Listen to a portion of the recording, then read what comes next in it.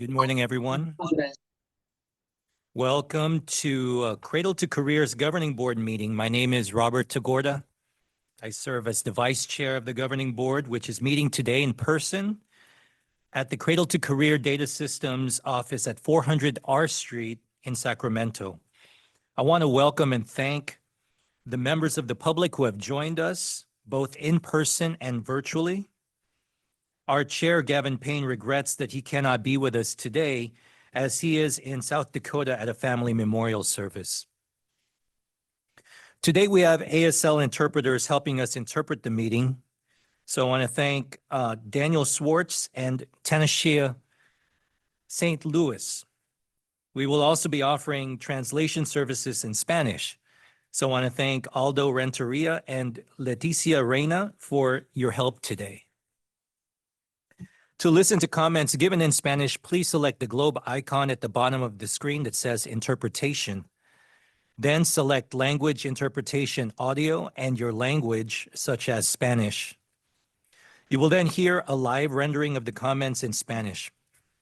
Let me pause for a moment to allow our Spanish interpreter to translate. Thank you so much. I appreciate it. Muy buenos días a todos ustedes. El día de hoy se estarán proporcionando servicios de interpretación para todos ustedes. Brevemente, en la parte inferior de su pantalla verán un icono en forma de un mundo en la parte inferior. Cuando vean ese icono, favor de presionarlo y elegir el idioma de su preferencia. En este caso sería español. Una vez que lo elija, favor de poner o pausar y ponerle en silencio para que pueda escuchar la interpretación en vivo de todos los comentarios. Si tiene alguna duda o pregunta o algo técnico, favor de alzar su mano o escribirlo en el chat y con mucho gusto lo apoyaremos. Que tenga una buena reunión. Thank you so much and back to you. Thank you. So for our governing board members today, we ask that when you introduce yourselves and say your job title or affiliation, please say your name slowly and then pause briefly before proceeding with your comments. So I'll begin. Robert Tagorda, Vice Chair. As we begin today, we want to acknowledge this virtual meeting is taking place throughout the unceded territory of California, home to nearly 200 tribal nations. I'm joining today from Sacramento, the traditional land of the Maidu, Miwok, and Nisenan people, whose presence, past, present, and future, we honor and respect. We will now pause for a moment to reflect.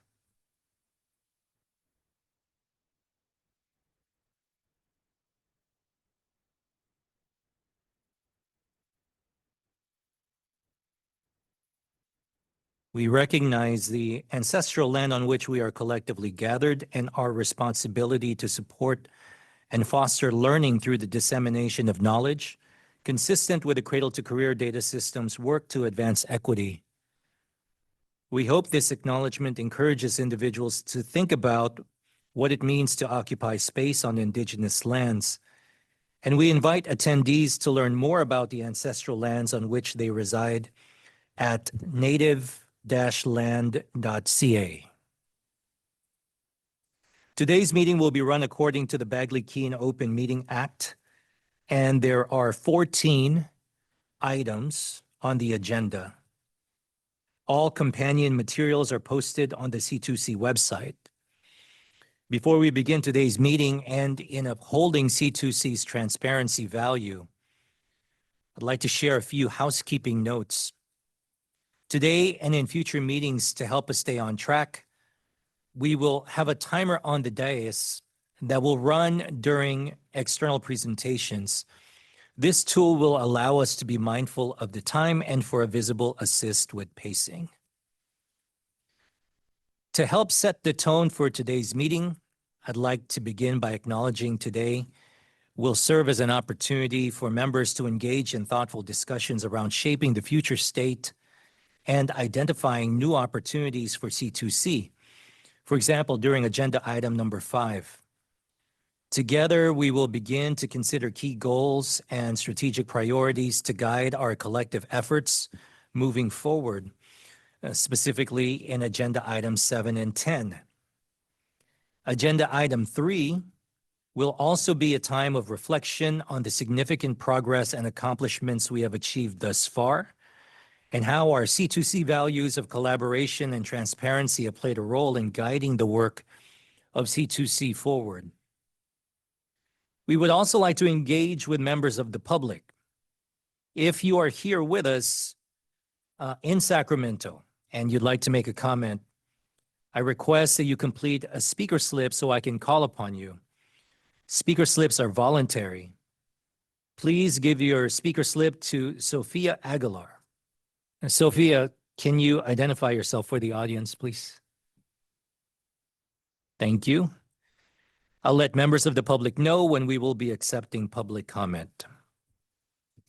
Prior to today's meeting, the office received 20 written comments for agenda item 11, update, discussion, public comment, and possible action on the Community Engagement and Data and Tools Advisory Board's slated candidates and the selection for Advisory Board's committee meeting.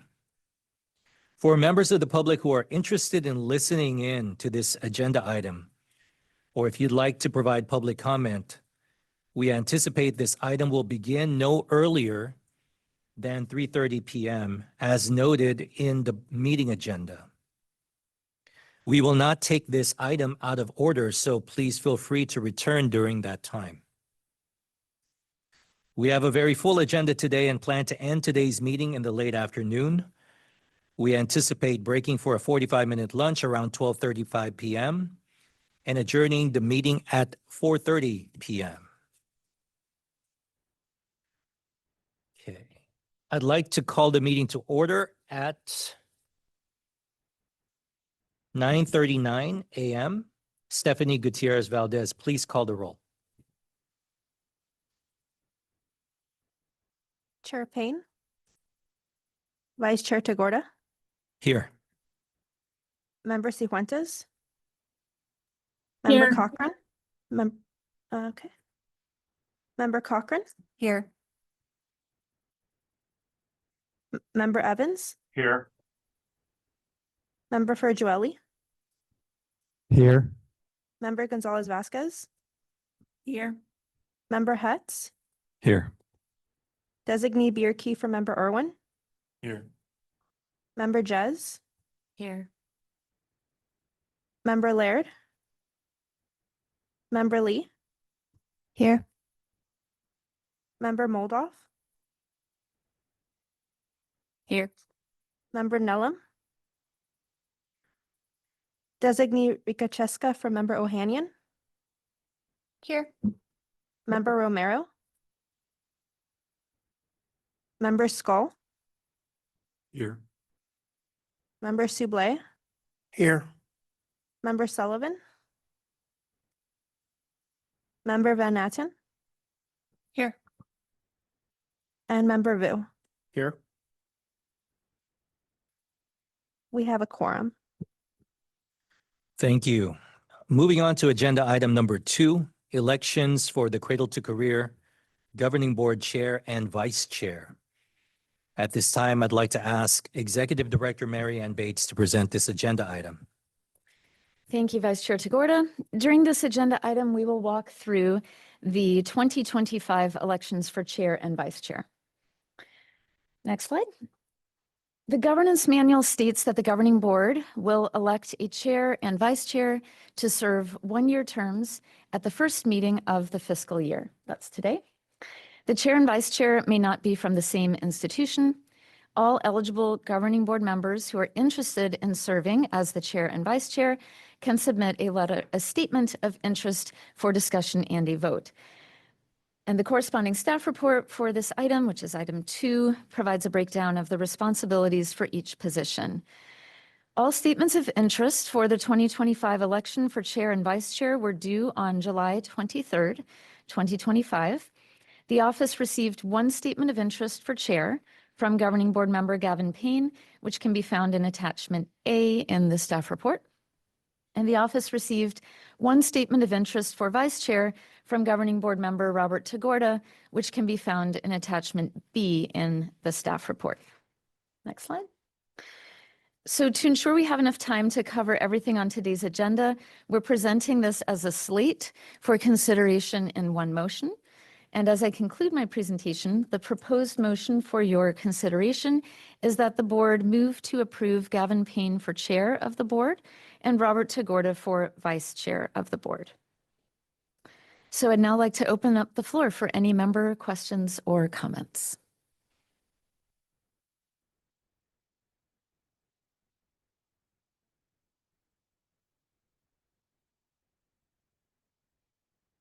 Or if there aren't a lot of questions or comments, I'm also happy to welcome a motion. I will move with a thank you.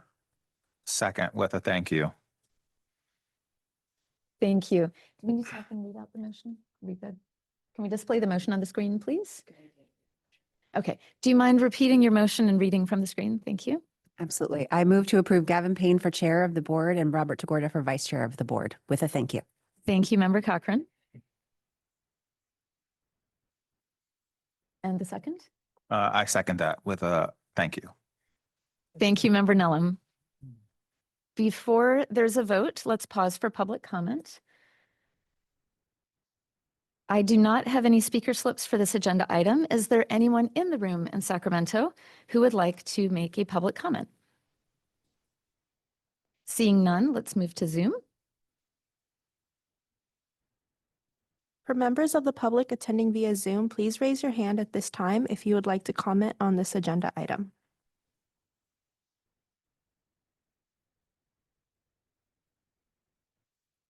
Okay, seeing no raised hands on Zoom, I will close the public comment portion of this agenda item. Thank you. We have a motion and a second.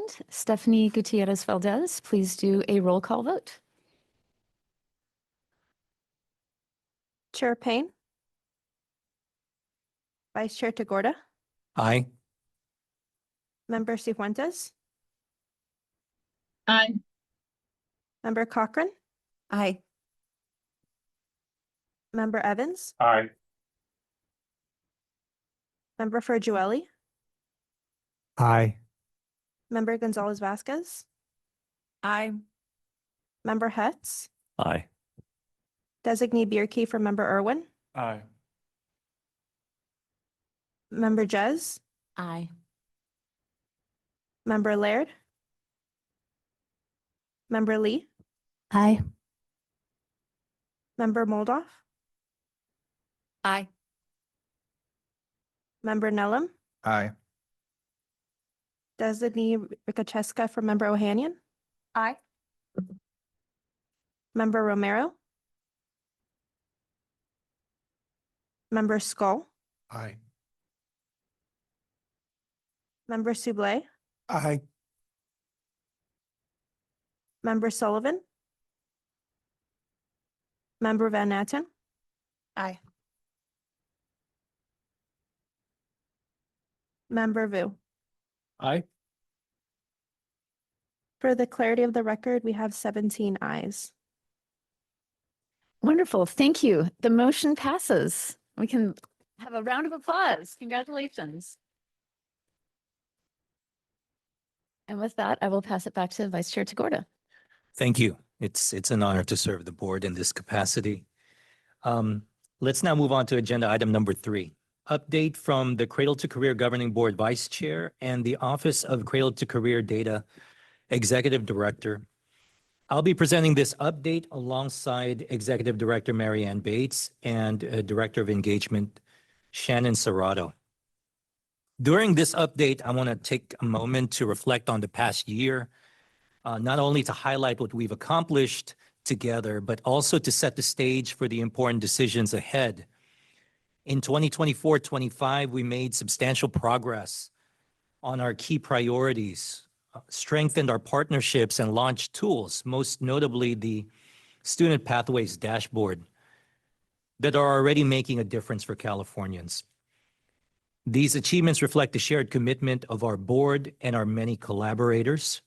Today, as we discuss our future operations and budget, we'll also consider how to build on this momentum while staying focused on our core work and all amidst tightening resources and challenging circumstances.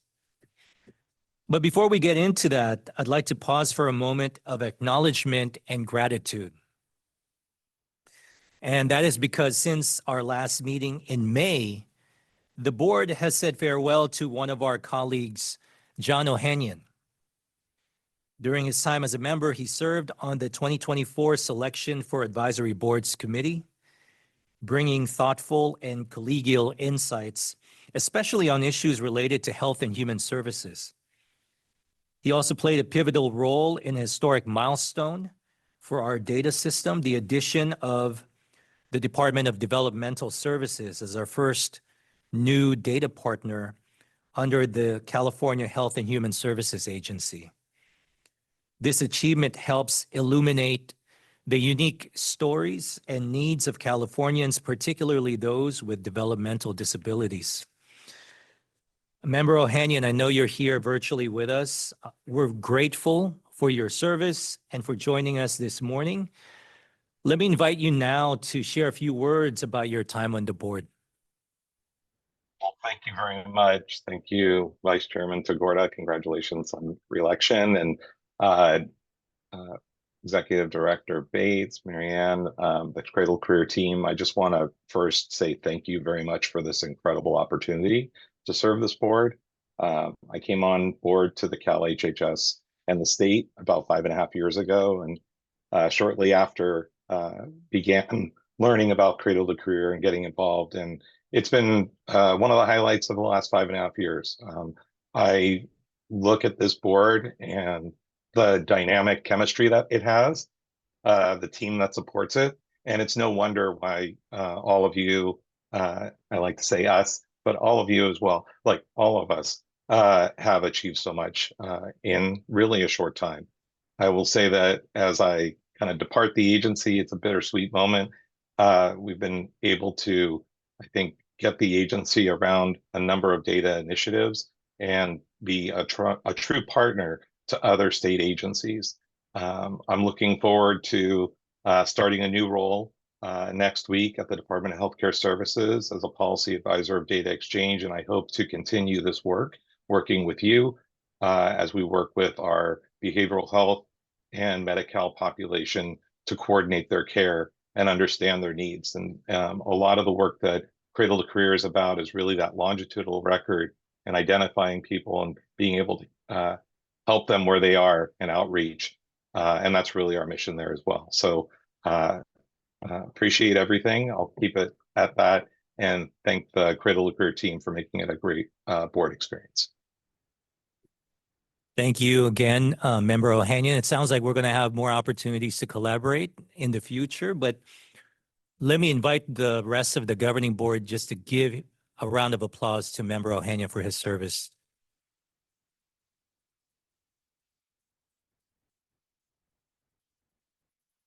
Many thanks again, John. Thank you. So today, moving on now to our update. Today marks our first meeting of the 2025-26 fiscal year, and I'd like to reflect on the progress we've made together over the past year. In 2024-25, we placed a strong emphasis on strengthening our governance culture, especially through ambassadorship. This work matters because our ability to deliver on C2C's mission depends not only on the quality of our tools and data, but also on how effectively we connect them to the people and communities they serve. One way we advanced this was through our engagement in the governance survey, which provided valuable insights to guide our work. Another was the active role that board liaisons played in the 2024 advisory board proposal process, helping prepare the proposal report and presenting recommendations alongside advisory board members at our May meeting. Members have also amplified C2C's work in the public sphere, promoting job postings, celebrating our 4-year anniversary, sharing our op-eds, and engaging with advisory board members. These actions, both in and outside of meetings, strengthen our visibility and credibility as a trusted statewide data system. Governing board members, we recognize and appreciate all that you do to serve as strong ambassadors for C2C. This past fiscal year, we also made important strides in expanding both the reach and the impact of our data system.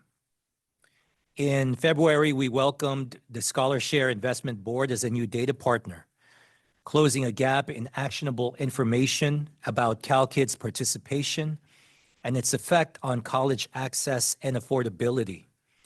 In May, we brought in the California Workforce Development Board and Employment Training Panel, expanding our capacity to include workforce development and training data.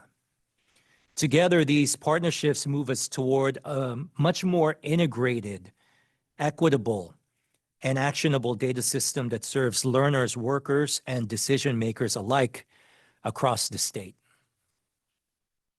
Most notably, we launched our first public dashboard, the Student Pathways Dashboard. Since its release, stakeholders across sectors have been using it to inform decisions and better understand the educational journeys of California students. The lessons learned from this process will guide the development of future tools, including those we'll discuss later today. So I want to thank all members for supporting this effort, and in particular, member Meredith Lee, for your leadership as board design liaison and your role in ensuring a strong user-centered design process. As members reflect on all that has been accomplished over the past year, it's equally important that we ground ourselves in the opportunities that lie ahead. In the coming year, we see 3 interconnected priorities that will position C2C for continued impact. And I'll go through each of these in brief detail. First, we must deepen and broaden engagement with the Student Pathways Dashboard, a priority in the annual work plan that the board will have an opportunity to review and approve later today. Expanding its reach means ensuring that more students, families, practitioners, and decision makers can use it as a trusted resource to inform their choices. As ambassadors, each of us on the board has a role in championing this tool and showing how it can guide equity and improve outcomes statewide. Second, we will continue expanding the data set so that our tools remain both actionable and relevant to the needs of Californians. We'll hear more on this priority from Executive Director Bates during her presentation on the annual work plan. It will be shaped by the insights, leadership, and partnerships that each of us brings to the table. Third, we must look ahead to the long-term sustainability of C2C. As we prepare to revisit the strategic plan later this year, today's discussion, alongside May's discussion on future operations, will help us assess our progress, reflect on lessons learned, and chart the next phase of our work. The Strategic Planning Committee will be formed at our November meeting, informed by the ideas that we gather today. Throughout our deliberations, we must keep in mind the reality facing the office: limited staff and resources. We're entering our 4th year. Our focus must remain on delivering the mandatory projects required by statute, such as the Secure Data Enclave and the Query Builder. And we must do so with discipline and excellence. This organizational focus may at times necessitate some challenging trade-offs. We understand that these choices can be difficult, especially for those who have dedicated time and expertise to shaping proposals that come before the board. Our role as stewards is to safeguard the system's long-term viability, precisely so that in due time we can pursue these very opportunities with the attention and investment that they merit. In May, we discussed the importance of being crystal clear about C2C's core identity in sustaining our work in the years ahead, as was shared by governing board members at our May meeting. C2C is a trusted, neutral source of information for the state. And that trust rests on two pillars: transparency and responsiveness. As we look ahead to today's conversation on future operations, I encourage members to see this as an opportunity to ponder, how can we continue to evolve while staying true to these pillars? The thorough documentation behind the Student Pathways Dashboard is one example, in my estimation, of transparency in action. And as the office advances the collaborative work on the data process, the data request process, we should keep asking how we can embed transparency at every stage. Responsiveness also means keeping the needs of students and families front and center. C2C's expertise in user-centered design ensures that we listen to students, families, practitioners, and decision makers in building tools that make the P20W dataset meaningful and actionable. Today's discussions, from operational tools for students in item 5 to analytical tools in items 7 and 10, will be most valuable if we keep in mind those whom we serve. So that's a lot, but it's a framework for us for today, I hope. In light of this framework, I'd now like to invite Executive Director Marianne Bates and Director of Engagement Shannon Serrato to begin the Executive Director update. Thank you, Vice Chair Tagorda. Good morning, everyone. Today, my update will cover, if we can go to the next slide, transparency, some budget updates, legislative changes, a new lesson plan challenge that we'll be launching, updates to the C2C team, and engagement. When I was interviewing for this position with you, my slide deck included this slide. Trust equals transparency plus accountability. And over the last 3.5 years, I've seen the importance of transparency in earning trust repeatedly. So I want to start today by showing you one of my favorite comic strips.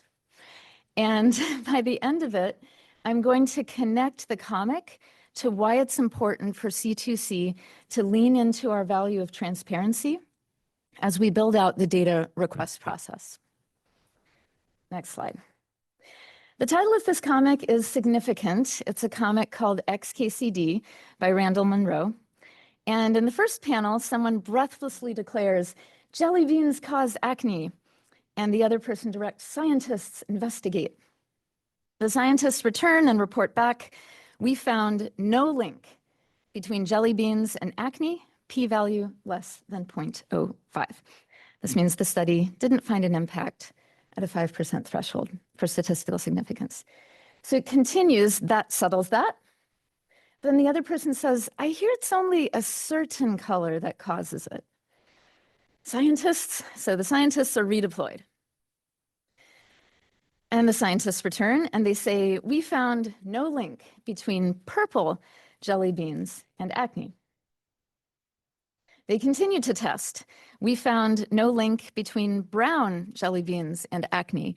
We found no link between pink jelly beans and acne, and blue, teal, salmon, red, turquoise, magenta, and yellow jelly beans. Same story, no link." They keep going, gray, tan, cyan, and then "We found a link between green jelly beans and acne, p-value less than 0.05. And you see the person off script, they're going, "Whoa." And then no link for the rest of the colors. Now, for the press report. "Green jelly beans linked to acne, 95% confidence, only 5% chance of coincidence." And the point of this, sharing this comic with you, is not about how science is reported in the news. I'm sure we could talk about that all day. The point is about how trust relates to transparency. The reason you chuckled when you saw this headline is because you know that 20 different colors were tested and only one found a link. the title of this comic strip is significant, and there's a clever joke about 1 out of 20 is the same as 5%, right? But I actually think that a different title for this comic strip could be transparency, because what you think about this headline depends entirely on whether you know that 20 studies were done and 19 of them were buried. Next slide. Okay, so let's bring this back to our shared work. Transparency is foundational to C2C's identity as a neutral and trusted source of information. And as we build out the data request process, we can lean into that value of transparency. We already have this in place for the work our data providers will be doing in this process. So for example, per the governance manual, all the data requests and data provider decisions on those requests will be publicly discussed in advisory board meetings. The C2C research library of results and analyses that we'll be building from these data requests can also support transparency. This can ensure that reports and analyses from those requests are also available to Californians. Open science practices provide an opportunity for strengthening transparency and ensuring Californians have access to the data insights. And there will be more details on this later today in Agenda Item 10. C2C statute contemplates a public research library. It also charges the office with letting data requesters know whether similar studies or analyses have already been conducted through prior C2C data requests. So both of those items in our statute point towards an approach that aims to make the insights from the data we're stewarding as available as possible. Californians should have access to the insights, data reports, and analyses from the C2C house data, and open science practices can prevent perceptions of non-neutrality.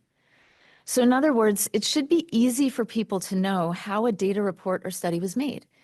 And if there were 20 data reports, 19 of them shouldn't be invisible. So when people look at our data reports or our research library, we want them to have the sense they showed me what they did, I can see what methods they used, what assumptions were built in. So in sum, the office is prioritizing transparency as a guiding value in how we operationalize processes for data reports and data requests. All right, next topic.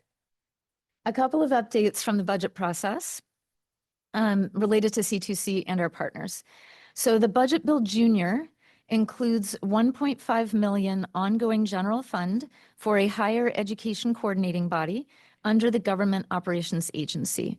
Operative language that denotes the structure of the body is not yet published. The higher education trailer bill, investments related, to the Master Plan for Career Education are largely included in this trailer bill. That includes $25 million in Proposition 98 funds for the Community College Chancellor's Office to build a career passport. And the bill includes language that directs C2C and the Labor and Workforce Development Agency to work to support the Chancellor's Office in this effort. That trailer bill also includes $6.5 million for the eTranscript California platform for the Chancellor's Office to support the development of the platform. The bill also includes $15 million for the Community College Chancellor's Office's Credit for Prior Learning initiative to award degree applicable or certificate applicable credit for prior learning. Then the Budget Act of 25-26, this includes the annual budget of approximately $23.6 million for the California College Guidance Initiative, or CCGI. This provides an increase of $3 million ongoing, Proposition 98 annually for CCGI. It also includes resources for C2C related to the career passport, one position, and $187,000 general fund in this fiscal year and ongoing, as well as $500,000 one-time funds for career passport.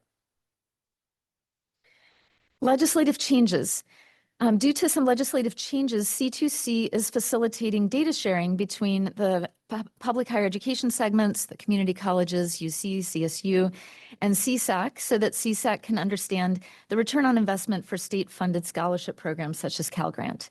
So per the recent statute change, one way the higher eds can share data with CSAC is through C2C's data system.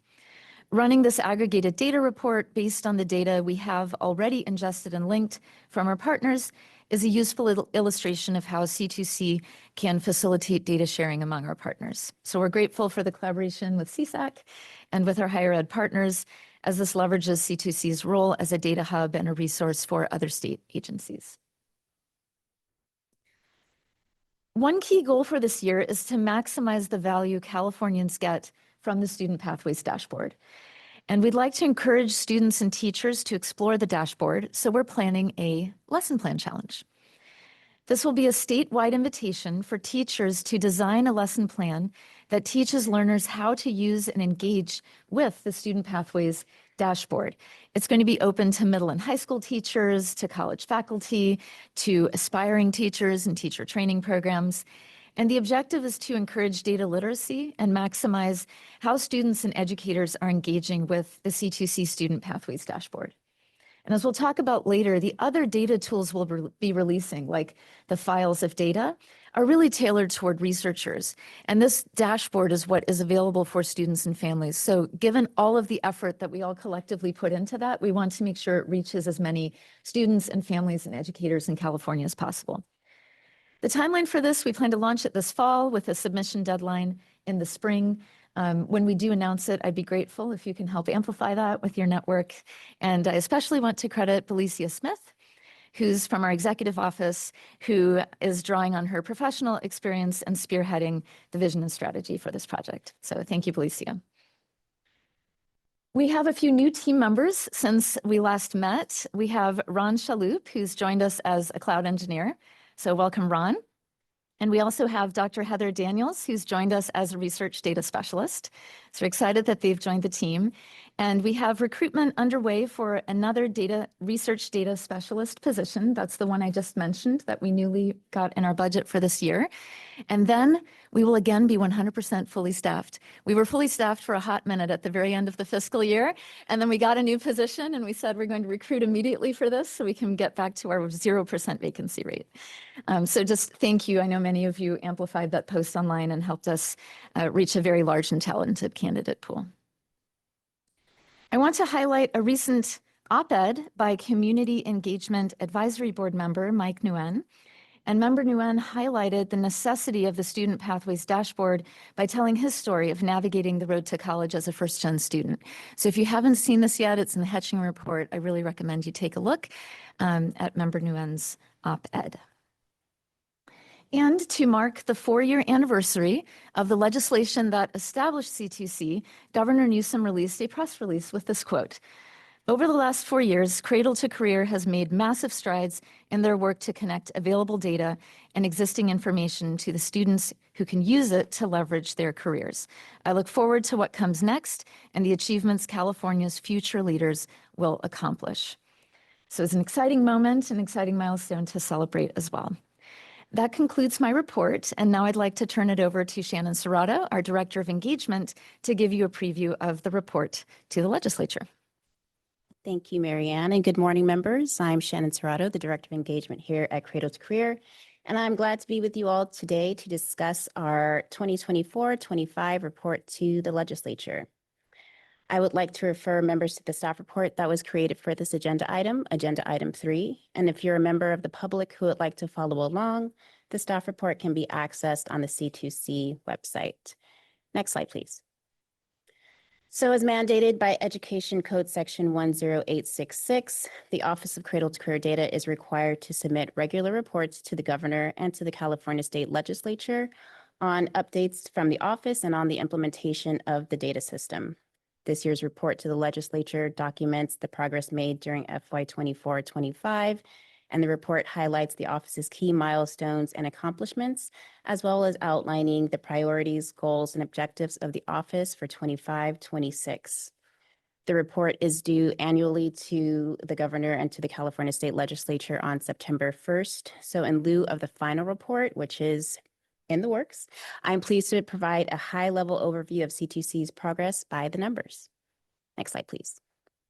Okay, So this first slide highlights the achievements and milestones that we've reached from the program side of the office, focusing specifically on the data system and related tools. As you all know and have heard today, we launched our first analytical tool for the public, the Student Pathways Data Story, earlier this year. Through a series of research questions and data visualizations, the data story provides a broad view of students' educational journeys from high school graduation to college and the workforce. And these insights were enabled through the 9,000 cuts of data that power the disaggregation available in the dashboards.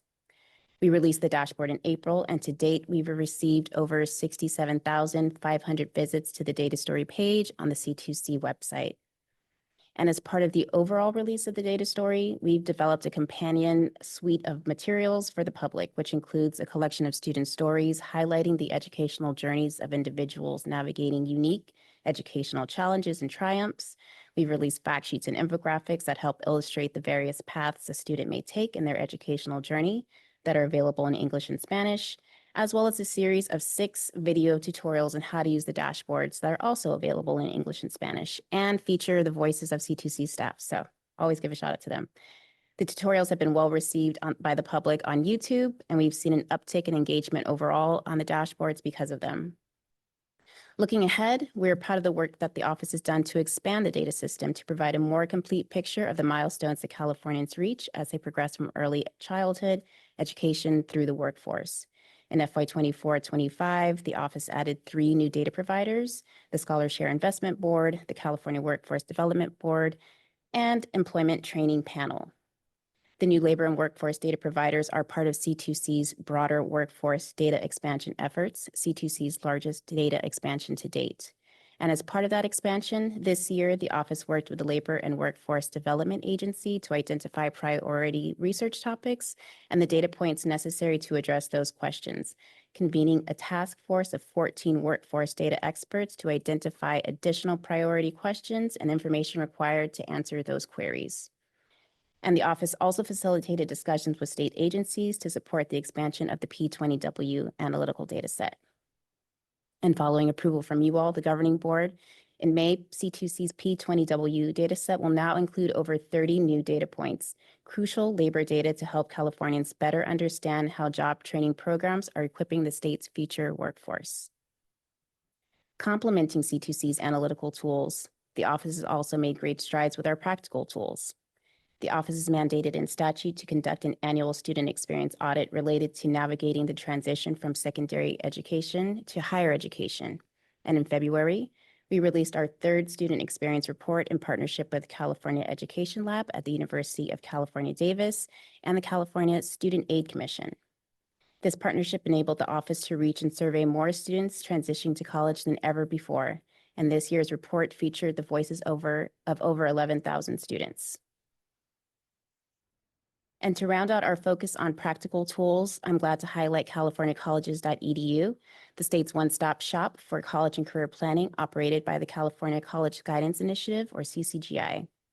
In FY 24-25, CCGI continued to significantly expand its reach, partnering with 436 districts and local education agencies that serve more than 2.3 million 6th through 12th grade public school students. User-centered design is a crucial component of the office's work, and at every turn, C2C engaged with the public to ensure that we shared information, raised awareness, and received feedback on C2C's planned tools. We did this through various engagement activities, briefings, and focus groups, and in FY 24-25, we continued our focus on our community conversations, drawing in more than 600 registrants who signed up to learn more about C2C's work from across the state, country, and the world. Fun fact, we had a very active participant join us from Japan for our Student Pathways community conversation, who was very excited about the work that we're doing here in California and wanted to take it back to his home. So it was really cool to engage with him. And while we're proud of what we've delivered to the public, there's so much more that the office has achieved as a team. While state entities must work with small businesses, our operations team goes above and beyond with 61% of our contracts and vendors certified as small businesses this last year. And giving ourselves a moment to pat ourselves on the back, The Office of Cradle-to-Career Data was recognized at the 2024 California Government Innovation Summit for its unprecedented collaboration. We were honored to receive the Best Collaboration Award and are committed to ensuring an inclusive and transparent process as C2C builds actionable tools for all Californians. And speaking of collaboration, we couldn't do this without you all. All of our wins are made possible by the 21 decision makers in this room who support and advance our work, as well as our 32 advisory board members who serve as voices of Californians championing the work of the office. And while C2C was supported by current members this year, the process for selection for advisory board members was underway. In 2025, the office received 100 unique applications for new community engagement and data and tools advisory board members, who in turn received 54 letters of support and over 50 additional written public comments championing potential new members, which really shows how many people believe in and are invested in this work. And finally, we're just going to pretend like it's the end of the fiscal year and live there. I'm really excited to share the best number of all, 0%, which is our vacancy rate as of the end of the fiscal year for our staff vacancy. In addition to having an expanded capacity that will further and advance all of the work that I just discussed, I'm just really proud of this team and what we've done together, and I look forward to sharing more of our accomplishments and our efforts with you in the years to come. So with that concludes my presentation, and I'm glad to hand it back to Vice Chair DeGorda for member questions or comments. Thank you very much, Shannon. Let's spend about 15 minutes for member deliberation and questions on the updates that you just received. I'd like to open it up for any member questions or comments.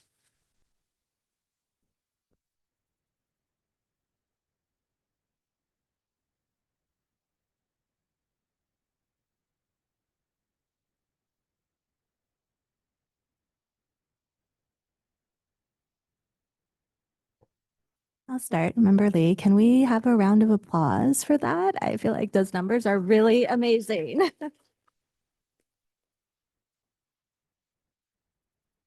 And I think this isn't the first time we've seen this graphic type of presentation of some of our stats, but definitely appreciate that these aren't necessarily the same stats that are being shared each year. And so that also is an indicator of our growth, that we are measuring more and continuing to hold ourselves accountable to all of the goals and what's in statute, and in many cases, things that are not in statute to measure, but nevertheless, very inspiring. So go team.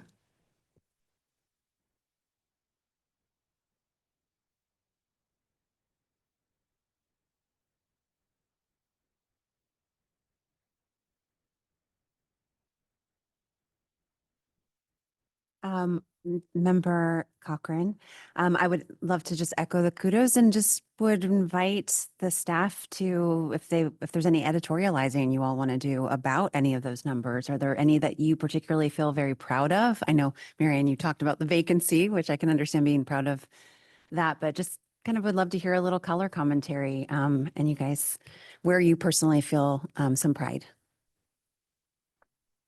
I'll start, and I really invite Shannon to chime in more.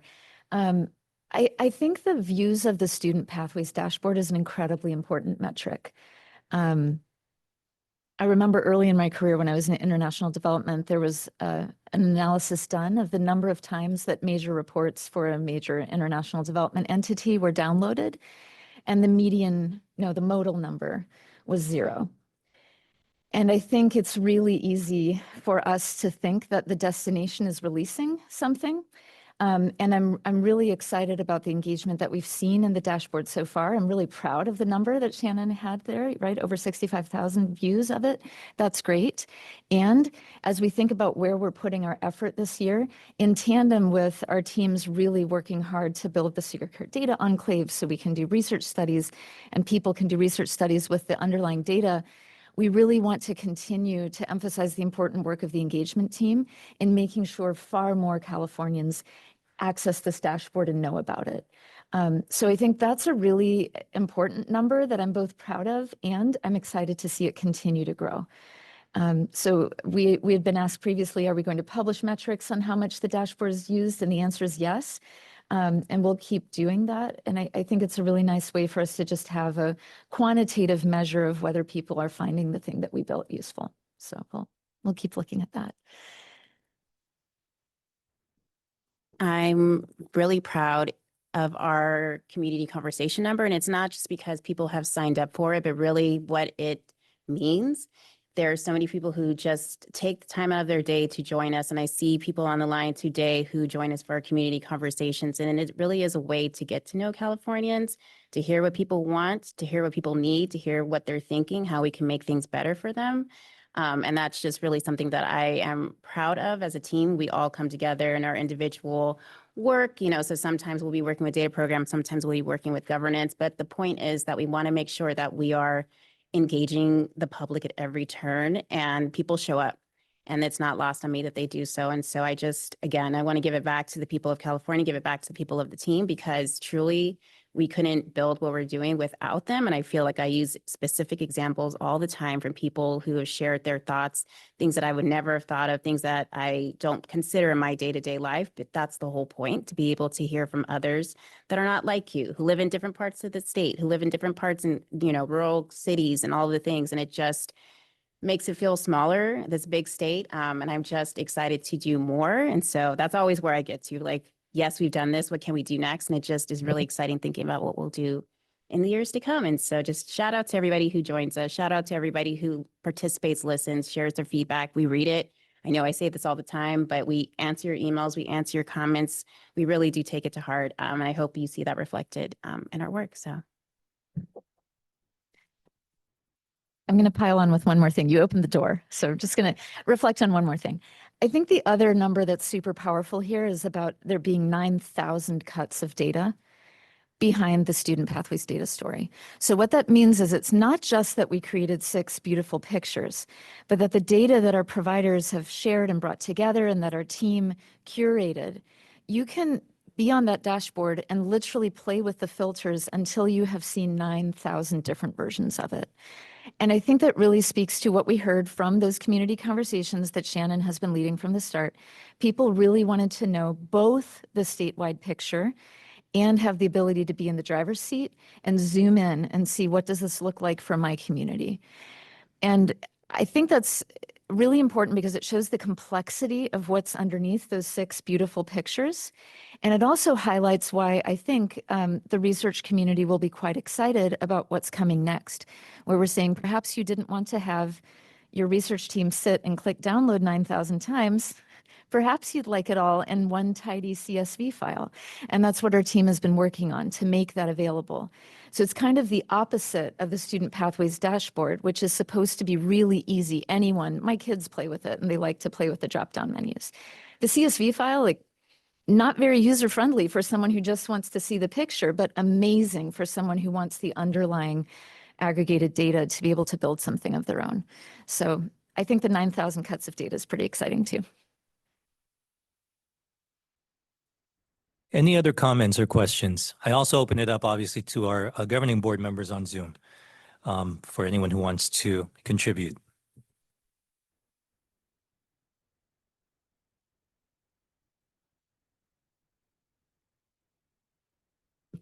Designee Rikacheska, CalHHS. I also wanted to just compliment the selection of my metrics that really tell the story of C2C. It is no easy task to pick metrics that tell this type of work. It's not that kind of direct service that oftentimes we think about typical metrics. It really is still speaking to the work that you're doing in really powerful ways. And so just compliments on that as well.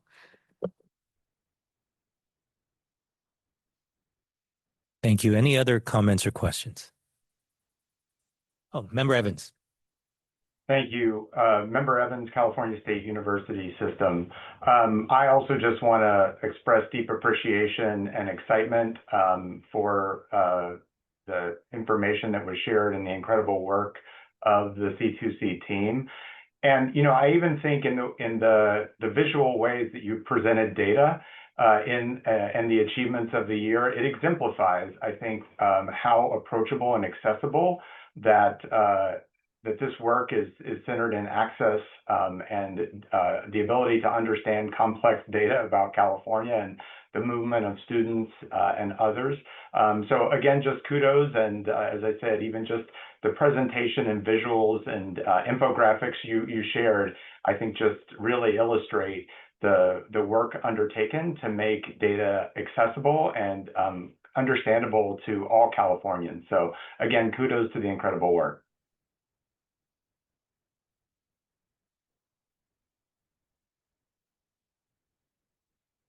Any final thoughts or comments? Well, I'll just conclude by saying that I had the privilege last month of doing a panel presentation with the Education Commission of the states, and the Student Pathways Dashboard was one of the highlights that was featured. One of the tools that grabbed the imagination of legislators, policymakers, researchers, and other interested supporters who were there at that conference. So again, I want to applaud the entire C2C team and the governing board for supporting the C2C team and accomplishing our goals and priorities with regards to the dashboard, but also more holistically, all of the various tenets of the work of the office. So thank you. Thank you again. Let's now move on to our next agenda item. Agenda item number 4, presentation on California College Guidance Initiative work. I'd like to invite Mary Aguayo, CCGI's Chief Executive Officer, to present this update. And while she's stepping up to the table, I just wanted to echo again what I said at the top of the meeting. It's something new for us this meeting. We're going to use a timer to cover all items on the agenda throughout the day. So this particular presentation is scheduled for 20 minutes. We appreciate your attention to this, and we look forward to the presentation. Mary. Thank you so much, Chair and members. I'm so appreciative of the opportunity to be here and share a little bit about all of the work that's happening at the California College Guidance Initiative and with californiacolleges.edu. Next slide, please. So as an organization, we manage californiacolleges.edu, and just to reground everybody in our goals as an organization, first, we want to systematize the college and career knowledge development for 6th to 12th grade students in public schools. We want to streamline their application processes as they move to enter into higher ed. And we want to provide their educators with all the tools that they need to meaningfully impact students' experiences in that transition. Next slide. So I think many of you are aware that within our role in the Cradle-to-Career data system, we're called to come to scale, and we have been making incredible progress. And I know that several of our updates have been focused on the extent to which we are coming to scale. We have 2.3 million students in CCGI partner districts ranging throughout the state, and we are anticipating that the traditional high school and unified LEAs will be in partnership by the date 2026, which is very soon and very near. We're very excited about that. Next slide. This gives you some perspective on the change in students served through partnership in California colleges. We like to call it the hockey stick, because that is in fact what it looks like. And you'll see the significant shift in 2021 when we became codified and made free to LEAs through the Cradle-to-Career legislation. Next. Now, you might think, well, 2.3 million is a lot, but how many is it really? It's 81% of the state's high school students, and all of the remaining students in the 6th to 12th grade that are not yet in partnership are served with basic accounts on California colleges. This is accomplished through our partnership with the CDE. We use CDE enrollment data that we receive every week to ensure maximum access to kids and the availability to receive all of the lessons and all of the tools on the site, even if they don't yet have their transcript data live on the platform. Next. Now, 81% is a lot. It's not all of them, So we have a really great plan on our work with the state student information system vendors that serve K-12 enrolling high schools. And I want to talk you through that because we really believe this is the key to unlocking full scale in the state. Many of these small districts don't have data teams or data capacity. And so we know that by working with the vendors that serve them, we can unlock their availability to send us data. Next slide.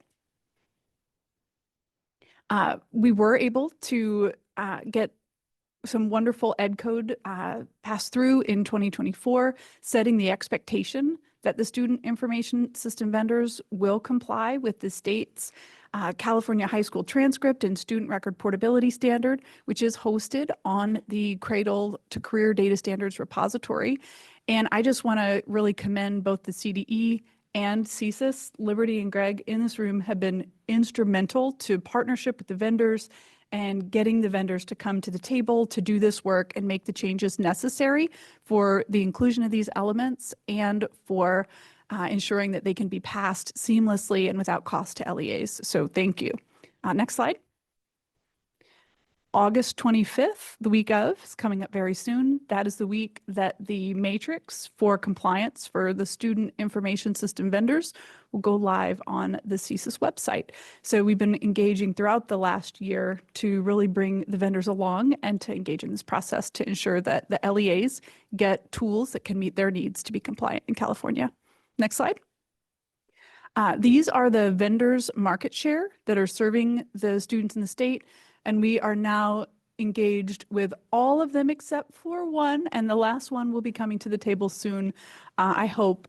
And so we're really seeing that there is a great deal of movement on vendors connecting with us on this work. Next slide. Now, let's talk about our system partner progress, because of course, as an entity that focuses on access to higher ed, all of the higher ed systems in the state are incredibly essential to the work that we do. So please move forward. Next slide. University of California has had some awesome updates this last year. In fall 24, we went live with the course and grade data integration for the University of California application. That means when a student is ready to apply, all he or she has to do is choose the import courses button, and all of their verified course and grade data flows directly into the University of California application. This mirrors the functionality we've had with the California State University for a number of years. We also have developed a final transcripts application programming interface, API, and we passed the first pilot to the UC Office of the President just this last month with final transcript data according to the state's new high school transcript standard.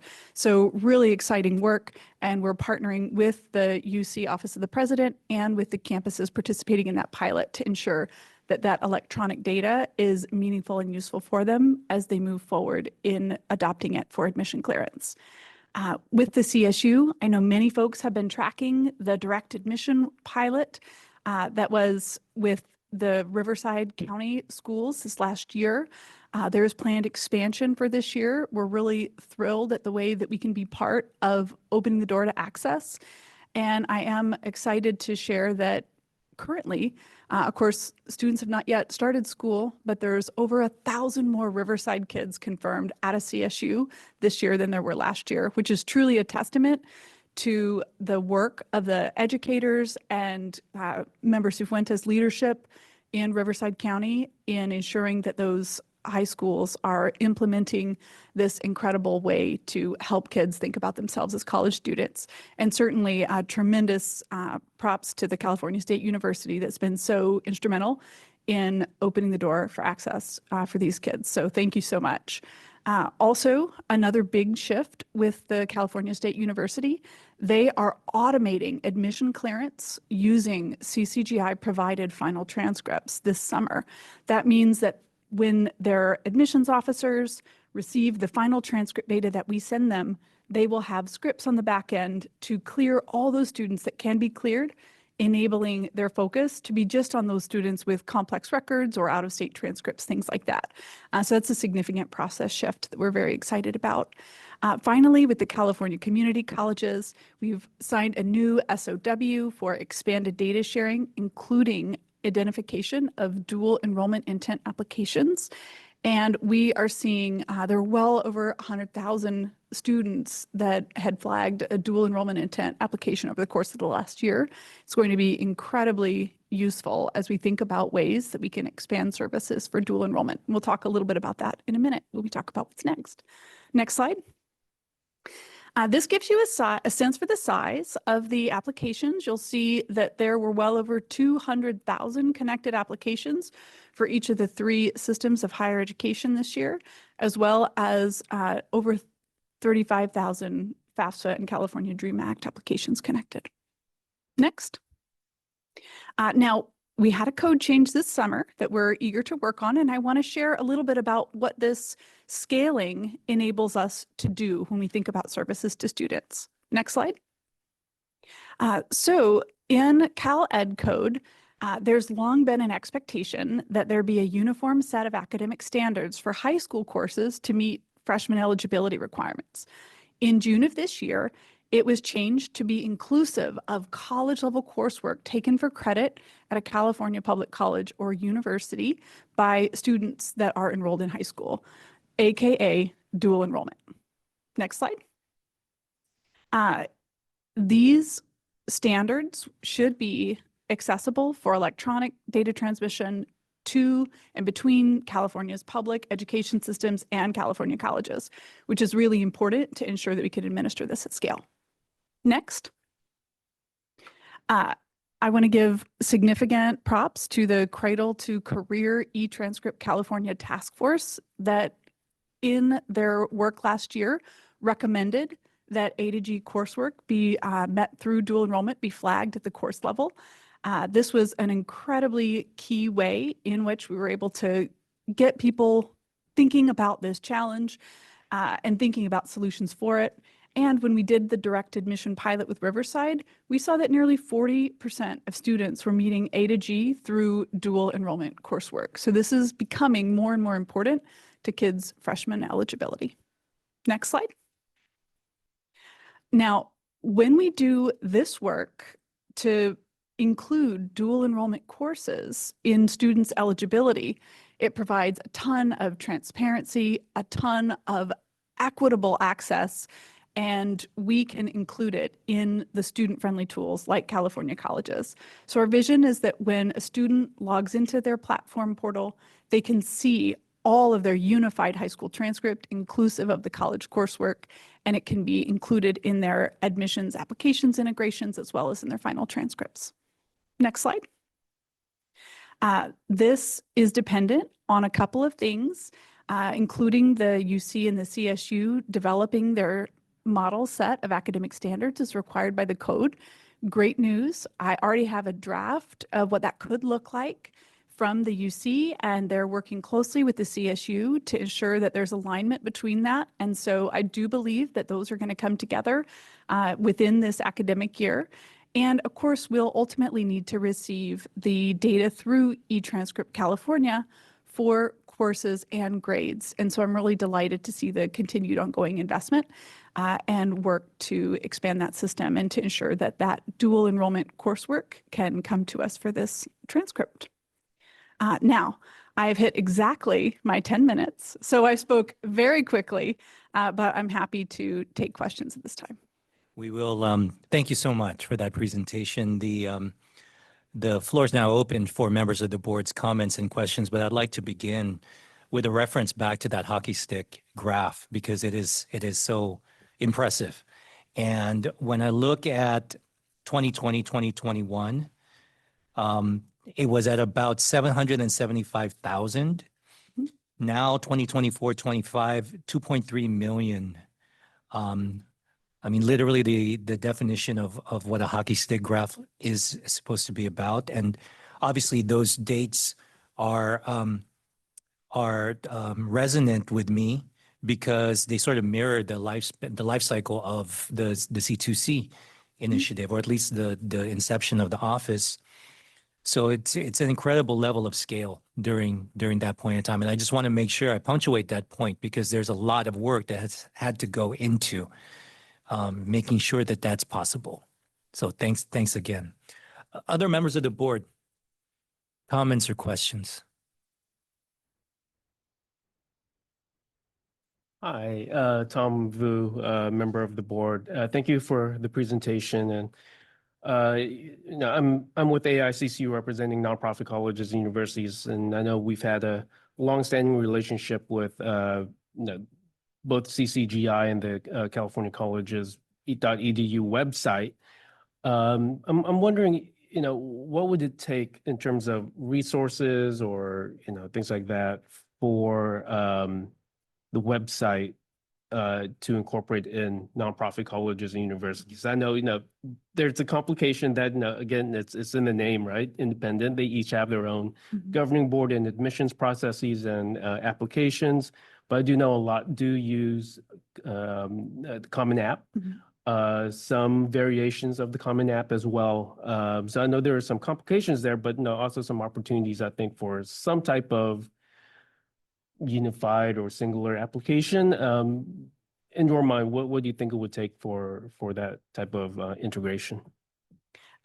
Thank you for your question, Member Vu. And I do come to my role at CCGI from an AICCU institution, so I'm well familiar with what AICCU is and the value of the institutions to the state of California.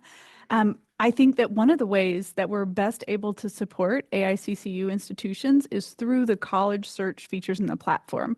Every one of the institutions is reflected in the platform with information about all of their programs of study and their admission requirements.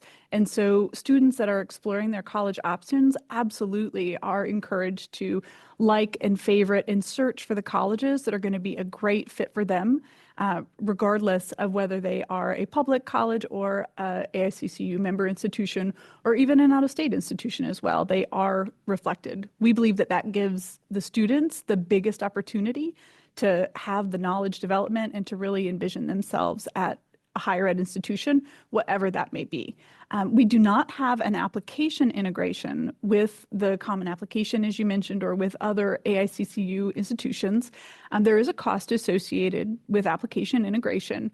We also know that only about 40% of the AICCU member institutions use the Common App, and so it doesn't provide as much universal value as we think would be helpful. There's also the question of what do the admissions teams want to receive and how do they want to receive it? I know that when I was leading enrollment management at an AICCU institution, we spent a lot of time on a holistic evaluation, and we didn't have as much of the need for an automation of admissions data as a large public institution might. So I think it's something that we can continue to explore, and certainly something that we're keeping our eyes on as an organization. But I think that at this time, that's the angle and the approach that we've taken. Yeah, definitely. I appreciate the comment. Yeah, I mean, I couldn't remember if it was like 40 of our member institutions or 40% of independents. But yeah, I know it's not 100%, but 40% is still significant that uses Common App.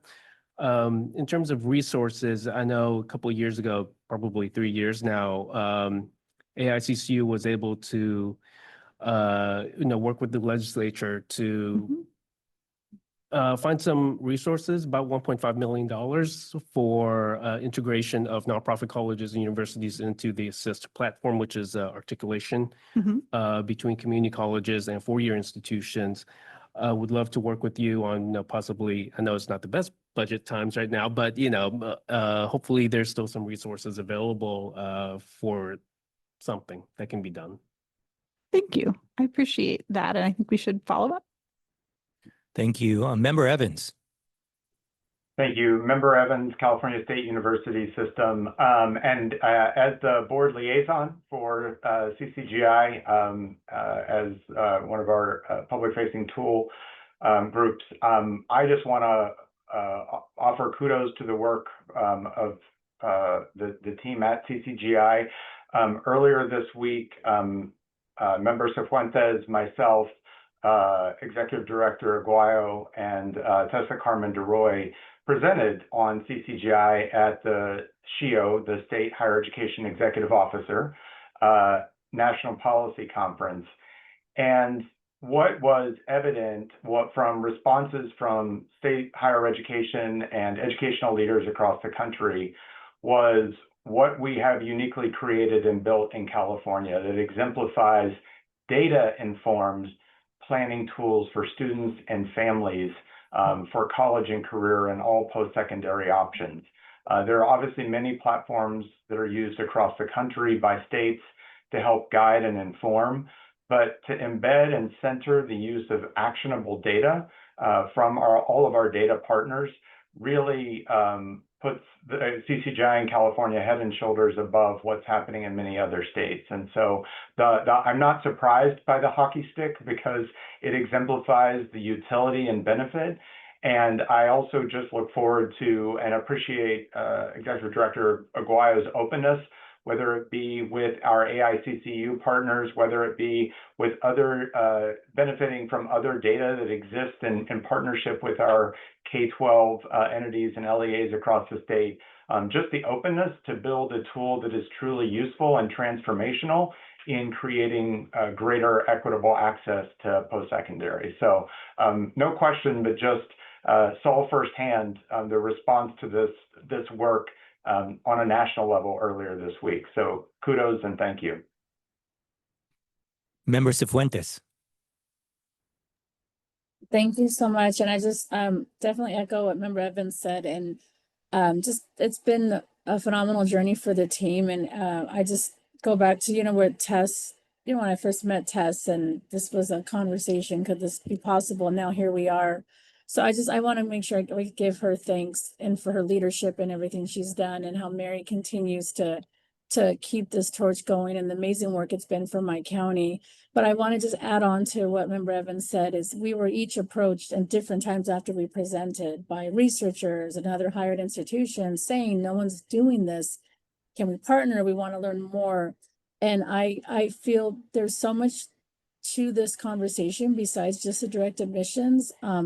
Whereas we're coming in the last Friday was the last day for our school districts to do their CalPADS verification data for Department of Education.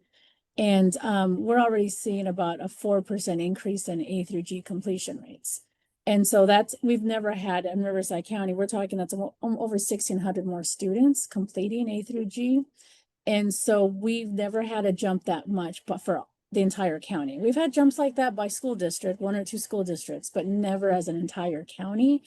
And so I think there's a lot of multiple byproducts of this direct admissions pilot besides just the directly admitting them and enrolling.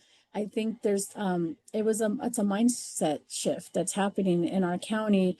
And so we looked at data over 10 years and we've never taken a jump that high. So I think there's multiple opportunities. And I just think every time I got a business card from a researcher, I'm like, I'm going to loop them into the C2C team because I think, to ensure we're doing this and thinking of other opportunities to show that this pilot directly benefited more than just getting them into a CSU campus. That was the goal. But now we're looking at data and we're realizing it's opened up the conversation that we now have, the amount of students we lose senior year alone to DNF grades.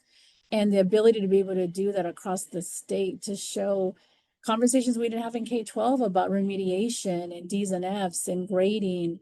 So many different layers that I think will come from this pilot that I don't want to miss. So I just want to say thank you to the team, and our county office is willing to engage and talk about that. And I just want to add to Member Vu's request. I mean, that's something we've always asked. It's like we want all campuses in California to be able to launch and monitor their applications. And so whatever we need, Member Vu, to bring that conversation forward. And I'm with you, even if it's 10 schools or 20 schools, I'd love to be able to track where our students are going, and more of our private institutions are reaching out and looking for partnership.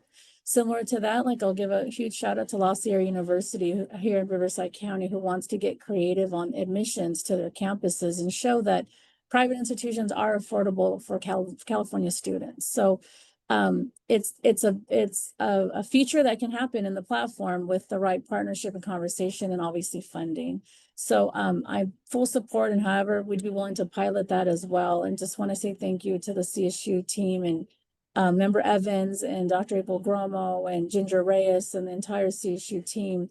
I don't want to forget, when you look at the research, we can look at numbers, but there's a lot of work that goes behind the scenes that I think needs to get captured. That like right now, for example, because we are data sharing with all 23 campuses, Cal State San Bernardino just sent us all of the students who have committed to go there and have not followed up with their paperwork, right? Like showed up for registration or sent their transcripts.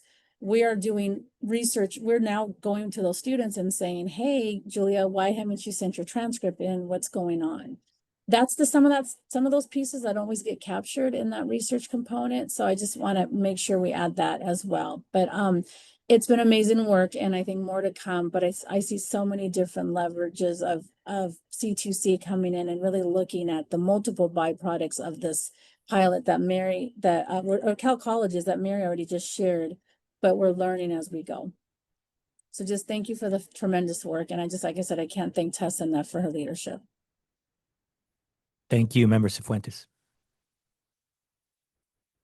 Member Skull from California School of Information Services. I want to thank you for your kind words and working in partnership with us. I think your team has a lot to be proud of with the work that you're doing and the hockey stick and the story that it tells. Very excited when we began working together about this opportunity to compel, if you will, the for-profit vendor, SIS vendor community to play nice and get data that will help get timely and accurate data about our students in a timely fashion in a very repeatable way. And that legislation was very excited for, and it's been I know it's been a huge challenge to move through that, and I think we're finally seeing the light at the end of that tunnel. So I just thank you for that work, and it's been a privilege. Member Cochran. Thank you, Member Cochran. Thank you for this presentation. I have a couple just data clarification questions. Just I'm trying to wrap my head around this and how all of this fits into the broader state context. But one question I had was the 40% stat around the Riverside County pilot was remarkable. The 40% of students met their A through G requirements for freshman admission through dual enrollment. What is the denominator on that? Is that 40% of who? Which group of students is that? There were 17,000 Riverside County Office of Education students that were deemed admissible through the pilot project. So it's 40% of that 17,000. Okay, great. Thank you.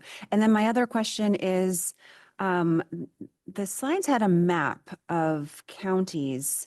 I just want to make sure I'm saying this right. A map of counties with partner districts / LEAs. It looks like the only one not highlighted is Alpine County. That is correct. How does that relate to the stat of 81% of California public high school students are enrolled in a CCGI partner district? We are seeing that of the 19% that are not yet in partnership, about half of those are in these very small districts that are in the North State or the Eastern Sierras that don't have the data capacity to provide us with the data files necessary for transcript informed accounts. And so we believe that the work with the student information services vendors will really unlock their ability to participate, because that has been the barrier for those small districts. Thank you, Member Cochran. That's a great question. Member Lee. Meredith Lee, Senate appointed board member. Really appreciate this, especially the underscoring of how the friction points have been reduced. I had a clarification question, and maybe this is for a future presentation. You showed a slide with the number of connected applications from CSU, UC, California Community Colleges, and FAFSA DREAM Act.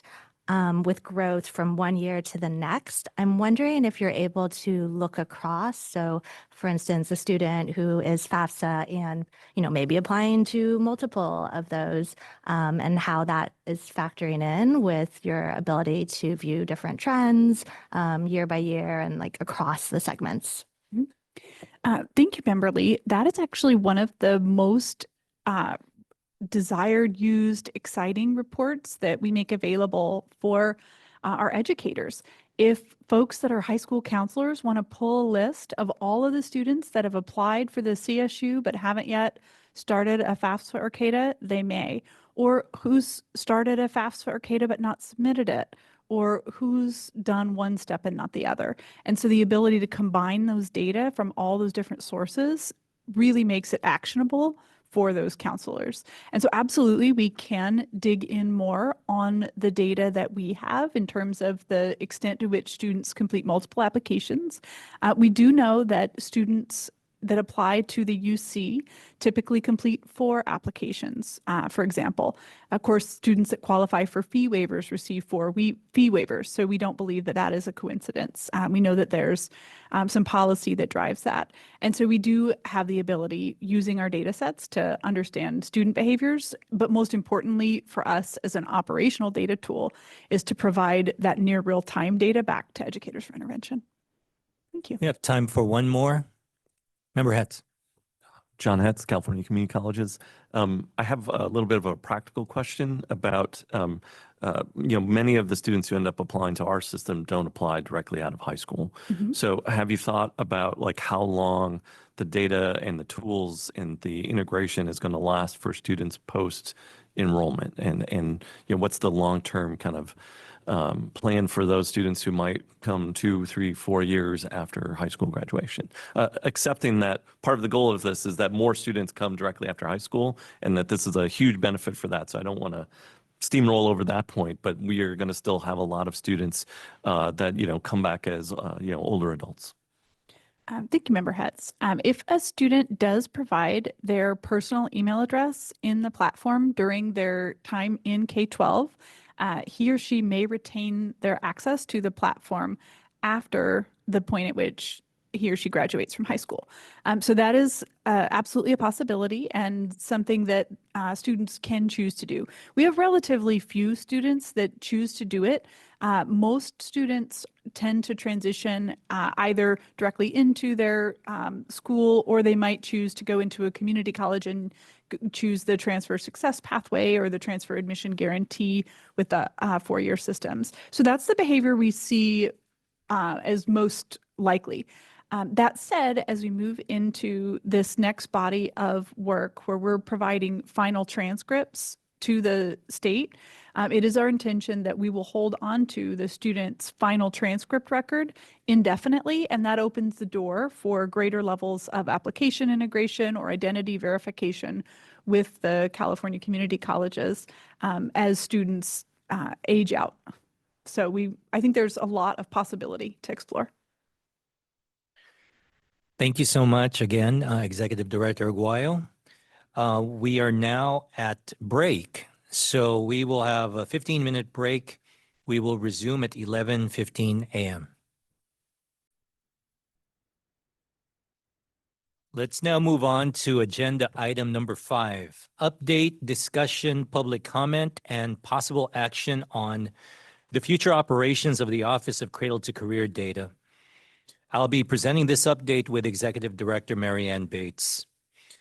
I'm going to spend some time here, about 5 minutes, to just set the context for where we are and where we've been to help anchor the discussions that we're about to have. So as I mentioned during my Vice Chair update, today's theme will focus on future opportunities for Cradle-to-Career, including future operations and strategic planning. This agenda item is the second in a series of conversations related to the future state and long-term direction of the office. As we continue this important dialogue, I'd like to create space for us as a board to engage in a thoughtful and collaborative discussion. It's an opportunity to reflect on where we are today and begin to collectively consider the evolving needs of C2C and what we as a board can do to shape the vision and strategies that will guide the office in the future. This agenda item is organized into 4 sections. Following each section, we will pause to allow time for board member discussion and action as appropriate, providing an opportunity for the board to reflect on the key points and questions presented and share perspectives.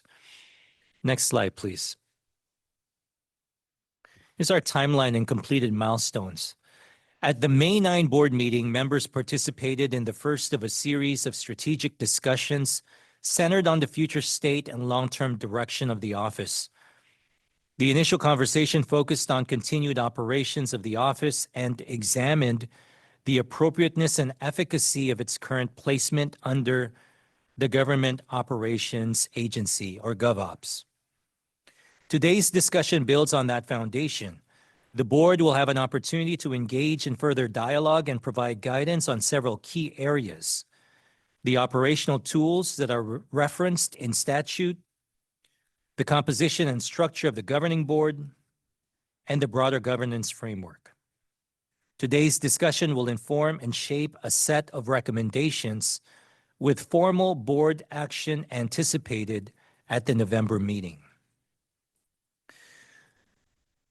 We will begin this agenda item with a vote that reflects the board's deliberation and direction from the May 2025 meeting. During that discussion, the board considered the office's continued operations and the question of whether to establish a future sunset date. Board members expressed strong support for the continued operations of the office, citing both its demonstrated value and its significant potential to impact education, workforce, economic, and health outcomes for individuals, families, and communities across California. The board did not recommend establishing a sunset date. The board also discussed the office's current placement within GovOps, assessing both the appropriateness and efficacy of this structure. Members affirmed the importance of the office continuing to serve as a neutral and trusted source of information. There was broad recognition that its placement within GovOps has provided valuable leadership, capacity, and operational support, all of which have been important in the office's effectiveness to date. The board expressed in plurality that the office should remain or should maintain its current placement within GovOps and that it remains both appropriate and strategically positioned. Concluding my presentation, it's recommended that per Education Code Section 10862C, we move to approve the continued operations of the office beyond July 1, 2026, with no future sunset date based on the review of the appropriateness and efficacy of the office continuing to be housed under GovOps, and approve the related resolution. So we have approximately 5 minutes allocated for member deliberation and questions. I'd now like to open up the floor for member discussion.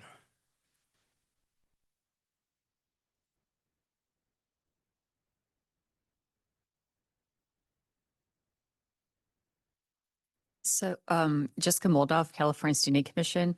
So just as a fun thought experiment, what would happen if we don't approve this motion? Would things just like disappear?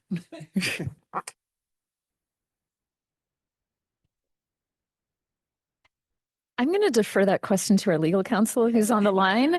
I will just note as the non-legal counsel that you're taking this action because in statute, it gives you the authority to take this vote on our continued operation beyond next year. Julia Blair, I don't know if there's anything else you'd like to weigh in on here. No, I believe that the statute actually calls the board to make a decision about continued operations. So my recommendation would be if there wasn't interest in this motion, then there should be another motion so that there is a clear decision, because that is what the statute requires the board to do.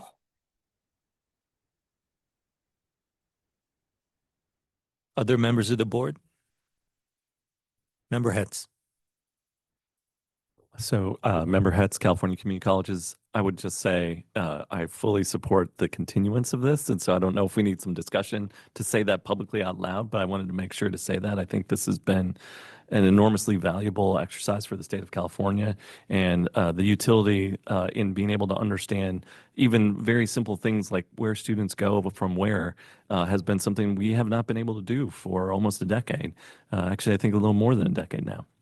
And so that as just a starting point is an enormous thing that Californians can benefit already from this work. And there's much more to come. I think we saw an excellent example with the presentation of the work that's been happening through CCGI, the work that's been happening through various members cooperating together, I think has been enormously powerful for the state. And so I don't think I could be more in support of us continuing to exist.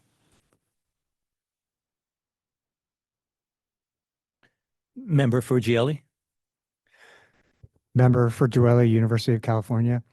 Yeah, I would just second Member Hetz's comments that having been involved in multiple failed attempts at linking data across higher education segments over the years, and also considering all of the achievements that we've just celebrated over the past year, I can't imagine any other outcome than encouraging and enabling the system to continue beyond next year. And just what we have planned partnership wise with the system, I can say that the University of California, it would be a huge loss to not have them as a partner with all the work we have planned together and for the state as well. So just want to express my support for this.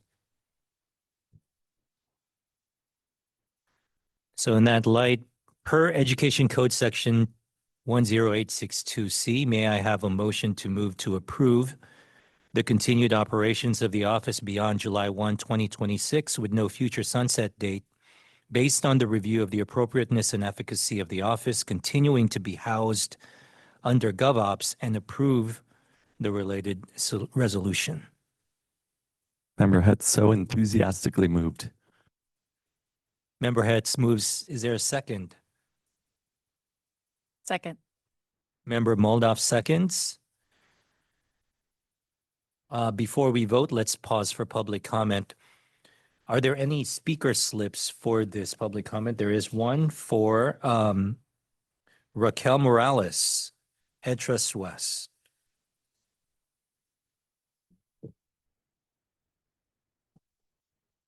Hello, good almost afternoon, everyone. Raquel Morales on behalf of Ed Trust West. On behalf of the organization and the Data for the People Coalition, we strongly support resolution number 25-04 to continue the operations of the Office of Cradle-to-Career.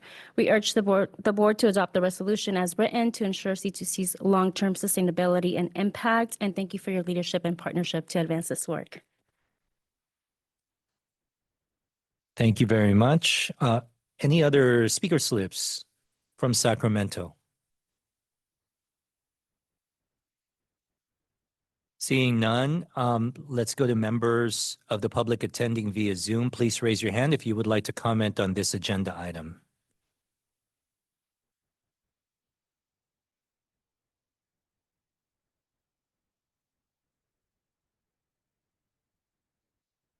Seeing none, we have a motion and a second. We've completed public comment. Now, Stephanie Gutierrez Valdez, please do a roll call vote.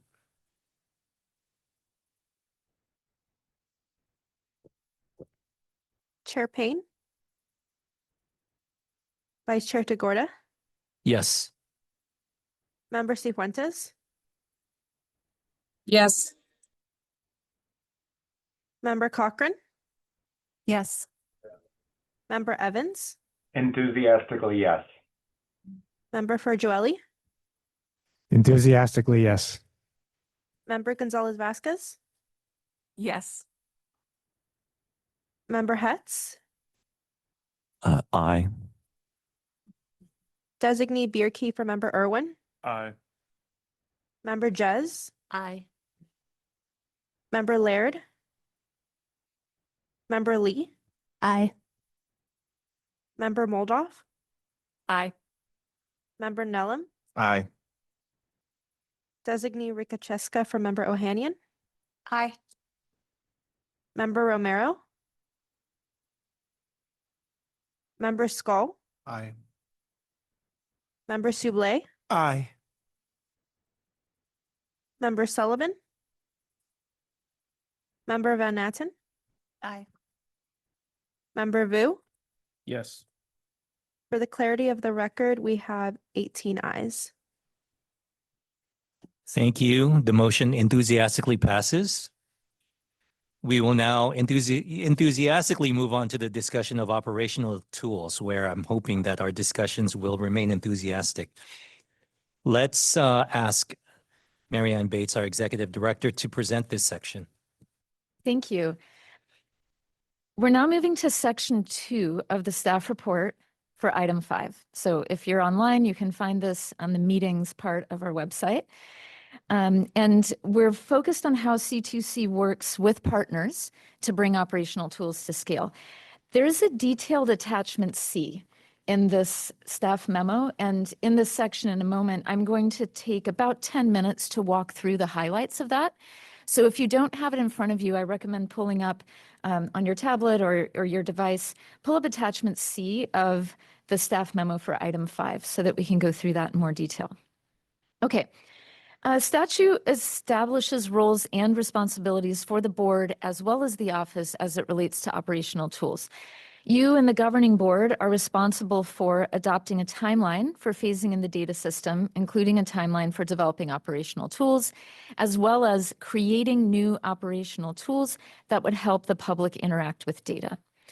The office is responsible for scaling, operating, and maintaining operational tools. And in addition, the office is charged with assessing the feasibility of subsuming the operational tools that are administered by other agencies. Next slide. Before we dive into the details, this is a preview of the discussion questions you'll have an opportunity to discuss in a moment.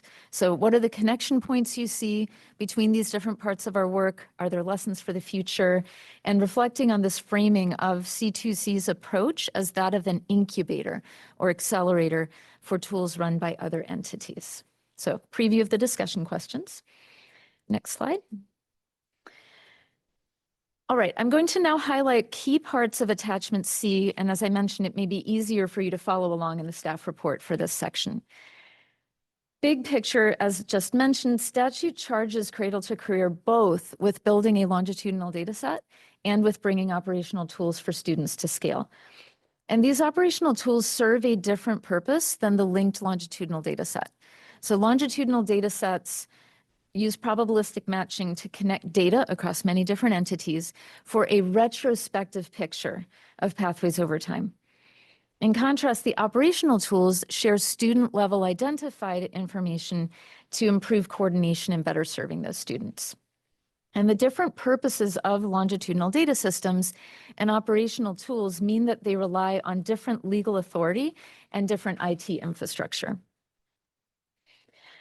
But although these tools, operational tools and the data system, longitudinal data system, serve different purposes, the C2C legislation contemplates them as complements to prioritize the needs of students. Operational tools aim to reduce administrative burden as students navigate across siloed educational institutions and other state services. So for these operational tools specifically, as we've discussed previously, the code contemplates possible future operational tools, and it lists 2 by name. One is californiacolleges.edu, operated by CCGI, and the other is eTranscript California, operated by the Community Colleges Chancellor's Office. And both of those named tools are funded via Proposition 98 funding and are run by entities other than C2C. The attachment here then details background on CCGI. I'll just flag as Mary had highlighted, since the C2C statute was passed in 2021, the tool is free to districts and CCGI's core operations are entirely state funded.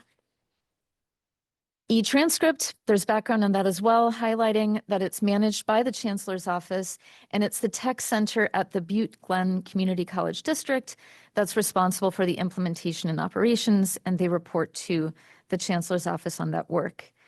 And then Career Passport isn't named in statute because it's newer than that. This one was called for in the governor's master plan for career education, the proposed creation of a career passport as a new tool to support skills-based hiring. And then there's a table that outlines the resources that currently go to these different efforts. Next slide. The C2C office has collaborated with the entities running these operational tools in different ways. And we've just had a great presentation highlighting how we've worked with CCGI. And as we've mentioned, we've been excited to champion CCGI's scaling to facilitate collaboration with our data partners, and their increase in reach has been significant. We partnered with the Chancellor's Office on e-transcript and convening that task force that we've been discussing on how to adapt e-transcript to really reduce the administrative burden that students face. And we've also been supporting the Chancellor's Office with early planning for the Career Passport. As just one example, we've been convening weekly interagency meetings to develop a shared vision for the new tool. Okay, now diving into the key considerations section here. The named operational tools have different governance structures. And we detail how CCGI operating under a nonprofit organization and e-transcript being funded by the state and operating via the Chancellor's Office. C2C statute charges the board with directing the overall data systems work, which includes the scaling of operational tools. However, the board does not have fiscal or governance authority over the entities who run the operational tools. Given that governance, the office has worked to scale operational tools via collaboration and convening stakeholders to support user-centered design, ensure opportunities for input, and foster shared ownership.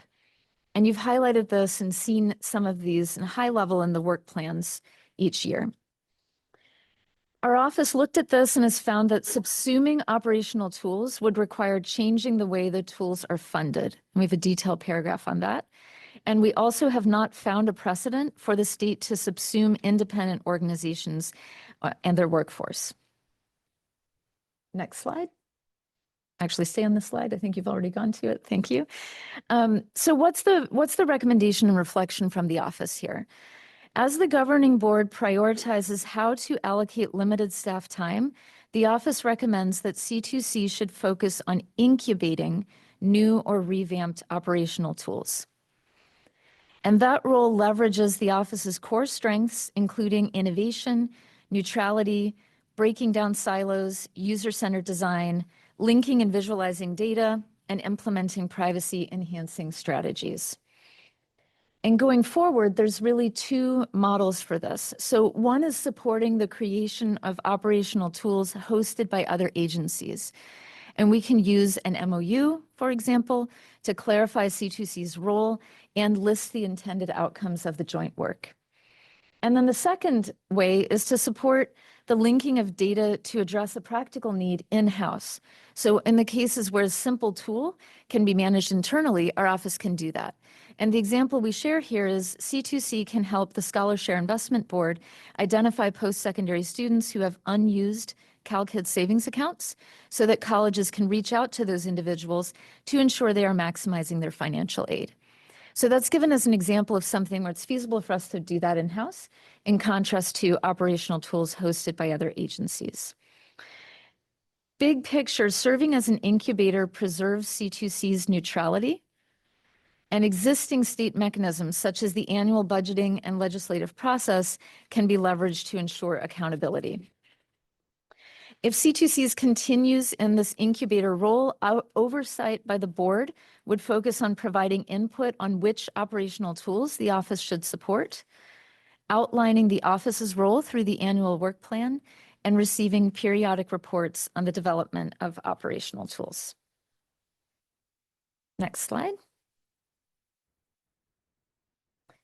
So this concludes my presentation. I'll hand it back to Vice Chair Tagorda to lead member questions and comments. And we've highlighted here again some potential questions for deliberation and ideation. Thank you. Thank you. We have approximately 15 minutes allocated for member deliberation and ideation related to this particular item. I'd like to open up the floor for any member questions or comments.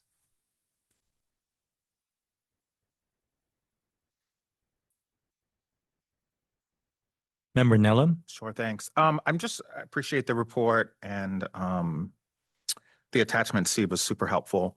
I'm curious, have you all considered risks of the Prop 98 connection? You know, if the state could waive the guarantee, and what does that mean for the use, like the use of that funding for the two tools is one question I have, which I think that's probably a real possibility, unfortunately. And then the other question I have is, you mentioned accountability. You said that the tools are accountable via the traditional like budget process.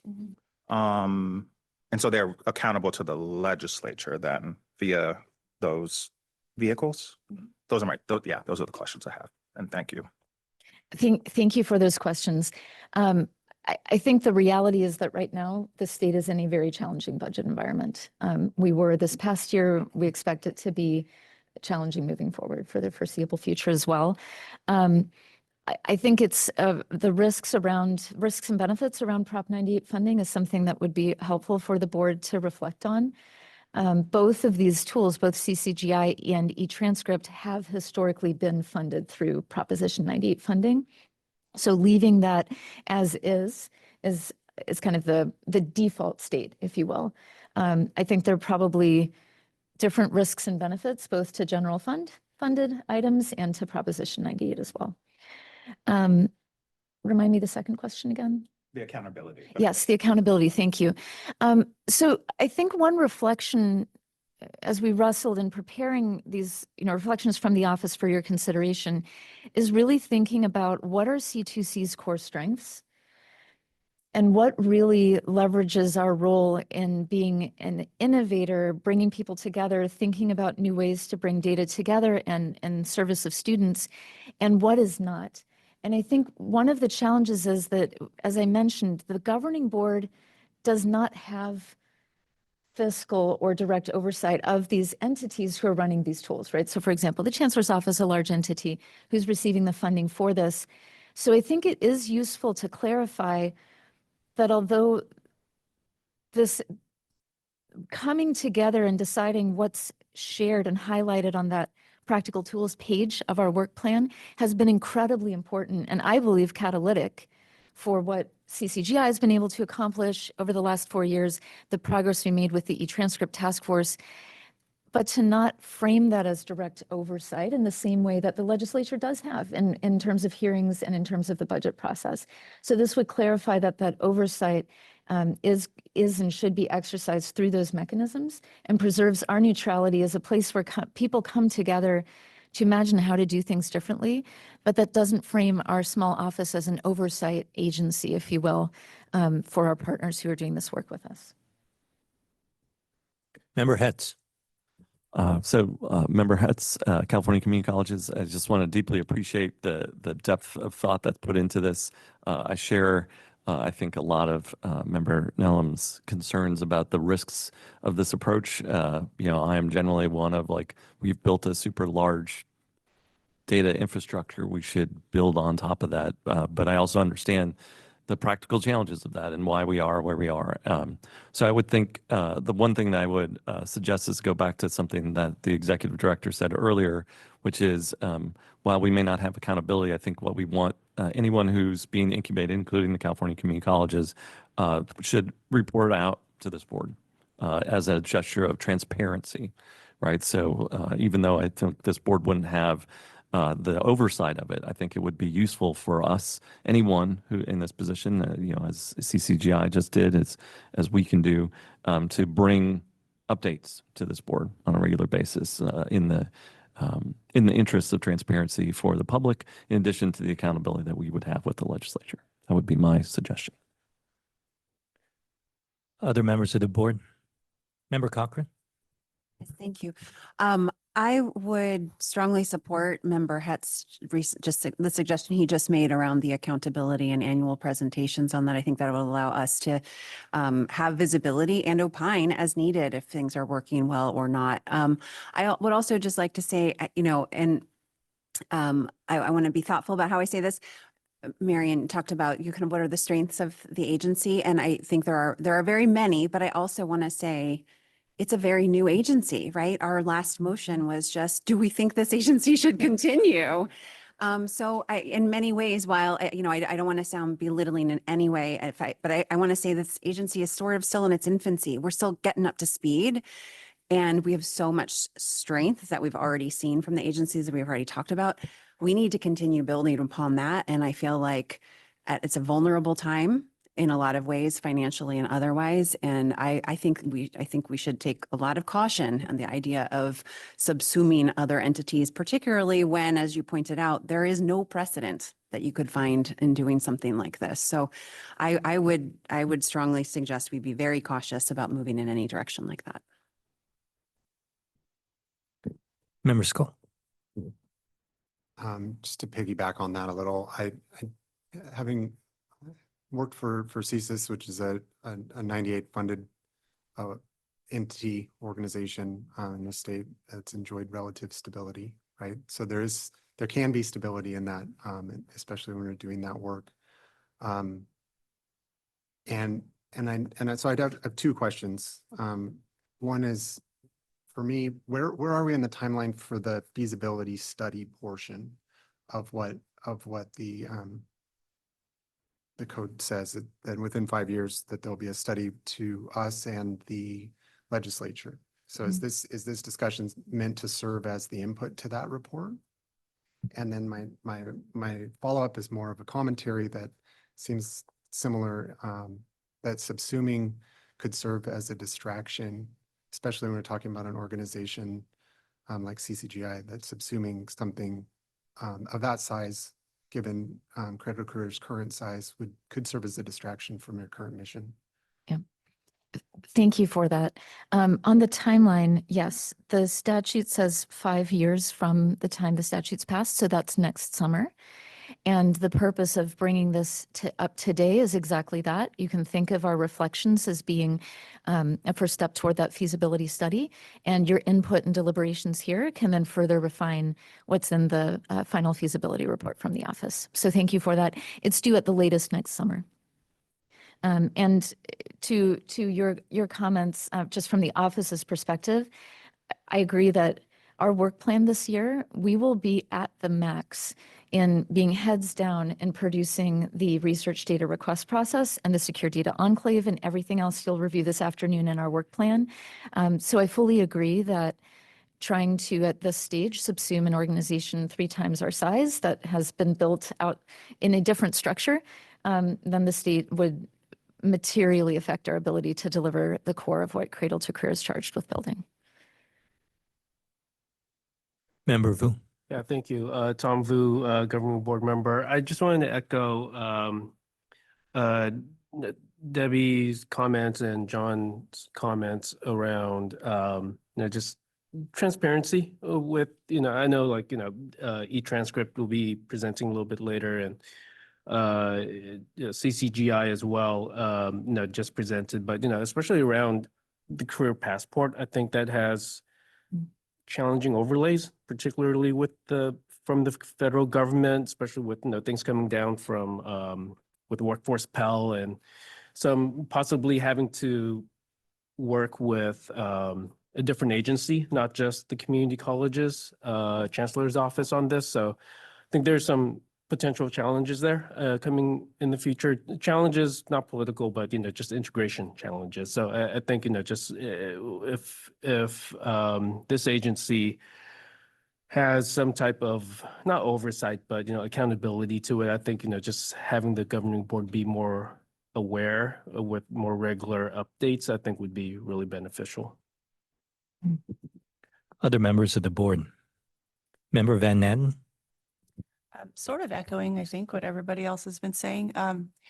At CDE, our work with CSIS, for example, and that relationship of Prop 98 and there being this other entity is incredible. And we couldn't do our work without that structure.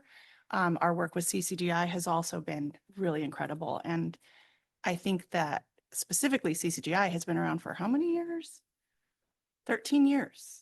Right. And the momentum that we have already seen and the distinction that you guys put in the report specifically about the operational tools and this analytical data set, they're so different. And I think that recognizing that difference in however things are structured moving forward makes the most sense to me. And also recognizing that we all are really eager to watch and see the growth of these operational tools. And so I really do support also that bringing that growth and that transparency to us as a governing board, just as a place to elevate it is a really great idea in my mind.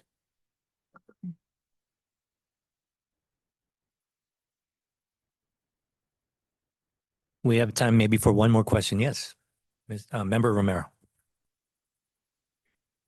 Yeah, I think about what success would look like. Thank you, ma'am. Apologies.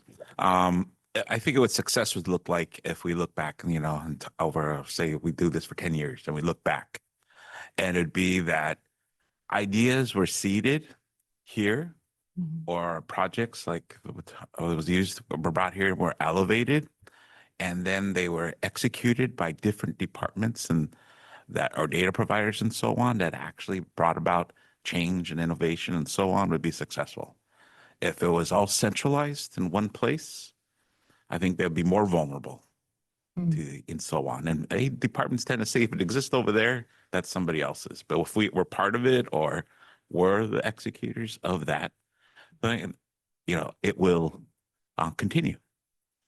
So I love the idea of this place being a catalyst for change or elevating projects, gaining support from other departments over time, and so on. So I'm in agreement with everything that's been said today. This is Director Bates again. I think just building off what you just mentioned, if I imagine where we could be in 5 years or in 10 years, I would love for us to essentially have a page on our website, alumni of the C2C incubator, right? Of all of these projects that we are able to help accelerate, sometimes through partnership that looks like this, sometimes through task forces that bring people together, right? It could be custom in each case, but I think that there could be some very powerful stories that we can tell to help people see, to your point, that this isn't just about cradle to career, getting a budget to then execute work. This is about creating a space where people can come together and imagine things differently and build tools that cut across different silos and that really have at their focus reducing administrative burden for students and helping them achieve the opportunity they want to. So that's what I have in my mind, is I'm just imagining the amazing alumni page that Shannon's team will build someday, telling the successful stories of things that were seeded here. So really appreciate that comment. Concluding this particular discussion, then moving on to the next part, I do want to just point out as a way to summarize what I've heard so far from board members, which is the importance of this role as an incubator, right? Like what you just described around alumni is a classic sort of incubator concept. And so maybe one thing that would be of use is to kind of probe that concept. What does it actually mean to be an effective incubator? You know, what are some of these key hallmarks of a successful incubation as a way to define that role and to bring clarity in certain cases, to understand where did we begin, and in other cases, you know, where does that incubation period end? I think those kinds of things, demarcation is really crucial for maybe the kind of work that we're thinking about. But thanks to the entire group, great discussion on that, maintaining the enthusiasm from the first item. So now we're going to shift gears to the next part, which is about board member composition and structure. Statute establishes the composition of the 21-member governing board, specifying a balance between representatives from data provider entities, those that contribute to data to the system, and public stakeholders who use the information to support decision-making. It's important to note that statute does provide flexibility, allowing for the inclusion of new data contributors and ex officio members through board action. Since the implementation of statute, the data system has expanded to include new data providers. At present, 6 data provider entities are not formally represented on the board. Given this, it's important for the board to evaluate whether its current structure adequately reflects the diversity of contributors and users of the data system. The office partnered with LRI to conduct a comparative analysis of governance structures and board compositions across similar state and local entities. This analysis is shared in attachment D of the corresponding staff report.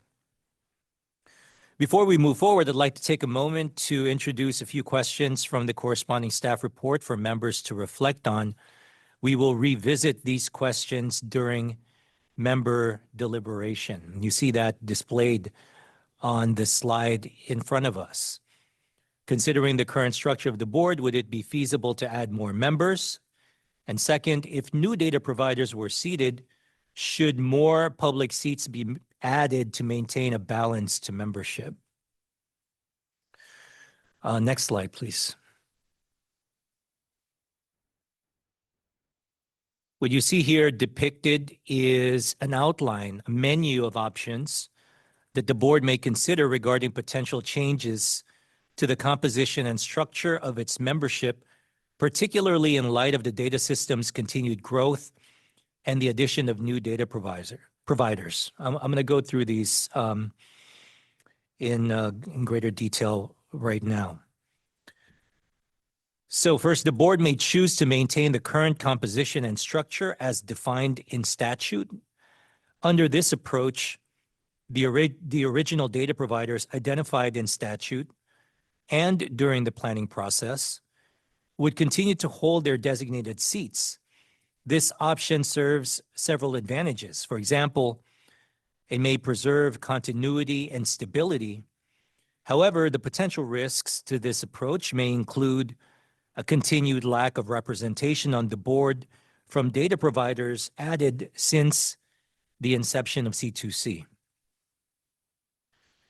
The board may also consider establishing a rotating seat system for data providers.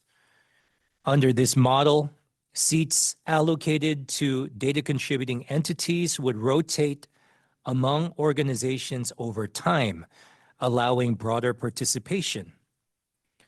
This approach would require a statutory change and presents both benefits and risks. One benefit would be the introduction of fresh perspectives and new ideas into board deliberation. One potential risk, a loss of continuity and institutional knowledge. A third option, the board may consider the addition of ex officio or non-voting members. These individuals would represent new data providers. While they would participate in discussions and provide subject matter expertise, they would not hold voting authority. Statute currently allows for the addition of ex officio members, making this an administrative rather than a legislative adjustment. One benefit would be expanding representation without altering the formal voting structure. One risk would be that it may result in reduced engagement or perceived inequity in influence and participation among members. The board may consider which option best supports C2C's future operations and discuss if any further analysis or information is needed to make an informed decision in November. Okay, so now we're going to pause again. Allocate about 10 minutes to consider this particular item, this discussion. I want to invite the board now to reflect on these questions, as well as the three options that were displayed in the previous slide.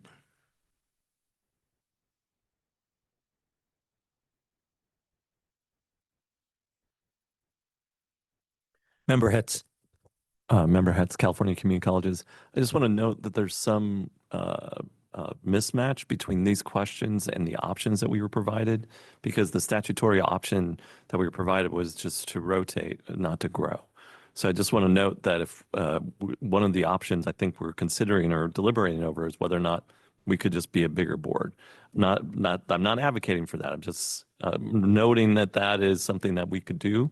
And then there's kind of a blend in that row as well, which is you could also imagine that we have the current board, but then new data providers would have a couple of rotating spots as a hybrid between those. So I think there are some additional things in the statutory changes that might be possible and worth consideration to try and balance the different needs that we have. I would say historically what you see on these types of things is that founding members typically don't give up their seats unless something really significant has happened. I'm not saying, again, that that's a good or bad thing. I'm just noting that as a common practice. And then that also then leads to real questions about whether new people get leadership opportunities. And so I think we have to note that if the original intent missed key data providers in our design that are now participating, that having some representation in our decisions is us worth thinking very carefully about. Thank you for that. This is Julia Blair, the General Counsel. I would just clarify that under existing statute, there would not need to be statutory change in order to expand the membership of the board.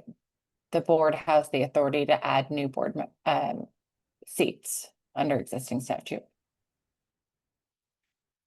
Thank you. This is Marianne Bates. Thank you for providing that clarification, Julia Blair. One other piece of context I wanted to share, just so you know, kind of big picture zooming out here. Vice Chair DeGorda mentioned that new data providers have been added since the statute was written. Most of those are underneath Labor and Workforce Development Agency, who are represented by the secretary or their designee, or the Cal HHS, the Health and Human Services Agency secretary or their designee. So this is largely a hypothetical for you to consider today before there's a major new contributor of data, where it may be harder to have this conversation if you're talking about a specific entity as opposed to in the abstract. So I just wanted to clarify that if you were wondering who are all these new data providers who aren't on the board, the majority of those are departments that are already under agency in a structure where agency really can consider all of their perspectives, right? So for example, remember Romero is here from EDD, but as the secretary's designee. And so that seat on the board is intended for the entire Labor and Workforce Development Agency and its departments as well. And then the other one that's smaller that you have recently added would be the Scholar Share Investment Board. Smaller data provider, not materially all that different from the data that's here. And so this may be something hypothetical to consider. Again, like where will we be 5 years from now, 10 years from now? As you think about the data that was proposed by the Workforce Task Force, some of those were by data providers whose data is entirely different, like corrections data, for instance. So I mentioned that just to ground us in the fact that this is largely a hypothetical question today for you to wrestle with before it's directly relevant. Other members of the board?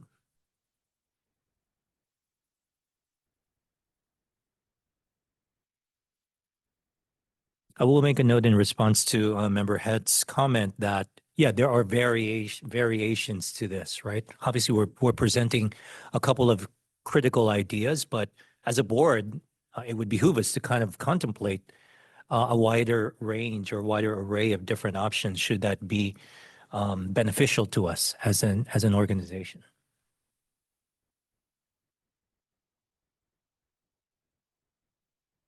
Other members?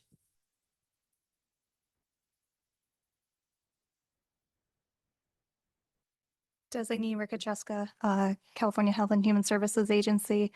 I think when I was reflecting on this item, one of the things that really struck me was by having all of the data partners participating in these meetings and doing the updates, it creates that incubation space here in this board. And I found that to be incredibly valuable to see ideas pop up right in the midst of these board meetings of let's connect, let's talk afterwards. And so I think some level, and I'm not enough of an expert to really point to the perfect solution here, but some level of representation of the new data partners so that we can continue this kind of idea generation and connection in this space would be really valuable. Thank you. Others? Member Fragile. Member for Doyle, University of California. I would just second those comments that, while voting is an important part and being officially a part of decisions that this board makes, I think almost as important is the partnership with the data providing agencies that forms with the office, and being able to have more awareness of what the office is doing, what the system is doing, and having more input into the discussions can lead to partnerships, to the incubation effort that we just discussed. And I think at a minimum, we should make space for more agencies that are contributing data to contribute to those discussions and set the stage for more partnership with the agency. As far as voting, I think it's something, we should think about, but for the time being, I think it's really important to focus, because where we are as a system, contemplating more partnerships, sort of working towards fulfilling the vision of the mission and fully realizing the vision of the mission. We need a bigger tent. We need more input into that as a board. So I think that would be a great place to start.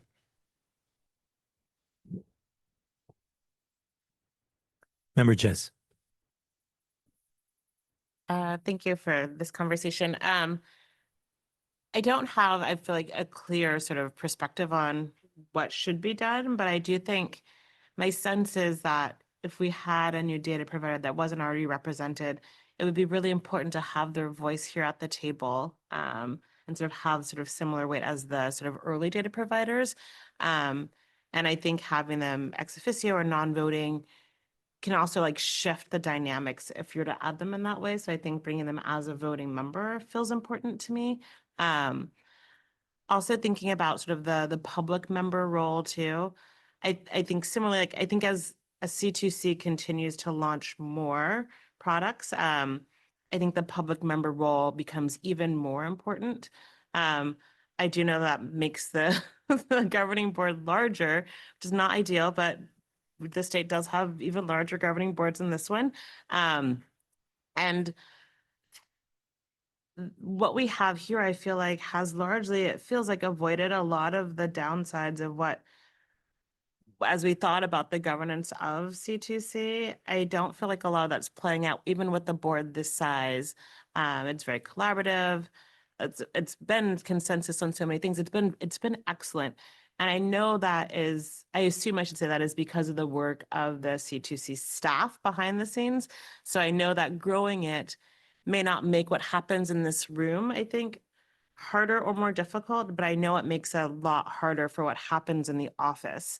And I think that's, my sense is that feels like a worthwhile commitment because it's at once more work to staff a larger governing board, but I hope it also makes the rest of the operations of C2C better too, because you have the commitment of the data providers on the governing board. So I feel like it's work in, but also eases the work after and hopefully makes it more impactful.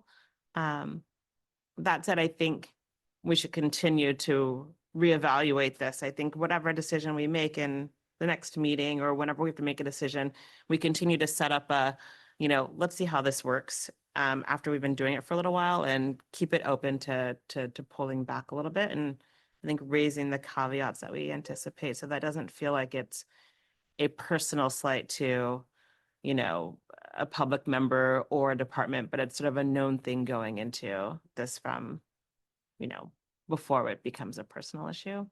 Yeah. That said, I think my sense is today, it feels like there's no need to sort of change things, but I could see in the future as we add more data providers. Yeah. This is Marianne Bates. Just to reflect on that briefly, I appreciate you highlighting that what is a benefit here can simultaneously be a workload challenge. And I think that's the real heart of it. When I tell people that I report to a 21-person governing board, the most common response is laughter. And I think what happened in the May meeting is a great example of why this governance structure is working. When you have the relevant parties who make the decisions at the table, right? We added the biggest expansion of the data system with those labor and workforce development agencies, new data points, new partners in one 45-minute item, with a whole year of work preceding it and many years of work even to follow. But that point that the work works if the decision makers are at the table is there. And it may be worth the hypothetical of where will we be in 5 years, 10 years? Is there an upper bound here that really isn't feasible? So that's the tough part that the board will really need to wrestle with some of those trade-offs. Any last comments or ideas on this section? Member Hetz? Member Hetz, California Community Colleges. I do think then to that end, recognizing the consequences for the agency staff, I think if we're going to consider adding members, we should one of the recommendations that should come out from that is a ask for additional staffing, right? So that we should be cognizant of, okay, we are adding an enormous number of new data points. There's a lot of additional infrastructure that's going to have to be built, maintenance, all of the additional work with that board member or the additional board members. So I think if we can think about that interplay where, okay, we're anticipating an expansion, let's also make sure that the office expands appropriately. I know that's something that we've always struggled with as an agency. So I think making that explicit as part of our plan and how we think about possible future expansion, I think would be important.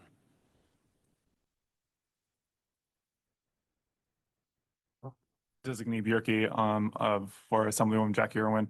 I do want to provide a slightly different viewpoint on this in the sense that when we were creating the governing board in statute, the office did not exist. Getting the data providers to the table was a discussion and trying to reach their concerns, their hesitations in participating in something new, not knowing what the office would look like, not knowing what the data system would look like, required participation. And that's why so many data providers have seats on the board. We are going to be in a different space if we add a new member, a new data provider that's outside of the existing governing board structure. We do have a track record now. We do have something that we can show to new data providers to not have those same hesitations, those same cautions. And we also have data providers that can provide that support and that safety net to new data providers on the board already. So instead of adding more, we can try and tell a story that we have a functioning board that protects data, that honors what the data providers bring, and they can be that voice too. But we should probably wait and see if there is a concern still for people to join Cradle-to-Career in the future before expanding the board beyond something that the office can maybe afford or make this conversation a little bit less wieldy. So thank you. Thank you. Great comments, feedback, and questions. Let's shift gears now to the next section, C2C's governance structure. C2C's governance structure is established in statute. The data system is governed by a 21-member governing board. In addition, statute also established 2 advisory boards to provide ongoing feedback to the governing board on specific topics as outlined on the slide before us. Before we move forward, I'd like to take a moment to introduce a few questions from the corresponding staff report for members to reflect on.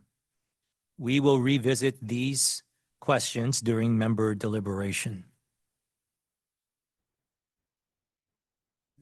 C2C's governance structure, defined in statute and refined during the planning process, includes a 21-member governing board and 2 16-member advisory boards. Statute sets 3-year limits for advisory board members, and the planning process established the composition and scope of the advisory board's responsibilities. Managing this structure requires significant staff time and resources. Each year, approximately 8 to 12 advisory board members rotate off with a similar number onboarded. requiring staff to manage offboarding, onboarding, orientation, and the selection for advisory boards process. The selection for advisory boards committee process requires additional staff time and committee members' time as well. The advisory board proposal process, created to provide a formal channel for member recommendations, also demands considerable time. Staff must review up to 32 proposals annually, conduct feasibility studies, and coordinate advisory board follow-up. The governing board must also evaluate these proposals annually in the context of the 12-month work plan and 5-year strategic timeline. Next slide. So with both advisory boards now entering their 4th year and following the participation of 4 advisory board members in the Workforce Data Task Force earlier this year, the office used this as an opportunity to assess the current advisory board structure and its effectiveness. This included exploring how it compares to alternative structures, such as a task force style model. The office partnered with LRI to conduct structured feedback interviews with the participating advisory board members.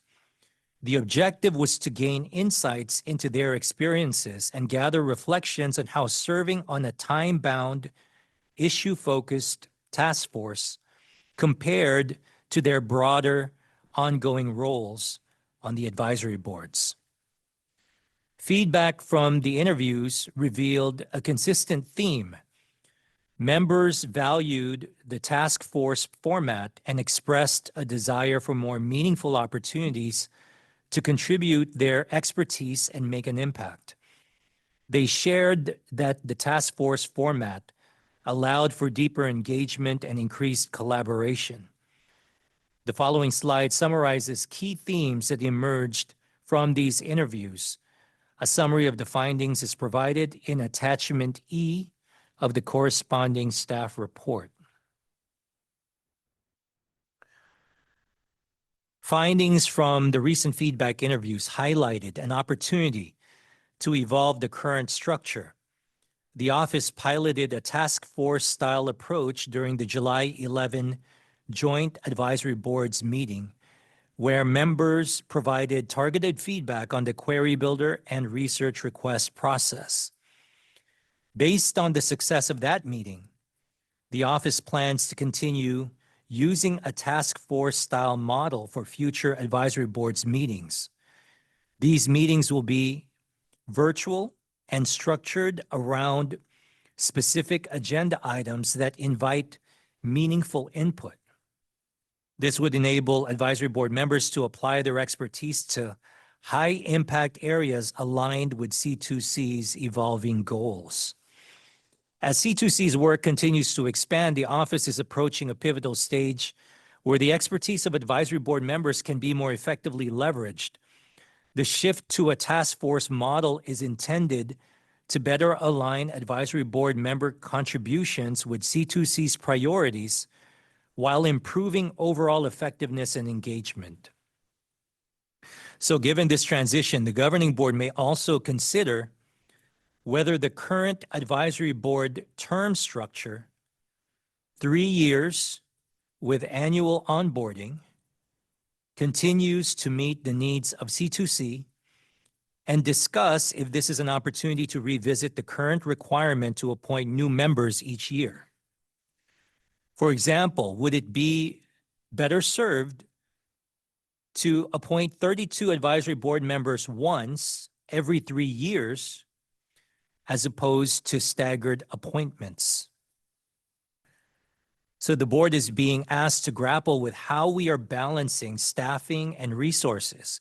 Concretely, the same staff that will be building core projects like the Secure Data Enclave and the Query Builder are the same staff that conduct the feasibility studies for the proposal process and public tools.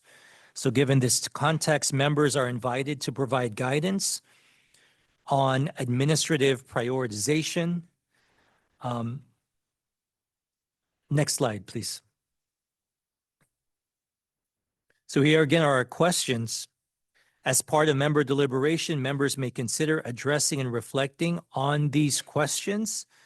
We have approximately 10 minutes for deliberation on this section. So I yield the floor to governing board members who have something to say, respond to, or ask questions about. Member Moldoff? Jessica Moldoff, California Student Aid Commission. Regarding the last point about kind of being torn between feasibility studies and like the query builder and the research request process, I guess that's sort of the tricky thing where like the advisory board went like all in from the very beginning, starting to like say like, well, you haven't even like done the full work yet, but we're already talking about new things to add to the data system. So like, does it just make sense to like pause the feasibility studies and like adding new stuff until like we actually complete the 5 years? To at least allow staff to focus on building the ground before trying to just topple things on top of it? I can respond to that. I think that the current advisory board members who are serving on the board have an expectation, rightly so, because it's in the governance manual, of having the ability to bring in ideas on a continual basis. And some of what the structure of this board and the fact that there are advisory boards, I think was intended, very curious to hear from your perspective on this as well, was intended to create a structure where the office and our data providers and everyone involved in this effort continually feel a push to say, how can you go farther and do more? And I'm definitely empathetic to what you just flagged around the tension between saying, let's do more before we've built the foundation. I think the new revised process that you all revised this last year in saying that we will do light touch feasibility studies is a step in that direction. But I think one thing that we can all do collectively in our office is to think very carefully about how we communicate with advisory board members about what success looks like in proposing an idea. Because if the perception is success looks like, as an advisory board member, I share an idea, and within the next few months, the office has implemented it, then every idea shared may feel like a failure, right? But if instead we think about the structure that our team has built, where these ideas come in and they become part of a growing repository of ideas that can be tapped now, that can be tapped in the future. Next summer, when you think about the next 5-year strategic plan, you can think about those. Then I think that alleviates some of that. And it helps us to just be honest about the fact that if you have 32 people who are constantly proposing new ideas, and a response has to be like, we have to build the basics first before you can add more of that will create, I don't know if tension is the right word, but just it's an opportunity for really honest conversation with each other. And it's not a light lift in terms of staff time. So I just want to be really honest about that too. Member Vu? Tom Vu, governing board member and with AICCU. I've been a participant in the committees to help select and appoint advisory board members for ever since the beginning. Actually, I think this was at least my third go round. It's a lot of work. That's coming from from a board member perspective that contributing time into it, but I can't imagine the work that staff puts into it. And I don't really have like a recommendation, I think, on how to move or how to improve that. I don't know if it's like just having more board members participate instead of just 5. I see the benefit of doing all 32 once every 3 years, but that's 32 board members. That's a lot of the staff time that has to go into that. I don't have a good recommendation, but I just do want to reinforce, for the other board members that are not participating in this process, it's a lot of time, not just only on the board members that are participating, the 5 that are participating in this, but for staff as well. And that's, I don't know how many applications they have to take a look at each year. So I just wanted to reinforce and for other board members to know that this is a huge lift every single year. Yeah, Member Vu brings up a really good question I'd like to ask Executive Director Bates to respond to it, which is what does the office anticipate the kind of workload it would take if we were to do, seat 32 members at once, but every 3 years? Thank you for that. This is Marianne Bates. First, just a point of context. It's important for you to know that if we were to switch to once every 3 years, it would require a minor statutory change because that part about every year is in statute. That said, I think the staggered terms envisioned in statute are probably aimed at having kind of overlaps, you have continuity. I think that's incredibly important for the decision-making body of the governing board. But for the advisory boards, I think it's actually more challenging to onboard a new cohort every year than it would be to onboard a larger cohort once every 3 years.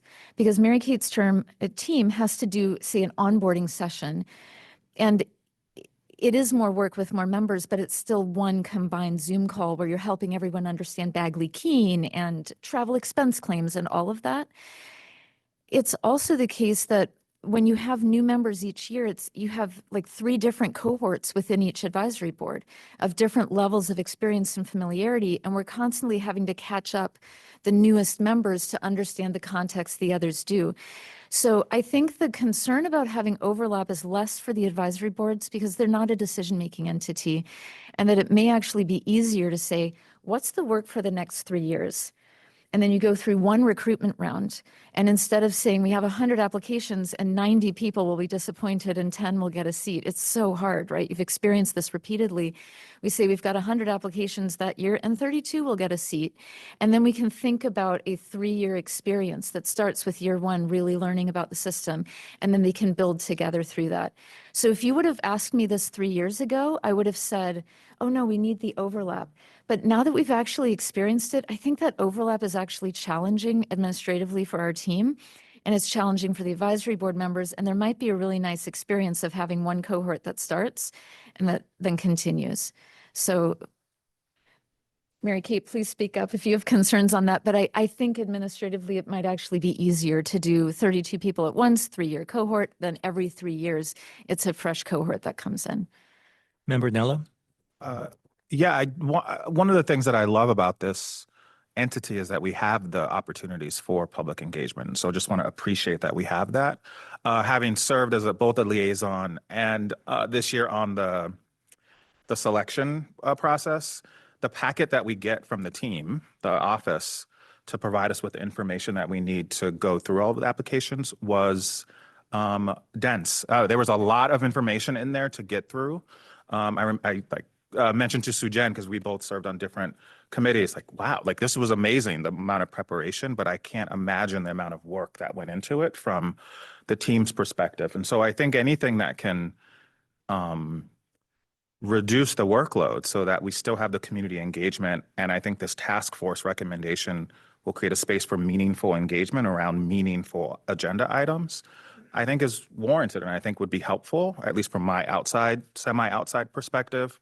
And I wonder, I don't know the statute off the top of my head, but can the size be reconsidered, the size of the 2 advisory boards, in addition to thinking about the cohorts? I think that could be another way to help make this a little bit more manageable so that we can maintain the engagement, but also give the office the room that it needs to do the other very critical things that need to happen. And so appreciating the work, recognizing having received that packet, that it is a ton of preparation, and I appreciated it, but was a little intimidated when I got it and was trying to figure out how to get through it by the deadlines. So I didn't get an email from Mary Kate encouraging me to get it done.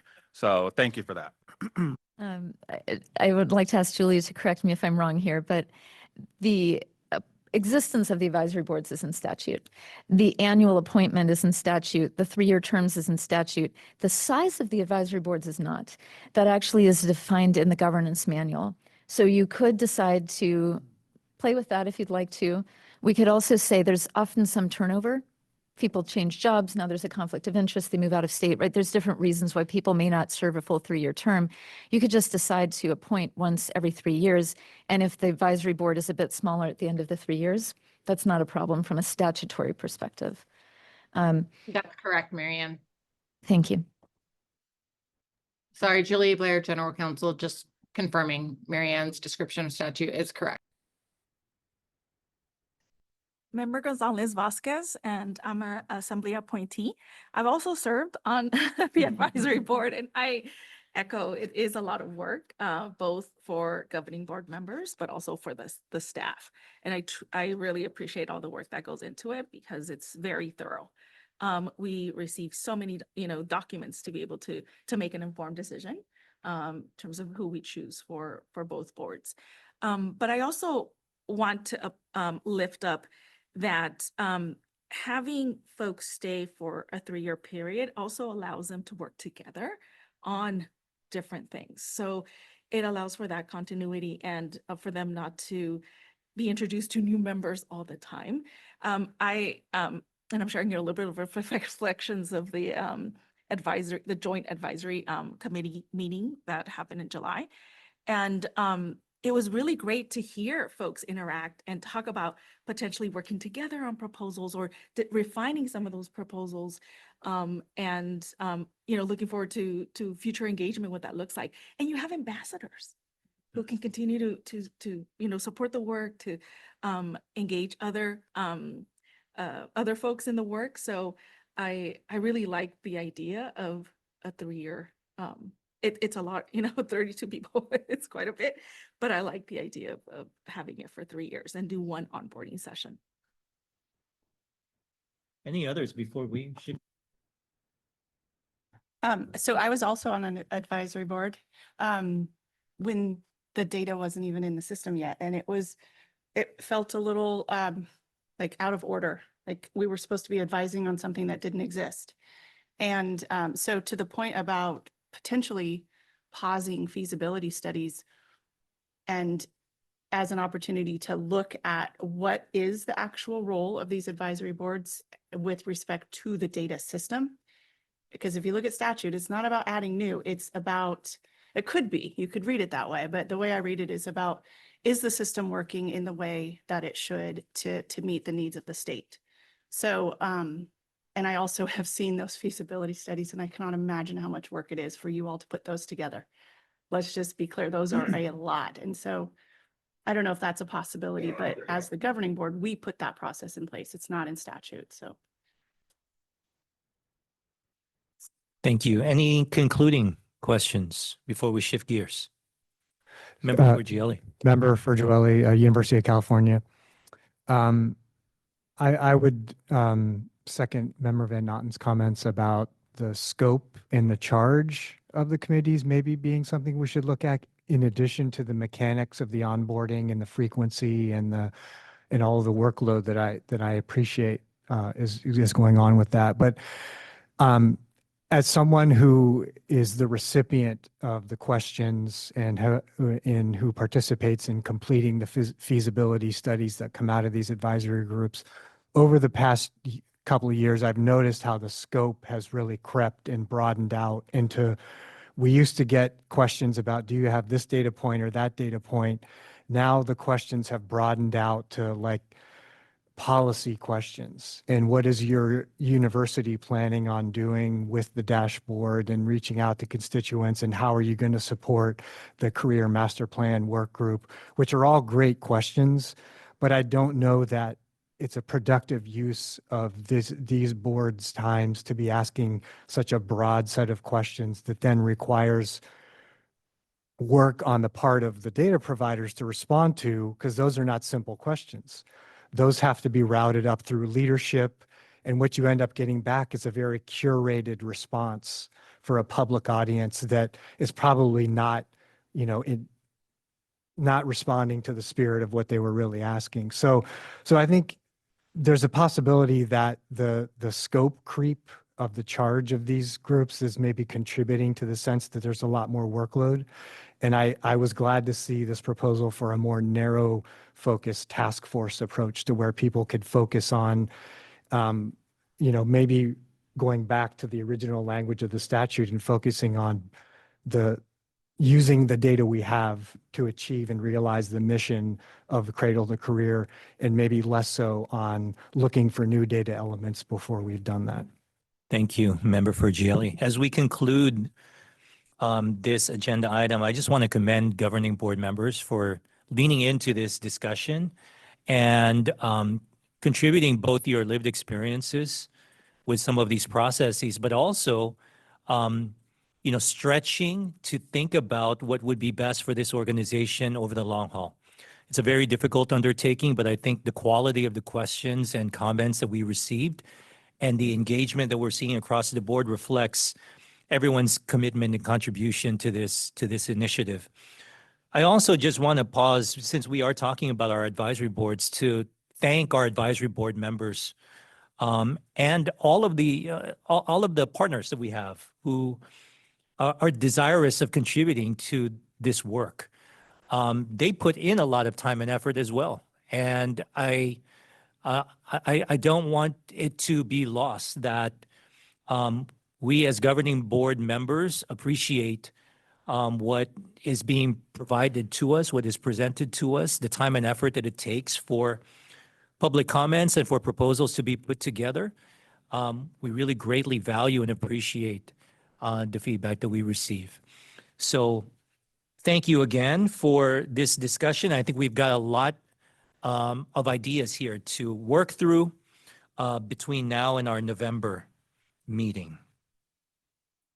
Shifting gears to agenda item number 6, approval of consent calendar.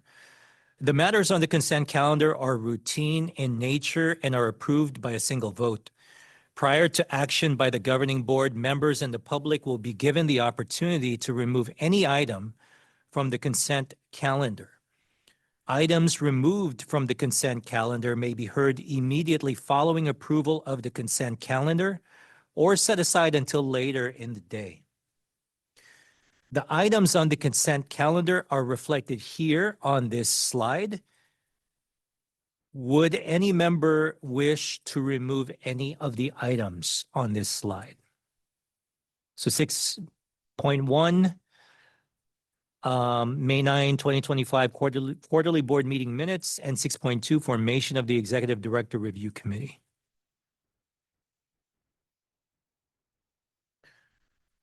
Seeing none, may I have a motion to approve the consent calendar as presented? So move. Member Vu moves. Is there a second? Member Sublai, second. Member Sublai with a second. Having moved with a motion and a second, we now pause for public comment. Do we have any speaker slips for this item? Seeing no speaker slips for this agenda item, is there anyone in the room in Sacramento who would like to comment? Seeing none, let's shift gears to Zoom. For members of the public attending via Zoom, please raise your hand if you would like to comment on this agenda item, please.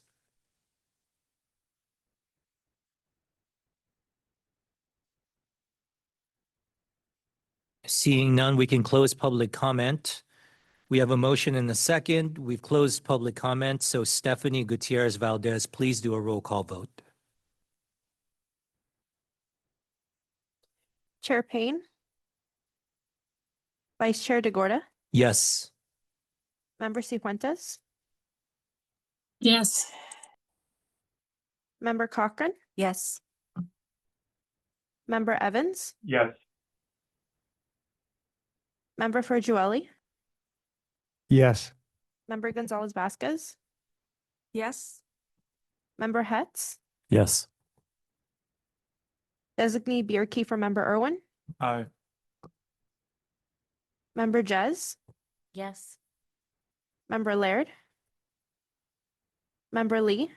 Aye. Member Moldoff. Yes. Member Nellum. Yes. Designee Rikacheska for Member Ohanian. Aye. Member Romero. Aye. Member Skull. Yes. Member Sublay. Yes. Member Sullivan. Member Van Natten. Aye. Member Vu. Yes.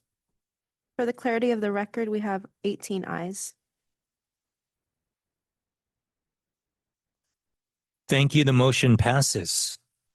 At this time, we will open it up to members of the public for general public comment. This is our final item before we break for lunch. I have a speaker slip from Melissa Bardo. Okay, as we ask our public commenter to come up to the mic, just like to reiterate, if you have a public comment for an item that does not have a vote, please feel welcome to speak during general public comment. And that goes for the public here in Sacramento as well as via Zoom. Thank you. Raquel Morales on behalf of EdTrust West. We have been long champions of equitable access to dual enrollment, so I'm commenting on agenda item 4 on dual enrollment because it's an important lever to enhance college access and affordability, particularly for low-income students and students of color. Dual enrollment allows high school students to take college-level courses, earning high school and college credit simultaneously. EdTrust West was proud to support trailer bill language in AB 123 and appreciates the implementation updates from CCGI to address A through G coursework meant through dual enrollment. We agree that treating A through G subject area course taken through dual enrollment with the same clarity that those courses taken at a high school is critical to streamlining access for students. We applaud the segment's offices for their work on updating their model uniform set of academic standards and CCGI for translating this work into student-friendly tools like californiacollege.edu. We look forward to working with all stakeholders on this interagency effort and look forward to monitoring the impact to student experiences in dual enrollment and ultimately college matriculation. Thank you. Thank you. Any other members of the public with public comment? Via Zoom, do we have any speakers via Zoom?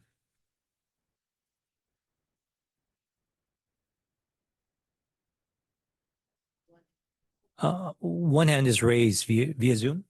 Okay, one hand is raised.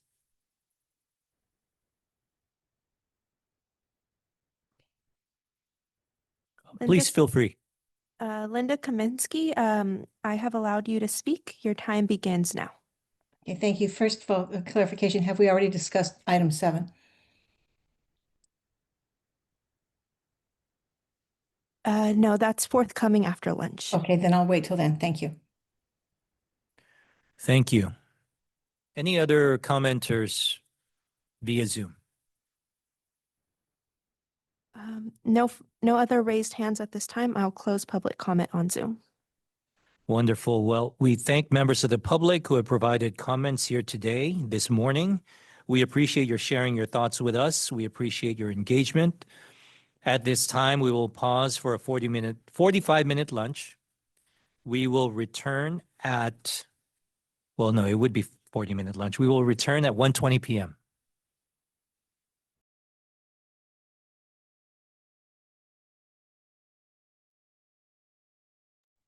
Okay, welcome back from lunch and thank you for joining us. Before we get back to the work of the board, we will take roll to ensure we have a quorum. Stephanie Gutierrez Valdez, please call the roll. Chair Payne. Vice Chair Tagorda. Present. Member Cifuentes. Member Cochran. Present. Member Evans. Present. Member Ferjueli. Present. Member Gonzalez Vasquez. Present. Member Hetz.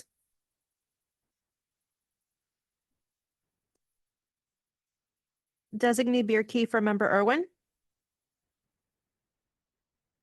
Member Jez. Here.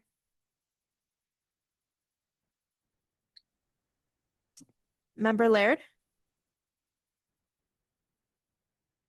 Member Lee.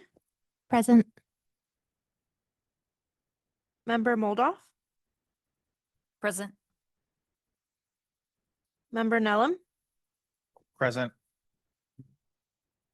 Designee Rika Cheska for Member Ohanian. Present. Member Romero. Here. Member Skull. Present. Member Sublé, Present. Member Sullivan, Member Van Natten, Present. Member Vu, Present. and for the clarity of the record, Member Cifuentes. Present. We have 16 members present. We have a quorum.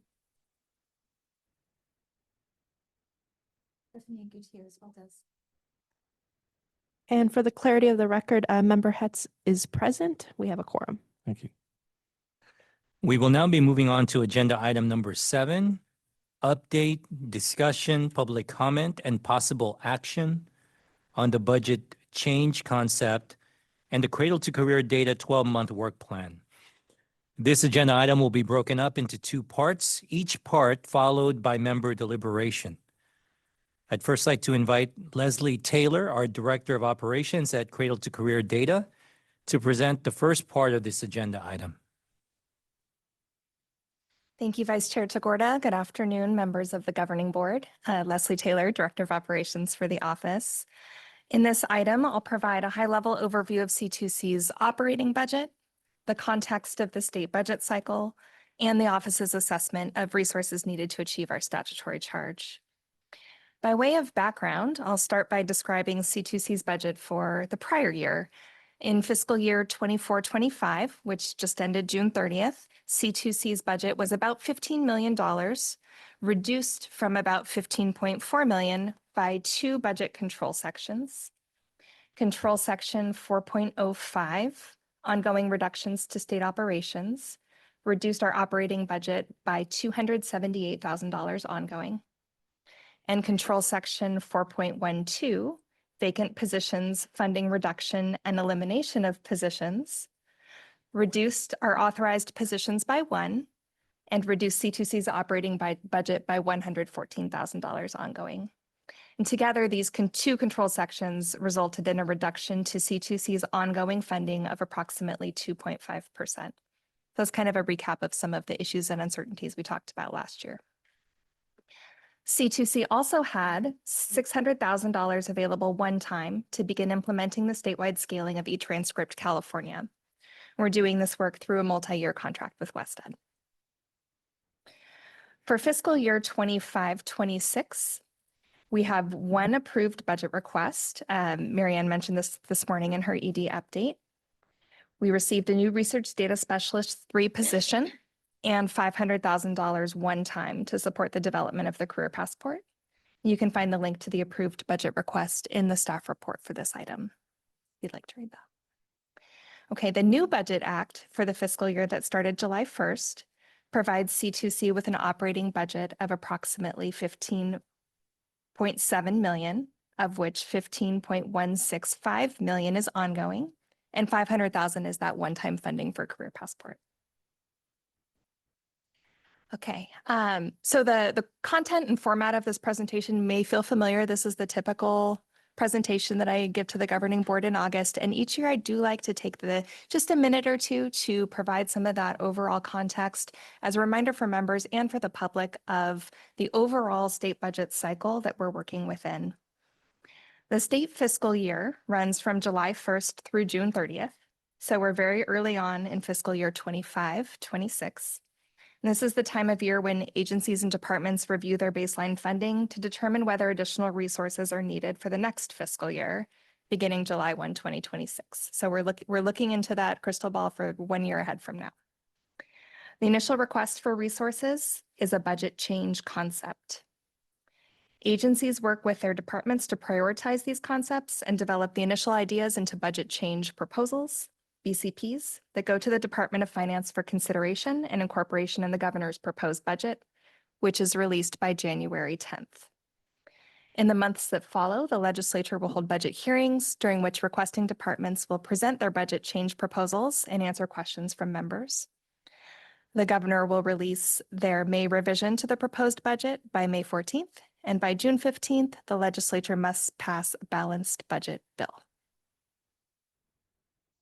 All right, so for the office, any development of budget requests for the upcoming year starts with a review of our statutory charge, right? What are the things that the law says that we have to do? And our workload, together with the fiscal resources, the funding that we have, and the human resources, our position authority, both of which are provided by the Budget Act. So this time last year in 2024, we did a thorough review of statute that pointed to dozens of specific requirements that we organized into 5 themes or categories of objectives that are listed here on the slide. I'll read them just for the clarity of the record. Security, privacy, and data quality, effective tools, data requests and research, governance and policy, and legal and administrative requirements. So based on your action at the August 2024 meeting, the office did create a multi-year budget change proposal requesting new resources aligned to our statutory charge in these 5 areas. I reported to the board in November that the scope of this request included 24 new positions phased in over 3 years, reclassification of 3 existing positions, funding associated with those changes, and $2.8 million ongoing for operating expenditures. These resources were not provided in the Budget Act, but those needs are still what we think exist long-term. So for this year, the office continues to recommend a multi-year phased approach to growing the C2C staff team, make that incremental so we have the ability to do it effectively, and the operating budget, so that we can work toward the 89 distinct mandates in our authorizing statute within these areas of resource need that we've identified. Long-term, the scope of this growth that we proposed last year is what we believe the office needs to work on those 89 things effectively. And we have to be very realistic about the broader state budget constraints. The fiscal context today in 2025 is vastly different than where we were when the office was authorized in 2021 and where we were in 2022 in a state of surplus.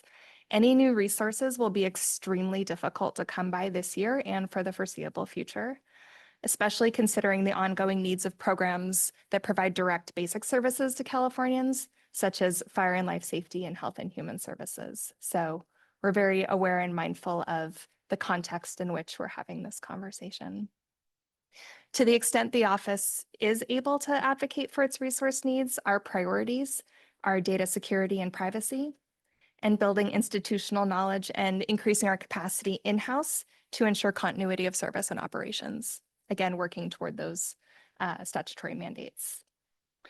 So as I conclude the presentation, the office recommends that the board moves to approve the areas of resource need specified in the staff report, delegate the board chair and vice chair to work with the office to create and submit a multi-year budget request aligned to the areas of resource needs, and authorize the office to finalize the request in collaboration with the Government Operations Agency leadership and the Department of Finance, and to make any related changes to the final request. As part of member deliberation, members may consider addressing and reflecting on these questions from the staff report. And that concludes my presentation, and I ask Vice Chair Tagorda to please guide members through questions and deliberation. Thank you, Leslie. We have approximately 15 minutes allocated for member deliberation and ideation related to the budget change request. I'd like to open up the floor for any member questions or comments.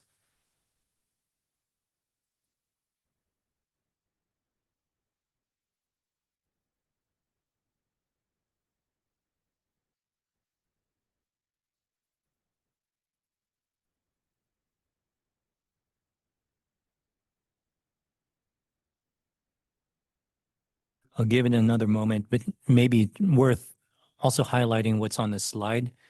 Are we focused on the right resources to fulfill C2C's statutory charge and C2C's current and future operational needs? How does the budget change request align with C2C's strategic plan and organizational priorities? And what are the potential risks and benefits associated with this request?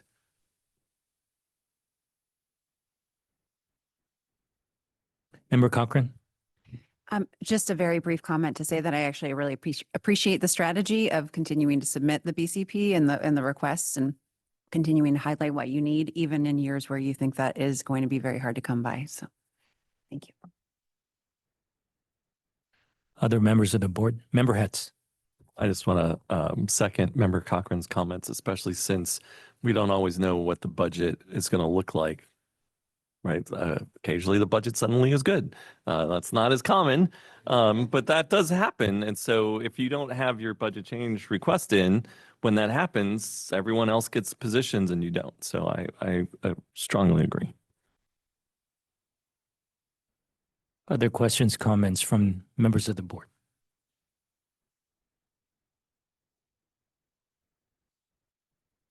Okay, seeing none, may I have a motion to move to approve the areas of resource needs specified in the staff report, delegate the board chair and vice chair to work with the office to create and submit a multi-year budget request aligned to the areas of resource needs, and authorize the office to finalize the request in collaboration with Government Operations Agency or GovOps leadership and the Department of Finance, and to make any related changes to the final request.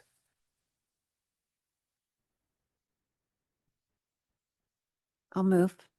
Member Cochran moves. Is there a second? Member Jess seconds. We have a motion and a second. We're ready for public comment. Do we have any speaker slips for public comment? Seeing none, let's move to Zoom. For members of the public attending via Zoom, please raise your hand if you would like to comment on this agenda item.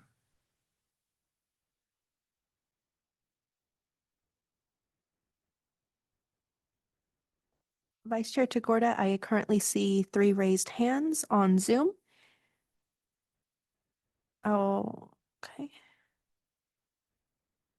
Jennifer Kano, I have permitted you to speak. Your 2 minutes starts now. Thank you. Good afternoon. I'm Jennifer Cano, speaking on behalf of the Alliance for a Better Community, ABC, in Los Angeles, a co-chair of the Consortium for Multilingual Learner Success, a regional collective committed to advancing the full implementation of the California English Learner Roadmap. ABC and the consortium would like to respectfully request that the governing board considers a motion to add the multilingual learner proposal as part of the 12-month work plan. We need disaggregated data on multilingual learners to help us understand their educational trajectory and the persistent barriers that exist for them. You know, they are not a homogeneous group. These students have varying levels of proficiency in their home language and English and distinct backgrounds and identities. We know this from the deep work we do in Los Angeles County. To better understand and support program and instructional decisions, data that looks at the different characteristics and educational journey of the cohorts of English learners supports teachers, program directors, curriculum specialists, and parents. So again, we respectfully request that you consider a motion to add this key proposal to the 12-month work plan. Thank you.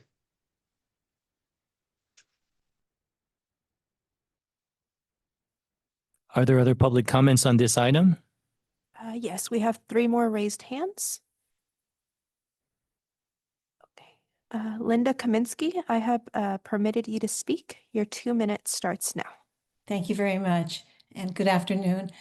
My name is Dr. Linda Kaminsky. I'm Director of Research and Policy at the Center for Equity for English Learners at Loyola Marymount University. And I'm speaking on behalf of the LCFF Equity Coalition, which is a broad-based coalition of various organizations that support the implementation of our funding program and its accountability in ways that really support all of our progress over the years. We are very appreciative of the progress that we see already in C2C data systems and look forward to the availability of data to parents, educators, and researchers.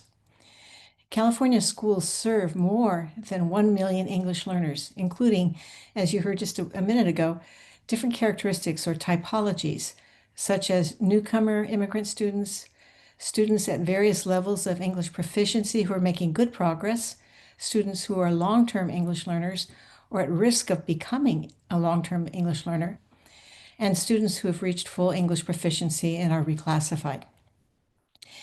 Each of these students, as well as the parents, educators, and researchers, need access to disaggregated data based on their typology to understand their performance and progress and understand which elements of their development are working well moving forward and which are struggling.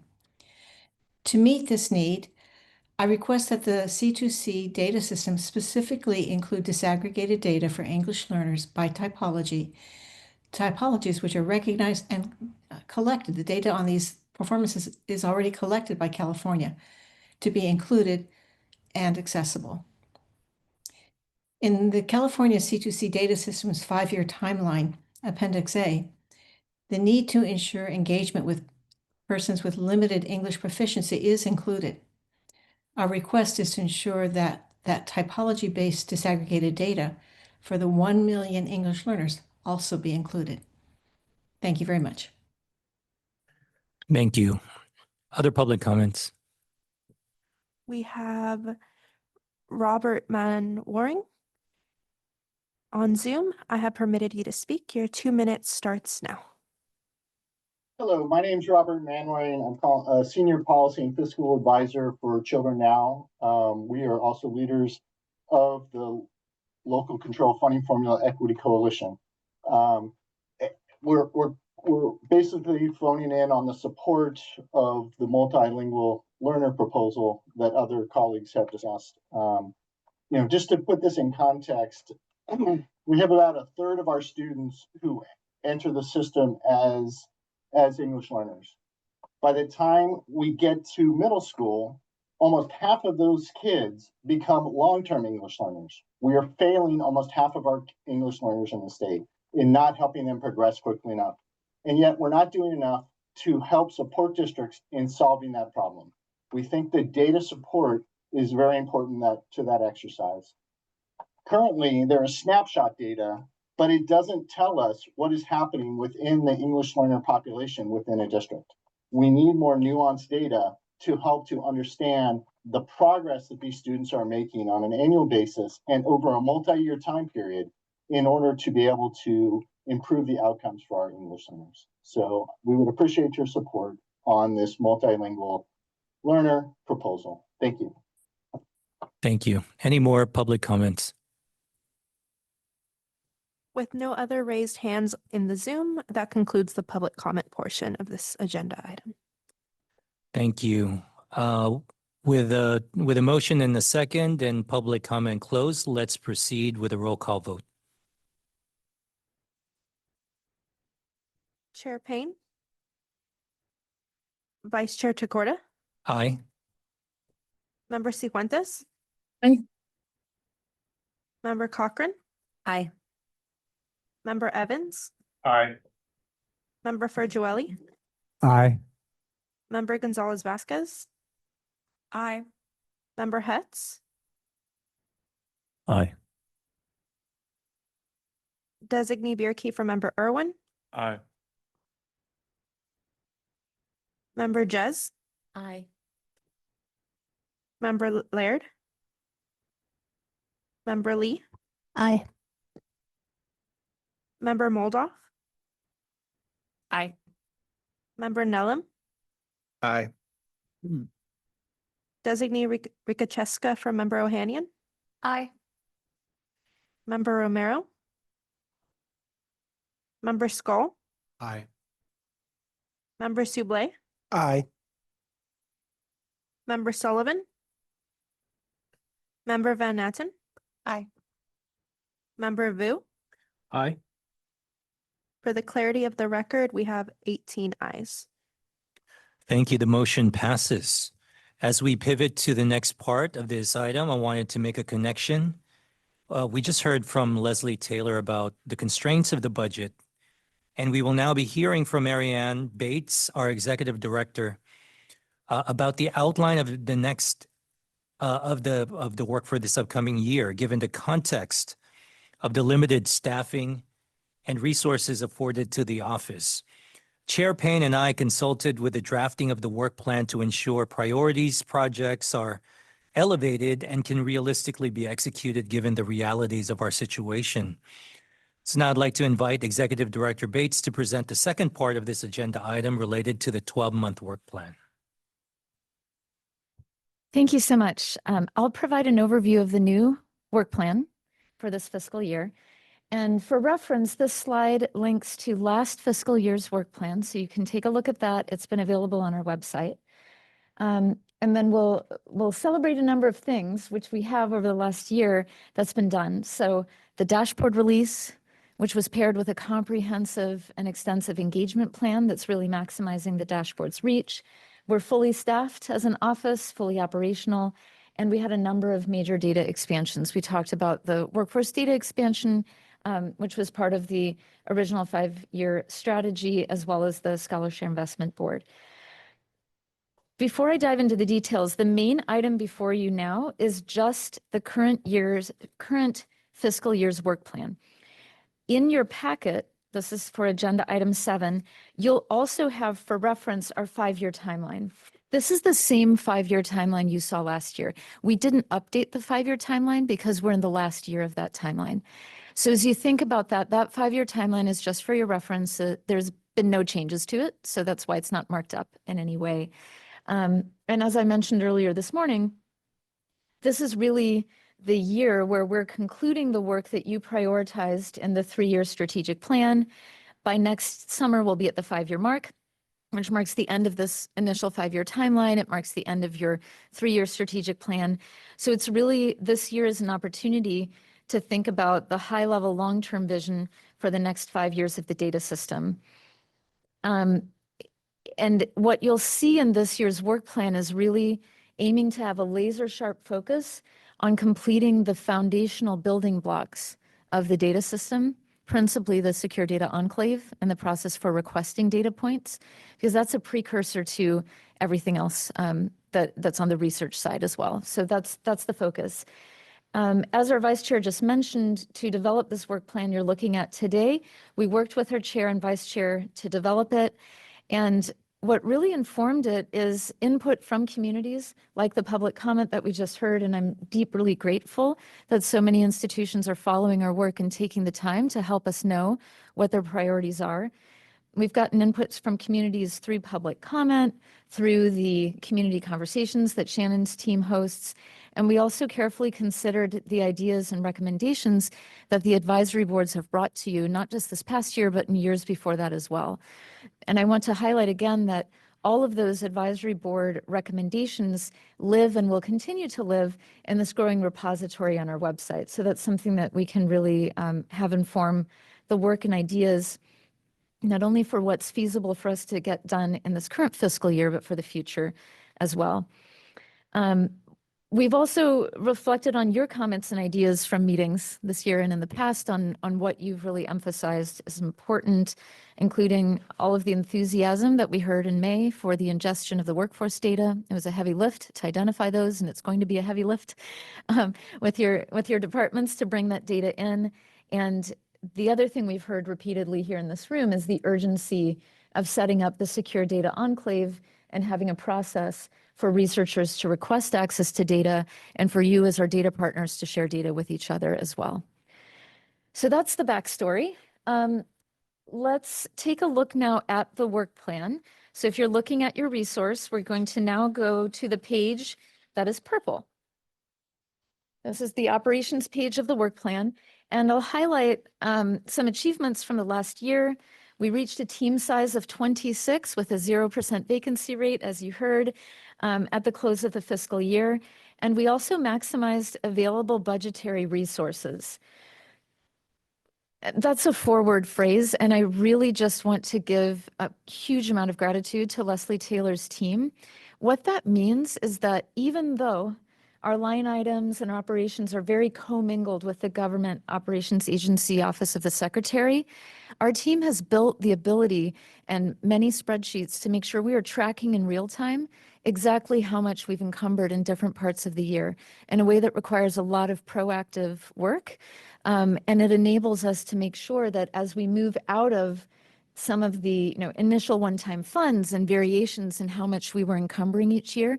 Moving forward, we're really squeezing every last drop out of the resources we have available and making sure we're maximizing our ability to build the data tools for Californians. It was not a trivial lift, and I want to give Leslie a huge shout out because I feel like those 4 words don't adequately communicate how challenging it is to know exactly how much is left in a given year and align that with the fiscal year and all the constraints that state agencies face in how we go through procuring and spending our resources. Okay, this year's focus, there's quite a bit on this page, but I really want to highlight employee engagement. We continue to do the Q12 employee engagement survey and importantly, share that back with our team and make a plan for continuing to strengthen how we're working together. We're going to work on minimizing vacancies and staff retention, and then broadly speaking, risk management and compliance. There are a lot of reports and risk management activities that all state departments do, and we're a part of that. Next slide. Now we're moving to the analytical data page. This is in blue in attachment A for the staff report here. There is also a lot on this page, and as we look at the accomplishments here that we've talked about, we released the Student Pathways Dashboard based on the heroic effort that it took to link all of that different data together. We had the largest expansion with the new labor and workforce development data. We signed an agreement with the National Student Clearinghouse, which we celebrated last time, and important work in continued data infrastructure, data security, and data privacy work as well. On this year's focus, again, there are many points here on this page, and I really want to emphasize the first here around data system maintenance and operations. There's a lot of ongoing work that our team does just to maintain the secure, efficient, effective use of the data as a foundation in that data set that then will enable the Query Builder, what we're calling Query Builder 1.0. These are the data files that power the dashboard we were talking about this morning, making it easier for researchers not to have to click download 9,000 times, but to have it all in one place. Developing the secure data enclave and the process through which researchers ask for access to that, top priorities. We'll also be expanding linkages and capabilities of the data system to advance additional dashboard development. For example, signing the agreement with the National Student Clearinghouse is the easy part. Actually integrating all of that data and having it work with the public higher education data we've already got, a lot of work. The workforce data ingestion will be a heavy lift as well. And then we have a few new data system use cases. I mentioned this morning the data report that we're working with CSAC on, the data that's needed to support further CalKids take up. So I want to emphasize again, this page of the work plan is a very challenging one with a lot of dependencies, and it involves major lift, especially for our data infrastructure, our data programs team, and the contractors we work with. And the secure data enclave in particular is a prerequisite for all of the research studies. So as we think about the multiple thoughtful ideas for new data points that we've had over the past years and currently, we see building this enclave first and getting that up and running as the important precursor to additional work on recalibrating current data or future new data. Because if we work on that now, it will delay the build of the enclave and people won't be able to access that data unless we have a specific dashboard about that topic. So the secure data enclave is a really crucial next step for the data system. All right, now we'll go to the next page. This is in green. This is the page on practical tools or operational tools. A number of accomplishments we've already discussed today. We've convened interest holders to develop a strategy for the advancement of the career passport in support of the master plan for career education. We released our annual student experience report, and we supported CCGI's and the Community College Chancellor's Office's work with our data partners. And so this year's focus will be facilitating technical requirements for both e-transcript and career passport in coordination, releasing the next annual student experience report, and supporting CCGI's ongoing work to improve data flows, reporting, and guidance for students. That's practical tools. Now we'll go on to the orange page. This is engagement. And some key accomplishments are that really comprehensive suite of companion materials and supports for the launch of the Student Pathways Data Story, all of the user-centered design that went into that process. And as you saw this morning in Shannon Serrato's presentation, really tracking the reach of the dashboard and those different companion materials through metrics that we can look at over time. This year's focus is going to include develop and implement outreach and training to support the analytical tools, including doing data walks and data academies with partners, and advancing accessibility, including language access efforts with a specific plan on that as well.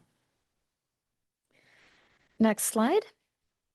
So the last page of the work plan is really more of your annual calendar. This is the one that's in yellow, and it provides an overview for you for each of your quarterly meetings of what items come to you for your review or for your vote. So remember that little magnifying glass symbol? That's when you take your magnifying glass and you look at it and you take a vote. So think of this as your cheat sheet for what you do throughout the year, which is a lot when you look at it all on one page. So if we can go to the next slide, I'm going to zoom out. There's a lot of information in our color-coded work plan here. And just to sum up the key priorities that relate to the externally facing work that Californians will be able to touch and feel include working with our new maintenance and operations system integrator, Slalom, to continue the strength of the data system and these new additional tools to access the data, maximizing the reach of the dashboard, releasing those data files that power the dashboard in the CSV files that researchers can use to build their own versions, developing the data request process, including the secure data enclave, the data report for CSAC. We want to be very responsive to that legislative change, and then the work with CalKids to bring data together to help support more kids in taking up the CalKids accounts that they have. So that's kind of big picture zoomed out. In doing this exercise, something natural that our office reflected on is, okay, so what's next? What have we not done yet that we've perhaps started, where we started the work and there are really a lot of possibilities to expand or go deeper. So this is me just planting a few seeds that you can start to mull on as you think about the next 5 years. What will it take to really enable data requests and analyses at scale? We're going to have to, initially start small and pilot with this data request process. I expect the appetite for the underlying data to be tremendous. And what do we need to put in place to enable us to be able to operate that at scale? Building a growing C2C research library then of the studies and data reports that come from this data that we've all worked so hard to bring together. Additional dashboards on topics prioritized in the planning process and through your decisions. And then ingesting new domains of data, including early learning and care. We've been having some great conversations with the Department of Education and the Department of Social Services on that for the future. Additional social services data highlighted in the Labor and Workforce Development Agency Learning Agenda that was discussed through the Workforce Task Force this spring. And an overarching view in all of this is how can we do our job as state institutions to do the work so that students don't have to when it comes to administrative burden. So they can focus on learning and seeking the opportunities they want to, and we focus on making it as easy as it should be from an administrative standpoint. So that's the big picture looking ahead and our ambitious work plan for this year and all that we want to get done before the close of the fiscal year as well. So as I conclude my presentation, the office recommends that the board move to approve the 2025-26 annual work plan as presented. Thank you, Executive Director Bates. We have approximately 20 minutes allocated for member deliberation and ideation related to the 12-month work plan. So I'd like to open up the floor for any member questions or comments.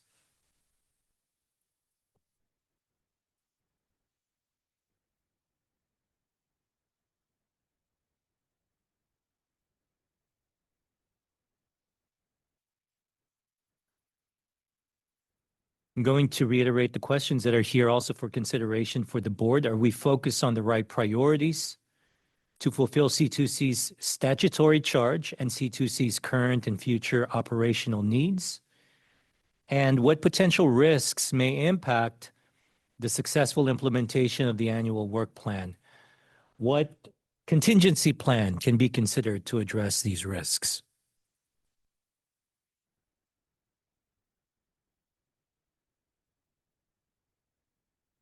Member Jess?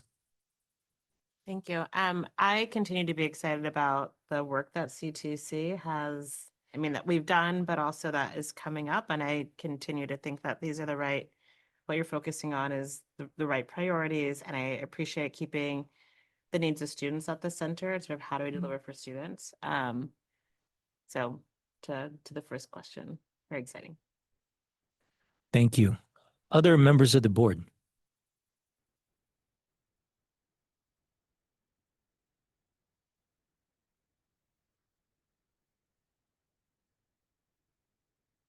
Member Evans. Member Evans? Thank you. Member Evans, California State University System. In relation to the second question that's on screen, given the state's uncertainty and how it may need to continue to respond to changes at the federal level in terms of resources coming to California and the prospect of having to reshuffle within our state budget to address what may emerge. I'm just curious about any thoughts from Executive Director Bates about contingency and sort of prioritizing, within this work plan, with that sort of uncertainty, and what thought process you might have had about how that could be addressed in real time as the fiscal year unfolds. Thank you. I really appreciate that question. I think you're highlighting a number of unknowns that the entire state is grappling with right now. A couple of ways that we're thinking about this. One is that we've talked a bit today about how small our office is relative to state entities at large. I think in some ways in an uncertain budget environment that can actually be a strength in the sense that the work that we're doing has a lot of benefit and value across the state and for multiple state entities, but our budget is not so large that budget problems will be solved by changing it. So I think that's part of what we experienced in the past year. I don't have a crystal ball about what's happening in the future year. That said, I think what gives me some reassurance going in is the fact that we are now fully staffed with an incredibly talented team that's had an ability to do put out the dashboard and advance and build the work. And then we've also encumbered funds for a number of contracts that especially support our data infrastructure team that will enable us to advance the work that we have in this work plan, given any uncertainties that I can foresee right now. I think the reality is that the state budget is likely to be quite challenging. I think we all know that. And in this moment, I think having a neutral source of trusted and reliable government data is incredibly important. And our role in doing that together with our partners, who all continue to do that work as well, will be incredibly important. So thank you for that question. Member Van Natten? Liberty Van Natten, Department of Education. In looking at the year ahead, it is big. I'm wondering about the research request process as opposed to or in lieu of adding in the NSC data into the Student Pathways dashboard. I think there's really big value in that. So I don't know that, I'm not going to make that call by any stretch on what's more important, but it seems like continuing the existing work might be a better or possibly a better use of the resources as opposed to starting something new. And then I'm also wondering about the research request process, developing that before we have all data providers in the system. Thank you for that question. I'm looking back at the blue page to see if we highlighted NSC specifically, but our internal plan, where I believe we have a line, I can't speak and read at the same time, around integrating some of the new data is specifically about the National Student Clearinghouse data. So that is a priority within our team, exactly for the reason that you mentioned. The Student Pathways dashboard will be even more valuable in the future when we can distinguish between students who go out of state or students who attend a non-public university versus those who don't attend at all. So that is a priority. And that will be a lot of work. it is a much smaller lift than building the entire secure data enclave and that new process. To the second point, we do want to prioritize the build of the secure data enclave and the data request process now, even though the data system will still bring in more data partners in the future and grow. We have such a wealth of information that all of our partners have already contributed that I think there is more than enough to justify doing everything we can to open that process and start enabling studies to be done with that. But I want to emphasize both the infrastructure of building the secure data enclave will be a challenge. We're looking at how other entities are doing that beyond California as well, so we can do our best to avoid reinventing the wheel and really looking at best practices and replicating those. That's the technical side. There's also a whole process of how a request goes from someone's idea in their head to a piece of paper that comes to our office, that goes to our data providers, that gets a decision and moves through.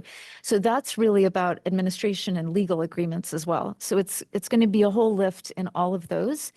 And we want to work on that piece together because we can't finalize exactly what those legal things look like without knowing exactly how the enclave will be built. It needs to go in tandem. So that's why we are prioritizing both of those.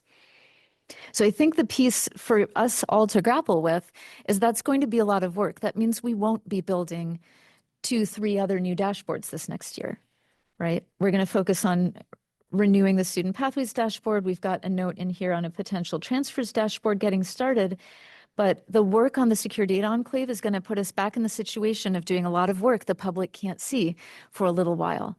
But we think that's important, especially as we conclude our first 5 years, is to have made significant progress toward being able to open up the door to research studies using the underlying data. So thank you for that question. Other members of the board? Questions, comments? Member heads.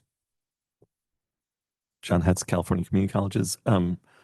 Just a thought on the last thing that you said, and that is, it might be worth thinking about as you're building out the security data enclave, whether or not there might be a useful research partner to engage so that the public could see a result very quickly, so that you're using them as a pilot, as the build out, and so that there's actually a research project and result that comes out pretty close. I mean, it probably won't be the day that it launches, but it would give you like maybe a couple of projects, right? And so I think there's some utility to thinking about how you think about some prototyping that you could do with someone so that you could have something to roll out and say, look, we designed this thing, we already have proof of concept. And so there's some powerful things that may not be fully visible, but let us show you what's possible. Thank you. I really appreciate that. And I know Ryan's team is thinking through some of these dynamics. And I love how you're framing that, piloting it with a few research partners first so that we can learn all the processes and we don't rush to open a complete process without having a chance to make sure it's working as we intend. So I really appreciate that. Other members of the board? I'll highlight a couple of things in that priorities list. We've got a combination of things that are required by statute. We've got things that expand upon something that we had already started. So maximizing the reach, for example, of the Student Pathways Dashboard is really crucial. One that we haven't really talked much about is the new M&O system integrator, Slalom.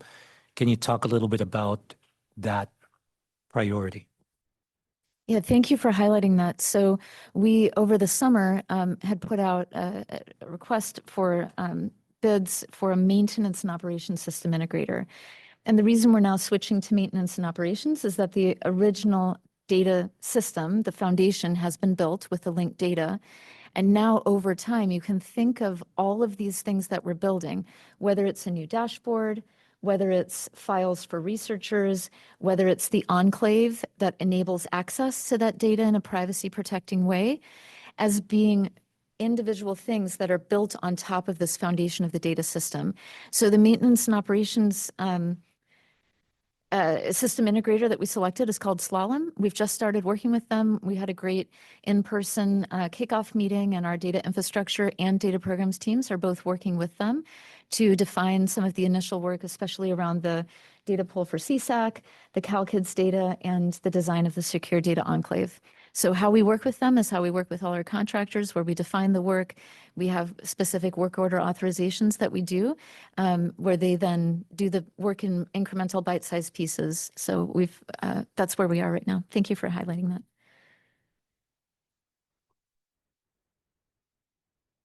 Any other comments and questions from the board?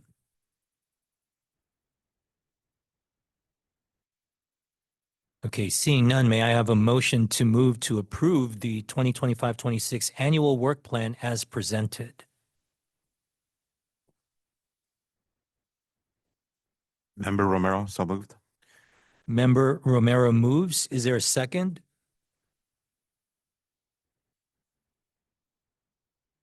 Member Jess seconds. We have a motion and a second, so we'll open it up for public comment. Do we have any speaker slips for this agenda item? Raquel Morales, Ed Trust West.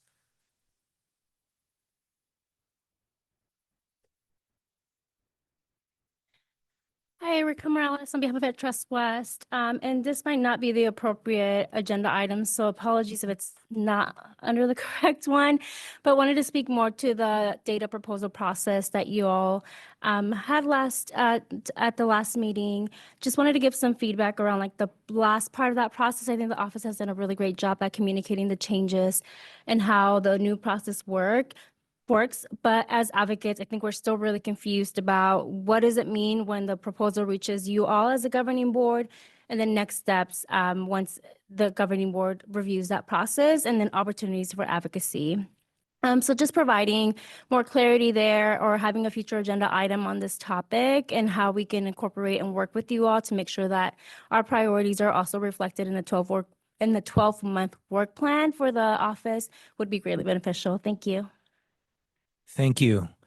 Other public comments on this agenda item?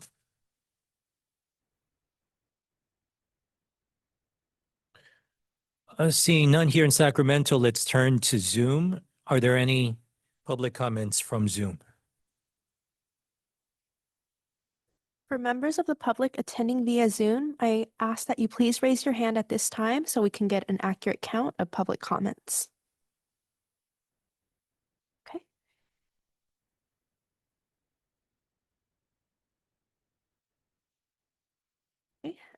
Shelley Spiegel Coleman, I have permitted you to speak. Your 2 minutes starts now.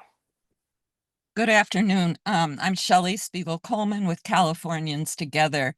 I want to express my appreciation to the governing board and the staff and the advisory committees from the C2C work.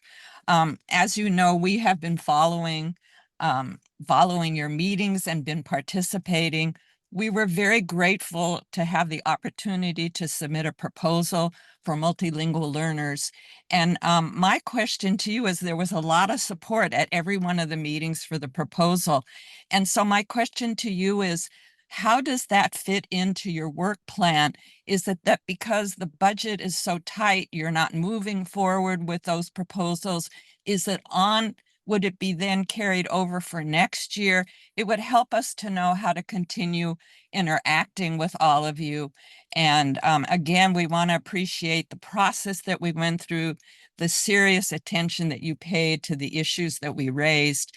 And we're hoping that we can continue doing that work, and the consideration for integrating the multilingual disaggregated data becomes a part of your work plan. Thank you very much. Thank you. Are there any other public comments from Zoom? Sally Fox, I have permitted you to speak. Your 2 minutes starts now. Thank you. Hello, I'm Sally Fox on behalf of the California Association for Bilingual Education, CABE. And we respectfully request that the C2C governing board support a motion to add the multilingual learner proposal that Shelley mentioned as part of the 12-month work plan. One aspect of the proposal is related to dually identified students who are both English learners and in special education. According to the C2C's feasibility study, the California Department of Education currently collects information on K-12 EL students who have an individualized education plan, or IEP. We urge the board to request this information from CDE to help educators and policymakers and students and their families optimize educational outcomes for multilingual learners. Thank you for your consideration. We do appreciate the work you're doing. Thank you. Other public comments from Zoom? Seeing no other raised hands on Zoom, that concludes the public comment portion. Thank you so much for all of the comments raised on behalf of this issue. We have a motion and a second. We've closed public comment. So now we are turning to a roll call vote. Chair Payne, Vice Chair Tagorda, Aye. Member Cifuentes, Aye. Member Cochran, Aye. Member Evans, Aye. Member Furgiueli, Aye. Member Gonzalez Vasquez, Aye. Member Hetz, Aye. Designee Bierke for Member Irwin, Aye. Member Jez, Aye. Member Laird, Member Lee, Aye. Member Moldoff, Aye. Member Nellam, Designee Rika Cheska for Member Ohanian, Aye. Member Romero, Member Skull, Aye. Member Sublé, Aye. Member Sullivan, Member Van Natten, Aye. Member Vu. Aye. For the clarity of the record, we have 18 ayes. Thank you. The motion passes. We now turn to agenda item 8, presentation on the Association of Independent California Colleges and Universities, AICCU, contributions to the Cradle-to-Career data system. At this time, I'd like to invite Member Thomas Vu to present this item. Member Vu, we have 10 minutes for this presentation. Good afternoon, everyone. Thank you for this opportunity to provide this quick update. Thomas Vu, Vice President for Policy at the Association of Independent California Colleges and Universities, and also a governing board member on this body. So I just want to go over really quickly, just as a baseline understanding who AICCU is, and what the independent higher education sector is, and then provide an update around the type of work that we've been doing to encourage our member institutions to contribute their data to this data system, and also gather ideas from all of you about how we can better engage and incorporate more institutions into this. Next slide, please. AICCU, or excuse me, the independent nonprofit colleges and universities are defined in state law. They are nonprofit degree granting institutions. Each college or university has their own leadership, have their own board, and they act independently of each other and of AICCU.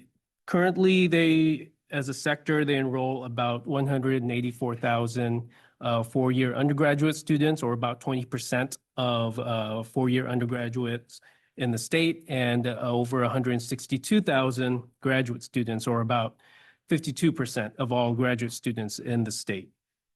Of that, about 25,000 are Pell Grant recipients, over 47,000 Pell Grant recipients, and over 40,000 non-traditional learners, including adult learners, military and military aligned, and students that have some units but no degree. Next slide, please. So very quickly, AICCU was established in 1955. We worked with the state legislature to create what was then known as the State Scholarship Program, now known as the Cal Grant Program.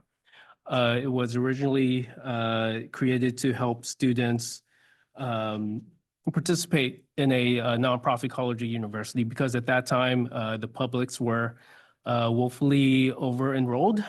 So this was an opportunity to find new opportunities for California students to gain an education in California at a California institution.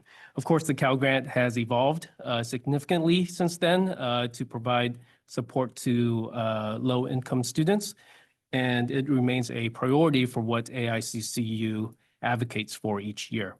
So we have over 85 members, ranging from the top of the state to the bottom of the state, from east to west, all types of institutions, from art and design schools to large research institutions, faith-based institutions to regional serving universities. They are all WASC accredited, and AICCU as an entity advocates on legislative and budget issues on the state and on federal on the federal level. As I mentioned, a lot of our work is around college access, financial aid access like the Cal Grant and the Pell Grants, community college transfer, teacher education issues, and higher education operations. Next slide, please. As an entity, we participate at the tables of working groups and governing boards, of course, this entity with the CTC, the Commission on Teacher Credentialing, Student Aid Commission, we have a representative on that. We do a lot of work around transfer, as I mentioned, and many of our institutions accept the associate degree for transfer. We have a representative sitting on the AB 928 ADT working group. As I mentioned earlier in this meeting, many of our institutions participate in ASSIST, which is an articulation platform originally for public institutions from community colleges to the CSU and UC. A couple of years ago, we started integrating nonprofit colleges and universities into that, and we hope to incorporate more. And of course, lastly, the Common Course Numbering Council, which was created by AB 1111. And we're starting to see more nonprofit colleges and universities starting to align with the new numbering system of the community colleges. Next slide, please. So as Marianne hinted to in her previous portion, there was a lot of discussion around the National Student Clearinghouse at the last meeting of this body. Unfortunately, I had to step out at that time at the last meeting, dealing with some federal issues. But I just wanted to again extend my thanks to Marianne and the C2C team. I always get that mixed up, CTC and C2C, speak too quickly, for all of their hard work and making that possible. One of the challenges of working with nonprofit colleges and universities is that they're all independent, and it takes a little bit of wrangling sometimes. And they each have their own resources. They each have their own systems that they work with. So having this National Student Clearinghouse pathway aligns all of that for easier passage of information from nonprofit colleges to the C2C. So as a reminder to folks, this agreement allows nonprofit colleges and universities that participate with the National Student Clearinghouse to sign an addendum to their agreement with NSC that basically allows NSC to pass that institution's information, student information, to the National Student Clearinghouse. Currently, 23 institutions, I think I have that correct, 23 institutions have signed these addendums as part of this agreement. Initially, the first round, 14 institutions, I believe, have submitted data. This next round, 9 will be submitting their data. We would like to see more, of course. If you can move to the next slide. We host informational webinars with C2C staff at least once or twice a year, going over what the purpose is, what the benefits are to institutions and to the state of having this information, and also what are some of the privacy and security protocols that are in place. Our institutions maintain, the privacy and security of their students and their students' information as a priority. So that is really important for them as a focus. I think having the Student Pathways Dashboard is a great opportunity to encourage more institutions to participate. There's really something substantive now for them to see that has been produced. And perhaps more importantly, that they see that they are left out of because their information has not been reported or incorporated into this dashboard. We hold regular webinars and informational sessions that are aligned with the report, the submission of the data. So there is that, they get the information, they get the paperwork that they need to get signed, and then they hopefully sign that information, and then that information is then passed on to the C2C.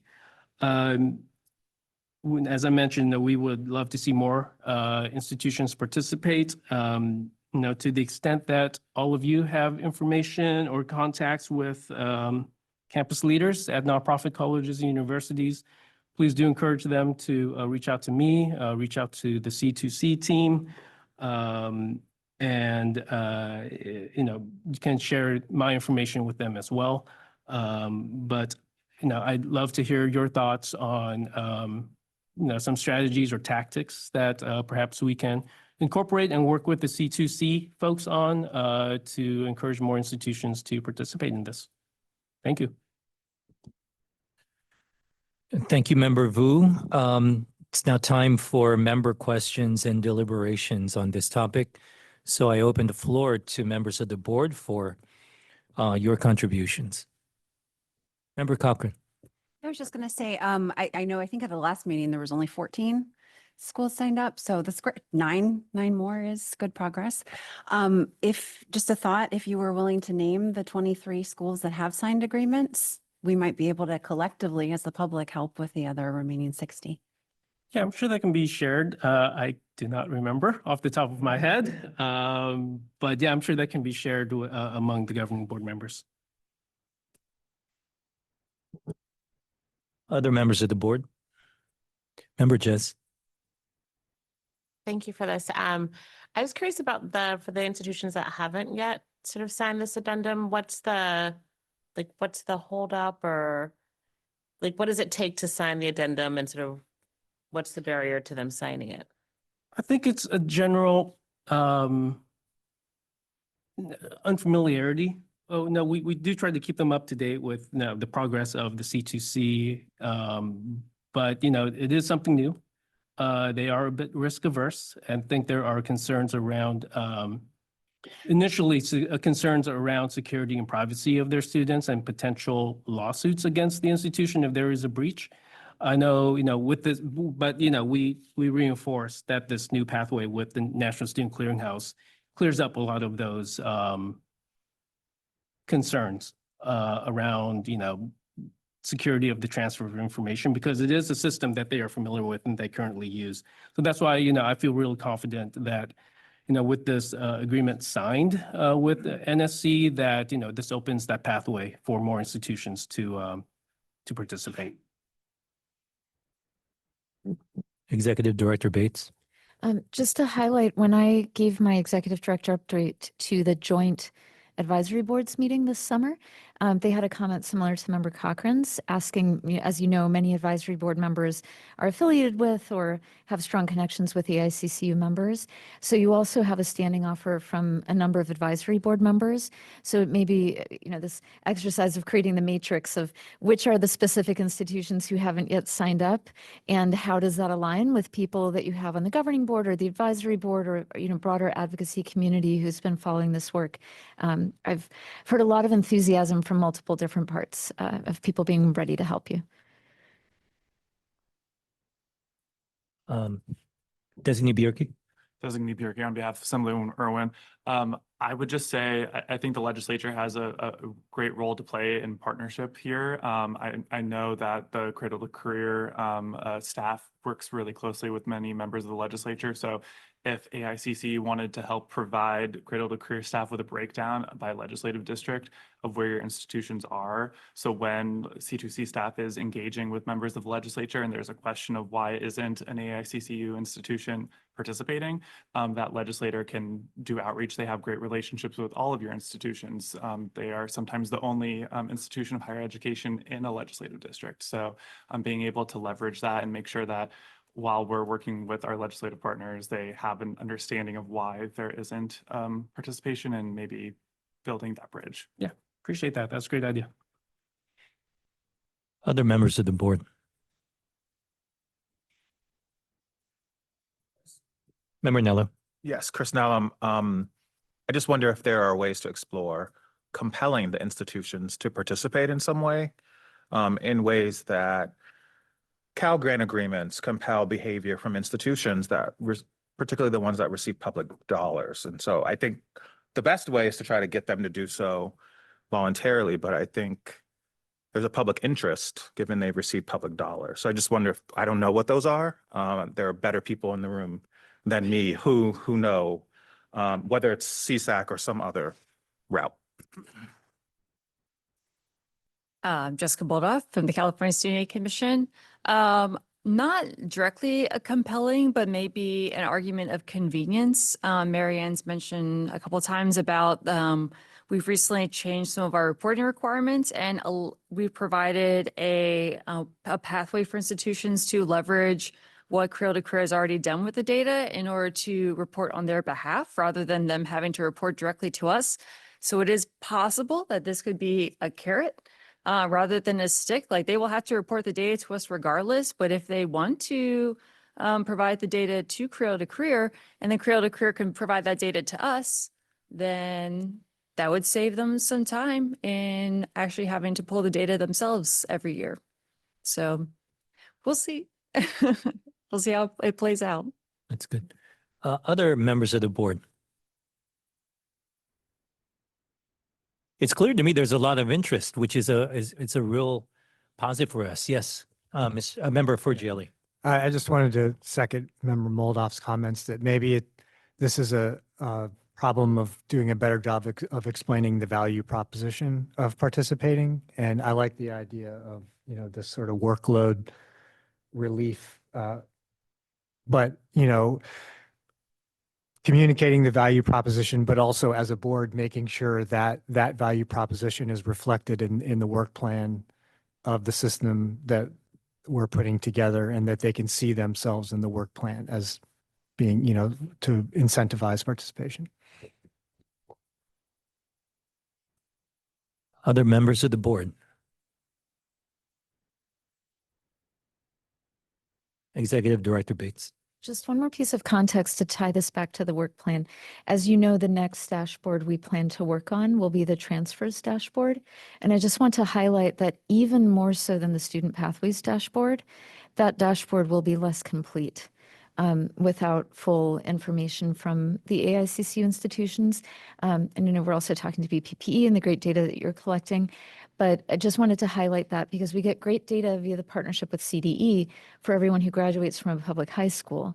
But that to the extent that transfer dashboard images may want to start with everyone who enrolls at a particular institution to begin, the gaps will be even more pronounced for that. So I think that might be another, as you think about kind of incentives and timelines, thinking about the opportunity to be represented in the data visualizations we're all creating together. It's not just the student pathways, it's also future ones that really look at transfers as well. So. Member Lee. Meredith Lee, Senate appointed board member. I wonder if the research request process and potentially engagement with, I think about the students who have come and presented here, and there's nothing like seeing the data when it's your neighbor's trash can or your street's potholes and so forth. And it seems like there might be an opportunity for the students who are attending some of these institutions. I'm thinking data science clubs, journalism, et cetera, to be engaged and to, encourage representation from their own institutions.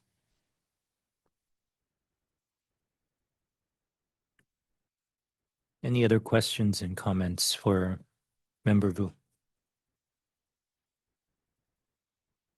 A lot of great ideas here ranging from legislative to advisory boards to data science clubs, thinking about potential barriers at the moment, leveraging some of our data partners to ease administrative burden, thinking about the value proposition. So collectively, I think the board has really put forward a lot of really compelling ideas. So Member Vu, is there anything else based on what you've heard from the group that that you would need from our governing board to move forward with AICCU's next steps?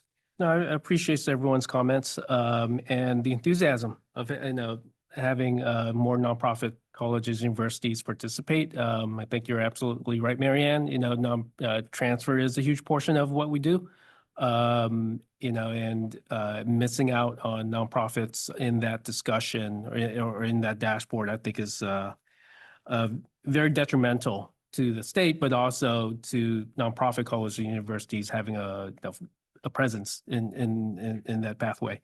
But no, I take all of these comments to heart. We'll definitely share the names of the institutions that have already signed and that have not yet signed. And to the extent that we can work together with all of you individually and as a governing board and as a statewide entity, that would be fantastic and for future partnerships. Thank you, Member Vu. Thank you so much for the presentation, and thanks to the board for insightful thoughts and comments. We are now moving on to agenda item number 9, update, discussion, public comment, and possible action on the college assessment data points in the P20W dataset and deletion of parental education level from the California Department of Education data elements in the P20W dataset.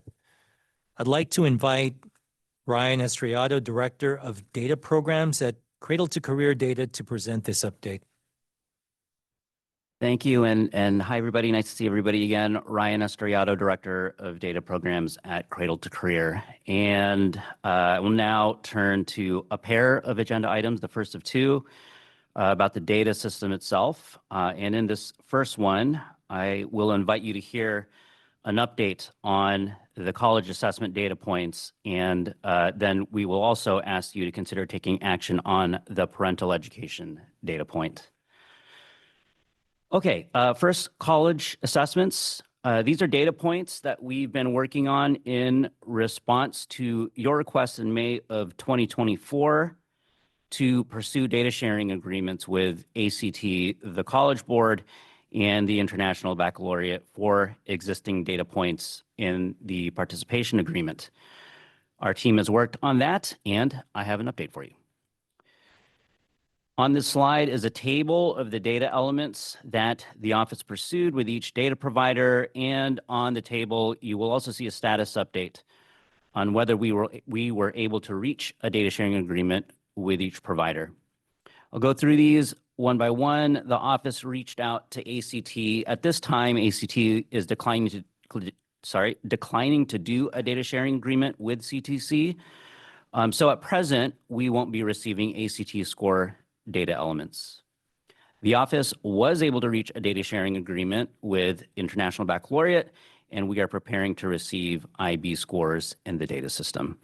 And then finally, the office is still working with the College Board on SAT and AP score data elements, and our partners at the CDE are joining us for those conversations. In summary, for the college assessment data elements, the office does not recommend making any changes right now to the PA for these data points. But for the next steps, the office will continue to pursue a data sharing agreement with the College Board, and we will keep the governing board up to date. Now we will discuss the parental education level and socioeconomic status data elements.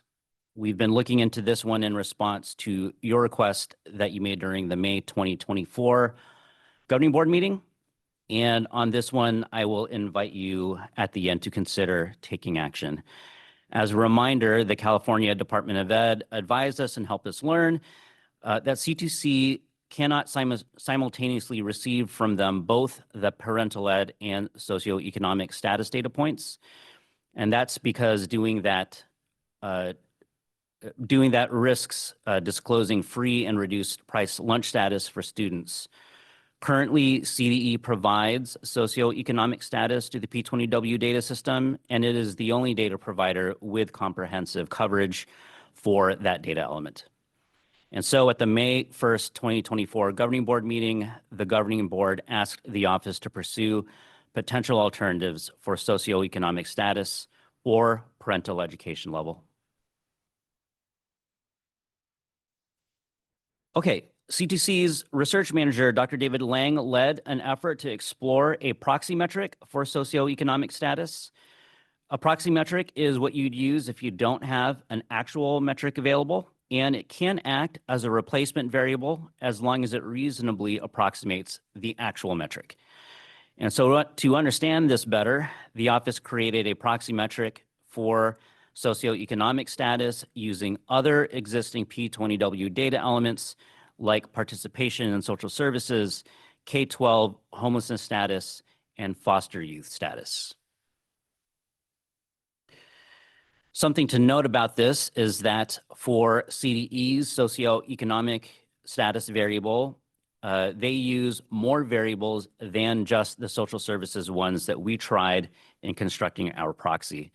And to give an example of that, CDE categorizes any child whose parent did not complete high school as socioeconomically disadvantaged, regardless of whether they qualify for the social services.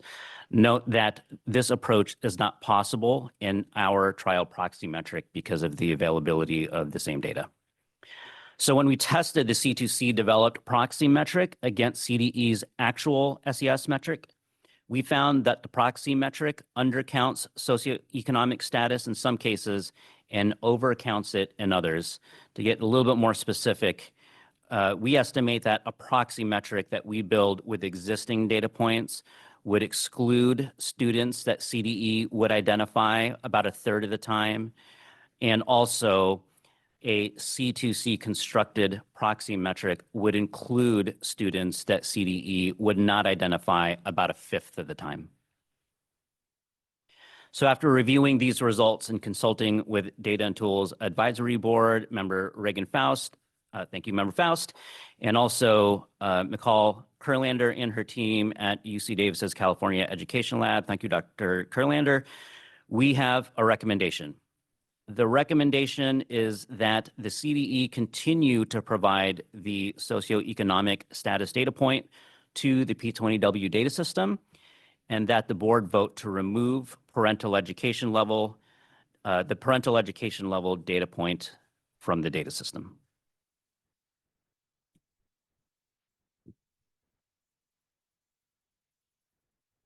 Okay.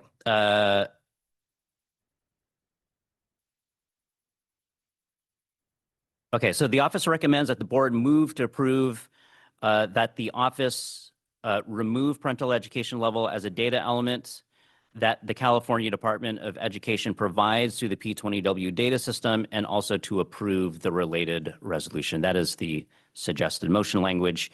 That's all that I have on this update. I'm now happy to answer any questions. Thank you, Ryan, for that presentation. I'd now like to open up the floor for member discussion. Member questions or comments? Member Jess. Hey, thank you for this. I think I was one of the members who had asked about this challenge earlier. One of the things I asked about was other states that include both. Like, how are they able to do it? And is that something that we could do? I can't speak to the other policies that drive the other states' decisions if they do that, whether it's legal or otherwise. But what I can say is our understanding is we've been told that there are statutory requirements that prevent us from receiving that. That's my understanding.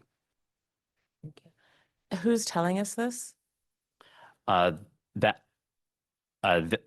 my understanding of that is that was the recommendation that we were given from the California Department of Ed.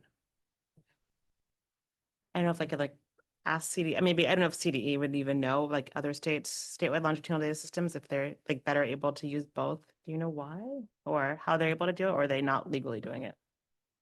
I can't speak to whether they're legally doing it or not. This is liberty at the CDE.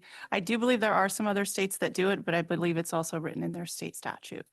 But federal statute does, to my knowledge, and under explanation from our Nutrition Services Division, that free and reduced price lunch information is so highly protected that we agree we can't share it or disclose it inadvertently, which is what would happen if we also included parent education level. I would encourage us to reach out to the other states that include it and ask them, like, given our understanding of this, like, how are you navigating this? And then it feels, I don't know, like we should be trying to see if there's a way for us to do this. And if we disagree with their interpretation of the law, I think then we move forward, of course, in the way that we think we should do that legally. But if they've identified a strategy that we agree with, we should leverage that to provide a more comprehensive, like these both data points feel really important to me. If there's a way to include them in them, not put ourselves in the crosshairs of the federal government further or do something illegal, obviously.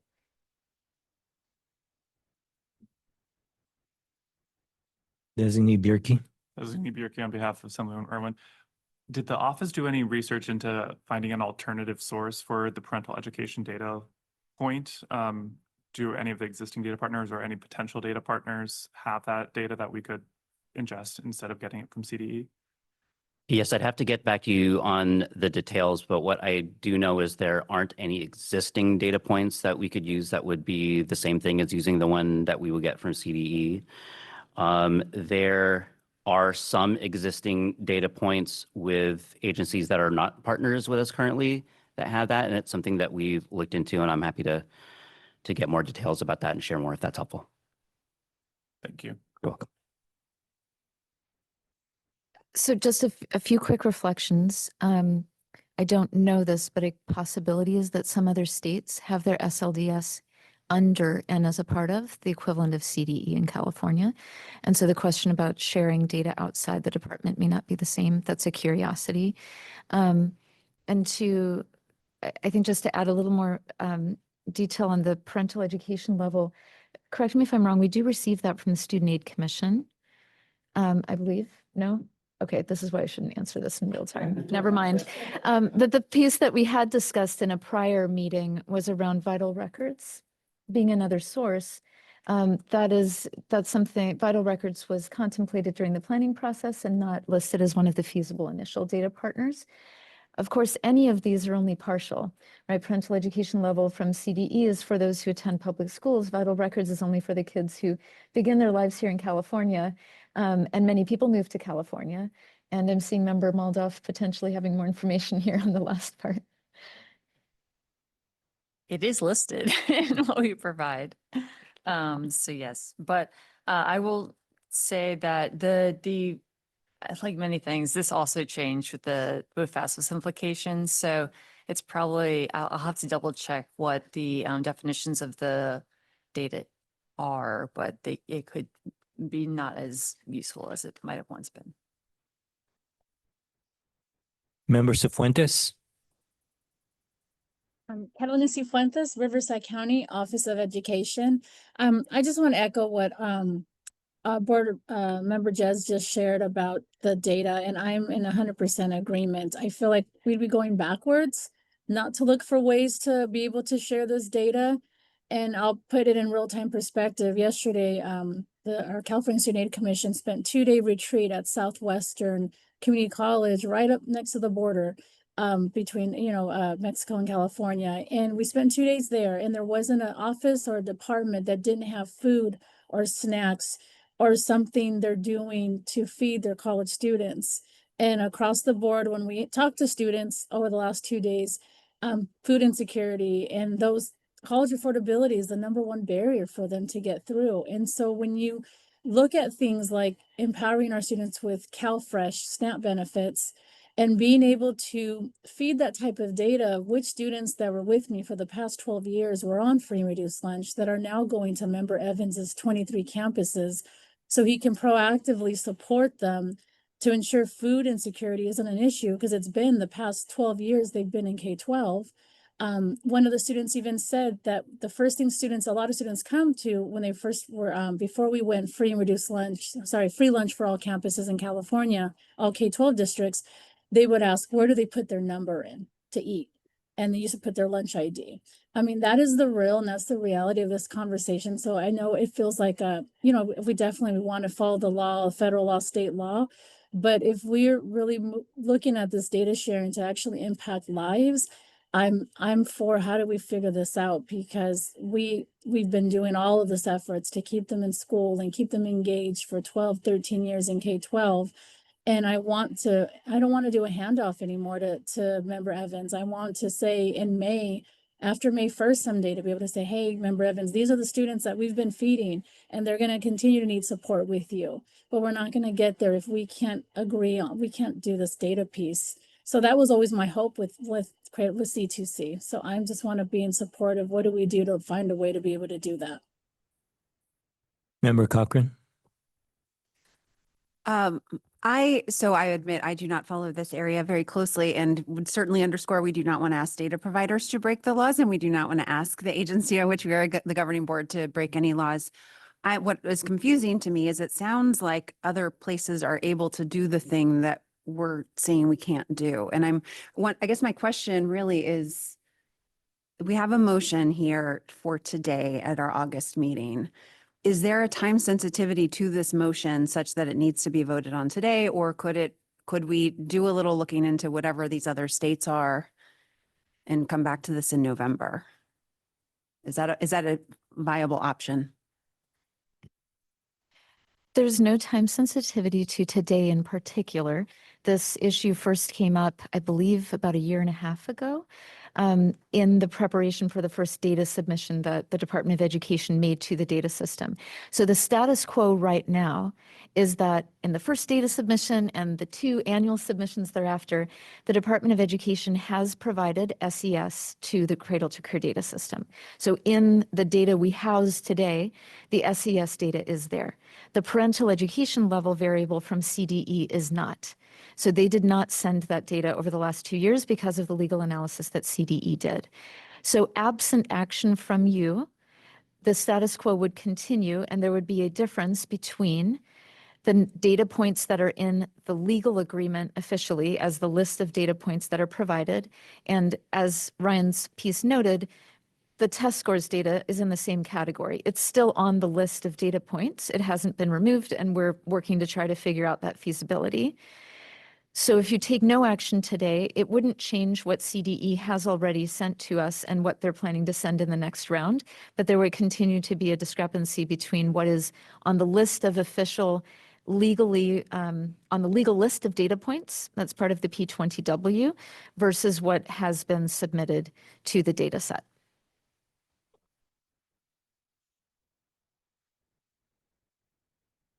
Other members of the board? Questions or comments on this? Questions or comments on the motion? I have a question or comment. Member Lee. Senate appointed board member. Marianne, thanks for clarifying that. Is there any way, just for transparency and user friendliness from the public's perspective, to have an asterisk on the items that are listed but have not actually been submitted? Yes, this is Marianne Bates. We have that. The resource where that's clear is if you, on the data page, there's a resource called Data Points by Provider, and it's a PDF, and it shows which data points have been submitted, which ones are planned for the future, and there may be one or two other color coding categories to try to make it easy for people to see what's there. So for example, there are also a few data points related to early learning and care that were part of the original list that have not yet been submitted. So that's the easiest place to see that is in the PDF on data points by provider. And as we continue to revise our data dictionaries and things that over time will continue to provide that clarity. Thank you for that question. Sorry, so just to, Member Lee again, so just to clarify for this motion, are we talking about something that is the parental education is listed under future, but because of the legal analysis of CDE, it is unlikely, or someone has deemed unlikely at the time, therefore we're trying to dot the i's and cross the t's, essentially. That's correct. So if you take no action today, parental education level would continue to be listed as a data point under CDE's column in that document, but noted that it has not been submitted. If you take action today to remove it from the P20W list of data points, I'm not saying this is possible, but based on your discussion, if at some point that legal determination would change, you as a board would need to take action to re-add parental education level to the P20W data points list, if that were to be the case. Does that make sense? Is that clear for members of the board? So is Member Nella? thank you, Chris Nellum. Is the implication then if the vote is no, it stays on the list so that the public can see that it's not being shared? Is that what happens? Thanks.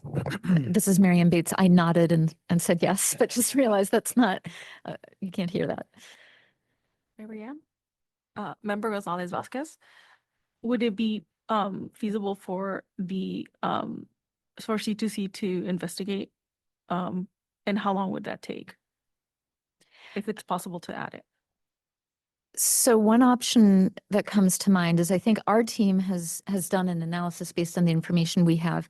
We have a number of great partners who I won't mention by name because I don't want to put them on the spot, but we could reach out to some of the technical assistance providers we've worked with who have a national perspective and ask them if they're able to do at least an initial quick analysis of what's been done in other states. I believe we looked into that about when this conversation first came up, but perhaps there have been changes. So we could ask, I think if there were a next step, I would recommend that we work with one of our technical assistance providers who has a national view to look at what's available in other states. And I think I think I could look into the feasibility of whether we have a partner who can do that and how long that would take. Member Van Natten? Liberty with the California Department of Education. So I think if it stays as is listed in the PA, that doesn't reflect that we're not providing it though. So you have to kind of do some math and combining of information. So right now, I think the public might think that we are providing it if you're looking at the PA. I wonder if there's a way to add like TBD or being researched, something so that it could kind of solve both things. Keep it open for discussion and research, but not let the public think that it does come over because it doesn't. Yeah. This is Marianne Bates. Thank you for that. There are a couple of different places on our website where the data points are listed. So the legal agreements actually aren't on there, but the PDF, as I described, has that. We can look at what the different footnotes are and make sure we have the right one for this one. The other piece is that the actual data points page does not currently have that distinction. This is it's on our long-term to-do list as something slightly less urgent, given that we have the PDF solution, given our work plan conversation. But I appreciate what you're saying, and we could look into options to try to make sure that our website clarifies what have we already received for what years and what has not been received for a variety of reasons. Member Furgielli? Question just for clarification. So is it true that the legal analysis from CDE concluded that they could not share both SES and parent education because they would inadvertently be sharing free and reduced price lunch Correct. eligibility. So how does that affect data points that are coming in from other data providers on parent education of students who came through public schools? If we know their SES from CDE, we know their parent education from having applied to public colleges, then are we doing the same thing for these students? This is Liberty from CDE. I don't think so. So our data source of parent ed level is based on a school year point in time. Another data provider's data on parent ed level, they might not match. But that because it's not combined with our data and doesn't come from the authoritative source of the school districts, we couldn't trust that it was accurate to be indicating that it would be free and reduced price meal eligible. It's possible it would, but you couldn't definitively say because it's coming from multiple sources and Okay. possibly different points in time and possibly different definitions. Okay. So well, sorry, this is Chris Virtuelli from University of California. Forgot to say that. So the situation is that CDE just can't be the one to share it. That's the problem. Yeah, because with the SES, sorry, Mhm. with the SES combined within our annual data set, it does inadvertently mean that you would be free or reduced price meal eligible. Okay. And then second question is, with the desire to have both or to have parent education from CDE, is it really to ascertain socioeconomic status? Is it a means to an end, or is the data point in and of itself something that we need, parent education level? Because if it's the former, if we just want it as a way to ascertain socioeconomic status, it seems like if we're getting socioeconomic status directly from CDE, that's the most important thing. And this goal of aligning the PA with what CDE is legally able to provide is worth doing to clarify to the public. Member heads. Member heads, California Community Colleges, it is separate from socioeconomic status. So we went through a very similar conversation around our student-centered funding formula and looking for how to identify students with different disadvantages that we wanted to incentivize colleges to serve better. And one of the things that you can see pretty clearly from the data is that parental education level is an independent predictor of student long-term challenges in education, even controlling for socioeconomic status. So they are separate indicators that, I mean, there's obviously a fair amount of overlap, but they are distinct and someplace between additive and interactive. Christopher Joeli, University of California. Just one more comment. So given that we do have a legitimate need for both, and given that there are situations where there are students who we potentially do have both pieces of information for, even though CDE wouldn't be liable essentially for that, is there some flexibility, I'm not sure what the right term is, within the law to where C2C could do something to segregate the pieces of information to where people can never access both of them, but CDE could supply it, but it's just never going to be, they're both not jointly ever going to be accessible for a student to a researcher in a dashboard or whatever. Is there something C2C can do to ensure compliance with the spirit of whatever law is sort of governing this? Member Evans. Thank you. Member Evans, California State University. You know, and I appreciate Member Ferrarelli's suggestion. I mean, I feel from this discussion, there's a great deal of interest in finding a solution that supports sort of the long-term needs of every one different scenario and rationale that's been voiced. And given that, I don't think we as a board in real time are going to come to that solution. So would it be possible to perhaps, and I'm happy to move to defer this, to allow staff to consult with council, to consult with data providers, potentially consult with other longitudinal data systems in other states, those types of things, so that you know, we could come back and more fully address this. I think the richness of the conversation and the interest is evidence of a desire to find an outcome. which advances everyone's interest, but I also don't know that we'll come to that solution in this board meeting. That's a great point, Member Evans. And maybe it's a great opportunity for us now to ask our legal counsel, Julia Blair, to help us craft, our next steps, at least for our current purposes.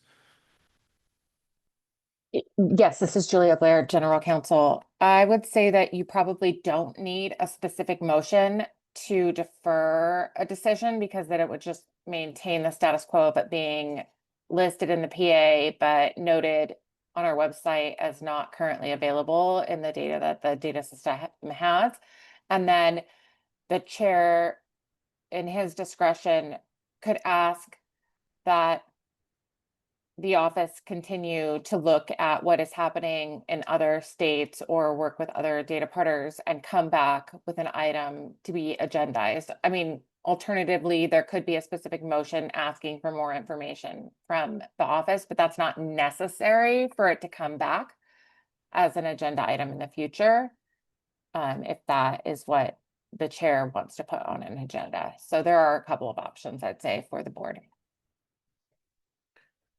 I would suggest that in light of the conversation that we've had and the richness of the conversation that we've had, that we proceed without this motion. That would keep the status quo and ask the office to conduct the follow-up analysis that's been expressed as a need by members of the board. Would that seem to capture sort of the spirit of our deliberations on this item? I'm seeing nodding heads, so I will, Member Nellam. Yeah, this is Chris Nellum. I think if that follow-up includes specifying what the law is, what the content of the law says, and then maybe having a legal analysis from Julia or someone in the legislature, because it's sort of hard to sort of understand what we're talking about without seeing what we're talking about. And I don't know if the language has been shared that is the linchpin. Okay. Or the holdup. So this is Julia, General Counsel again. I think the difficult part is based on the governance structure for the data system, trying to ask office staff, and I'm talking about myself specifically, to make a legal determination about what a data provider determines is legally allowable for their data puts us in a really difficult position, because I mean, I would say this to any data provider, then we're going to be in a position where I may be making a public legal determination that is contrary to what our current data providers think is legal for their data. And I'm just not sure. I think you guys want to think about that as a board as to whether or not that's an appropriate position for C2C staff to be doing. We haven't done that in the past. We rely on our data providers to make determinations about what they legally can and cannot do with their data. Well, I appreciate, I think what I meant is for CDE to share the law that they're referring to. Not, I didn't mean to suggest that C2C do it on their own. Yeah. I don't know if that's been shared. That makes sense. This is Liberty at CDE. It has. We did share the code.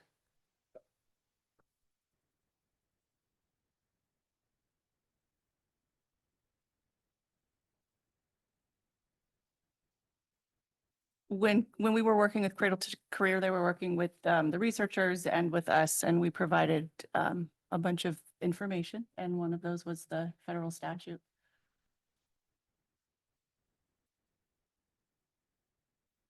And this is Marianne Bates. I think the question I'm hearing Member Nellam ask is whether that information could perhaps be shared more fully. We're happy to connect with you to go back through what was in the original staff materials and in this one and see if there's more detail we can work on together to provide the board with the context that they need for this conversation. Yeah, because I don't remember that code. Okay, we have our next steps. So there is no motion. We will proceed. And I want to thank the governing board for engaging in this dialogue, really important topic. and one that we will revisit when the office completes its analysis. We are now ready to move to agenda item number, boy, I'm losing track here. It is a break. Okay. It's agenda item number break. We will now, how much time do we have for a break?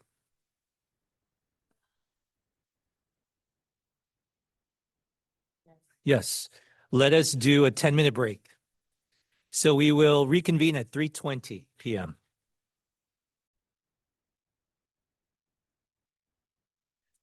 Welcome back. We will now be moving on to agenda item number 10, update and discussion on the Cradle-to-Career data research request process, phase 1 of the Cradle-to-Career data query builder, and the Data and Tools and Community Engagement Advisory Boards meeting.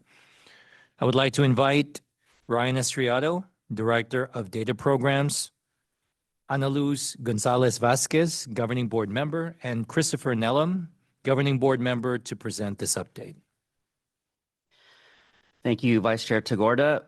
For the record again, I am Ryan Estriado, Director of Data Programs at Cradle-to-Career, and this item will be shared in 3 parts. I'd like to first share about our progress on the research request process. Then I'll share about our progress on our first step towards a query builder. And finally, I will give the mic to Member Nellam and to Member Gonzalez Vasquez for an update about advisory board meetings. Okay, first up, the research request process. The office is charged in statute to create and revise from time to time, in consultation with the advisory boards, a data request process for use by researchers, policymakers, education systems, school sites, and college campuses. At the February 28th, 2025 Governing Board meeting, the office outlined the roles and responsibilities of the office, data providers, advisory boards, and the Governing Board in the research request process. And today, I will share draft forms for receiving research requests that were designed to help make the research request process accessible and transparent. There are 3 draft forms the office has for today's agenda item, and these are in your board meeting materials. The first is a form for users to submit an expedited research request, which would include aggregated data that does not include personally identifiable information. The second form allows users to submit a comprehensive research request in which researchers request access to individual level data in the P20W data system. These data will be de-identified and provisioned to researchers in a secure data enclave. To access this data, the requesting parties would need to obtain approval from data providers. And finally, the third form allows users to describe external data that they may submit to the secure data enclave as part of either an expedited or comprehensive data request. These forms are attached to the staff report for this agenda item. And as an important reminder, these forms represent a draft and are an early iteration that we are using to get feedback from you and others, as is our standard practice. These do not represent the final product yet. Now I'll highlight some of the qualities that we are aiming for in developing these forms. The first is efficiency. These forms are drafted to align with other data request forms, existing ones, such as the forms used by the California Department of Ed and also CalHHS. This will reduce duplication of efforts across state agencies and will also hopefully make it easier for the office to fulfill data requests in a timely manner. The second principle we are aiming for are the open science practices. This second one connects back to Executive Director Bates's discussion about the importance of transparency as we facilitate future research requests. The office is committed to embedding open science practices into the research request process, and there are some examples of open science practices here on the slide. While we're still exploring what this can look like, the big picture is that we want to continue building trust through transparency, and we hope that open science practices can help with that by promoting transparency in both research methods, but also the findings themselves. And then finally, transparency, availability, and equitable access. At the joint advisory board meeting, the advisory board members shared feedback on initial ideas for questions to include on the research request process intake forms. Advisory board member feedback emphasized a desire to integrate the office's mission and values within the research request intake forms, such as promoting transparency, accessibility, and asking researchers to connect their requests for data to C2C's broader mission. We'll be inviting the governing board members to share feedback and discuss with each other about the research request forms. Again, these are the 3 forms in your board materials for you to reference. And in particular, we'd like to hear about the 3 things that we see here on this slide. They are inputs about the appropriateness of the questions to include on the research request form. Second, we'd like your help in understanding what the board views as strengths and weaknesses of this proposed approach. And then finally, we ask, what are other steps that the office should take to ensure transparency, efficiency, and accessibility of the research request process?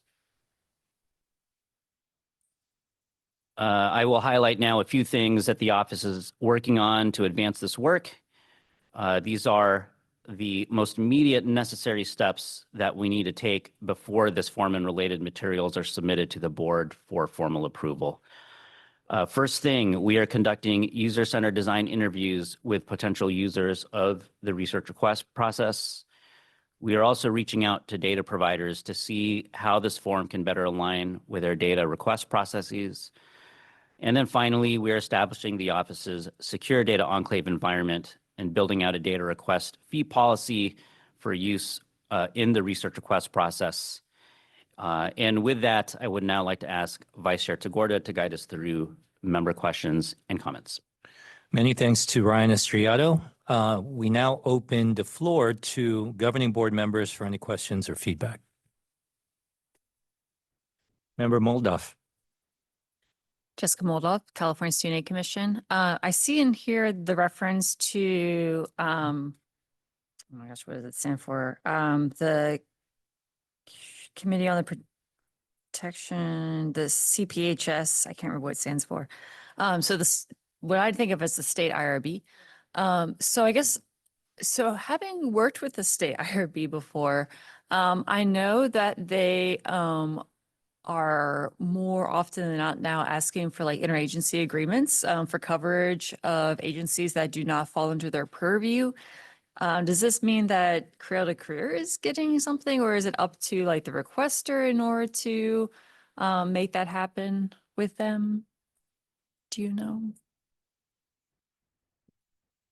I do not know for sure, but what I can say is generally with the process, the role of the office is to help facilitate, and the actual completion of IRB, if it's needed in that particular instance, would be the responsibility of the requester. I'll ask for any more details from Dr. David Lang, who's working on this, leading this work. David, if you want to come up, if you have more to say about that. This is Julia Blair, General Counsel. I can add a little bit. Our statute does require that we enter into an agreement with CPHS with regard to their role in research using the data system. So while we would not necessarily be bringing research requests directly to the CPHS, we would facilitate requests that require CPHS review through an agreement with CPHS for their role during those research requests. Thank you.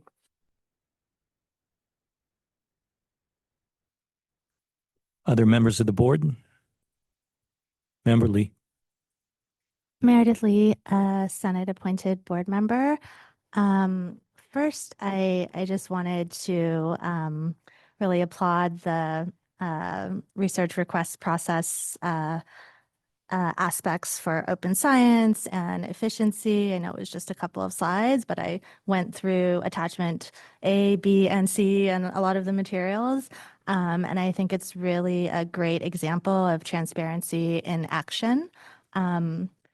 I think this level of openness and really encouraging open methods from the beginning is pretty rare. Hopefully not as rare moving forward, but this is really an exciting leadership moment, I think, for C2C. And we're seeing that in a lot of different fields, whether it's health or climate or education, that the more that that openness is established from the get-go, that it fosters collaboration, it enables reproducibility, I think, as was mentioned. But one additional positive effect that I've seen personally is that it can demystify the research process for particularly earlier career researchers. So that's particularly exciting as well. So I anticipate that the process will support not only efficiencies that are mentioned here in the materials, but it'll also spark some engagement with more community members amongst themselves and not just with our office. So that's really exciting. Did you want our feedback on the forms during this session or asynchronously? I think given the timing, we would love asynchronous feedback on line item ideas for the forms. Perfect. Thank you.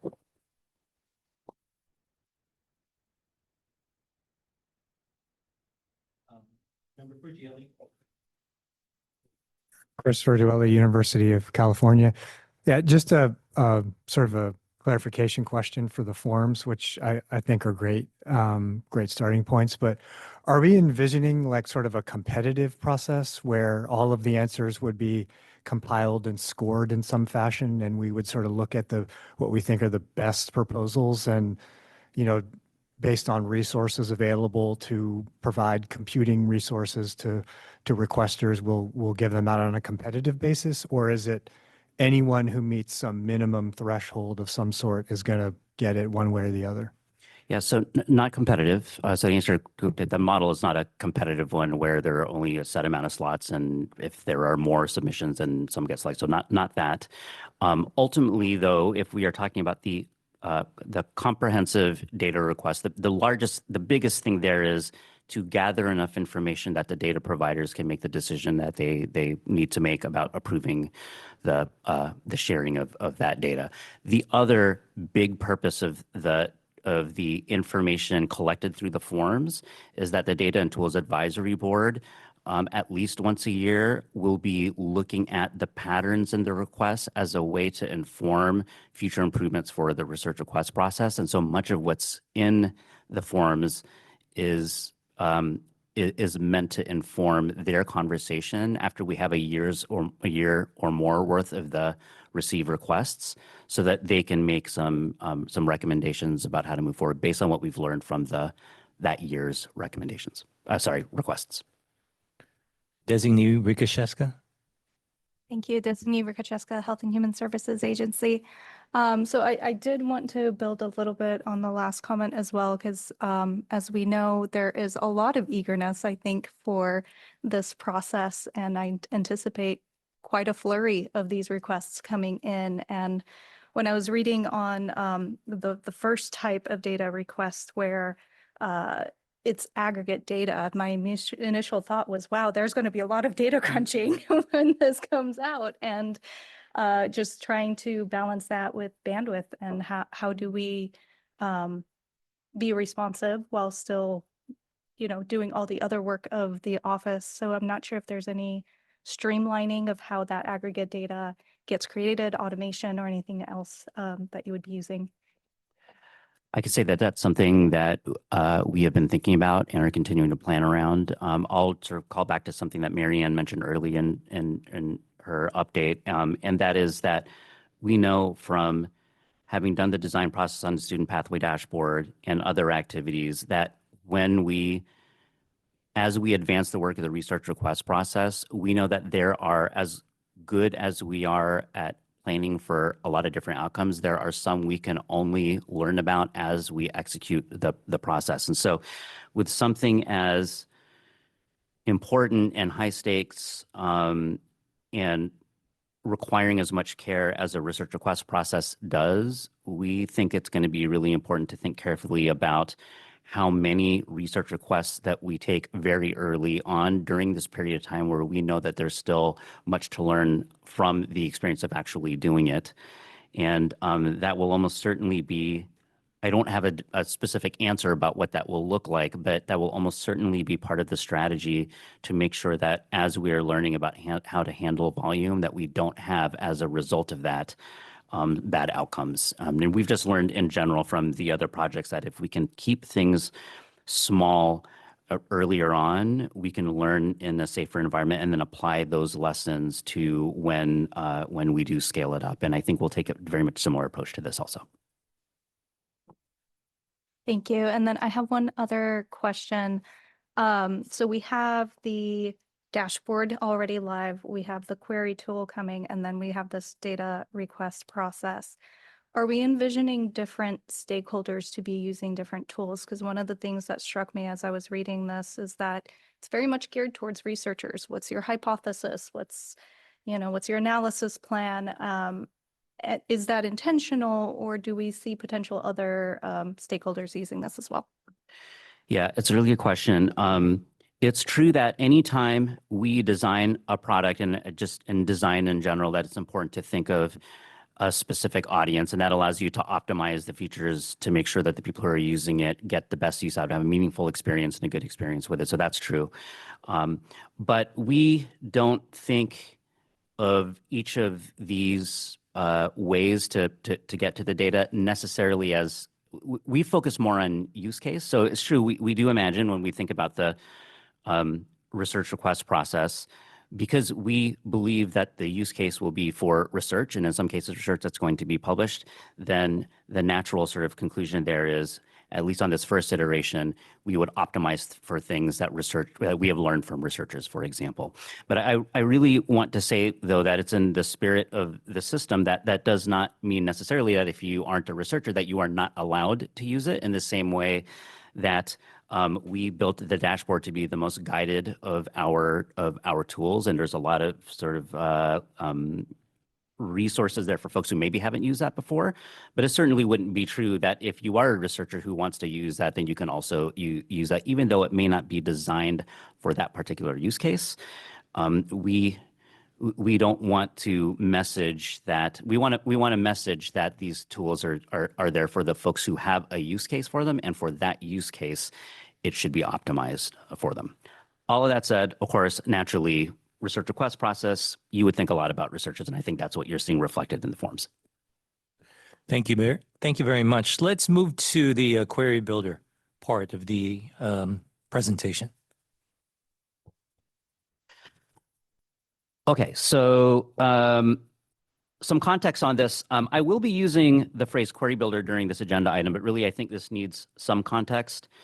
Something that happened almost immediately after we launched the student pathway dashboard is that we identified a pattern in our feedback to the dashboard.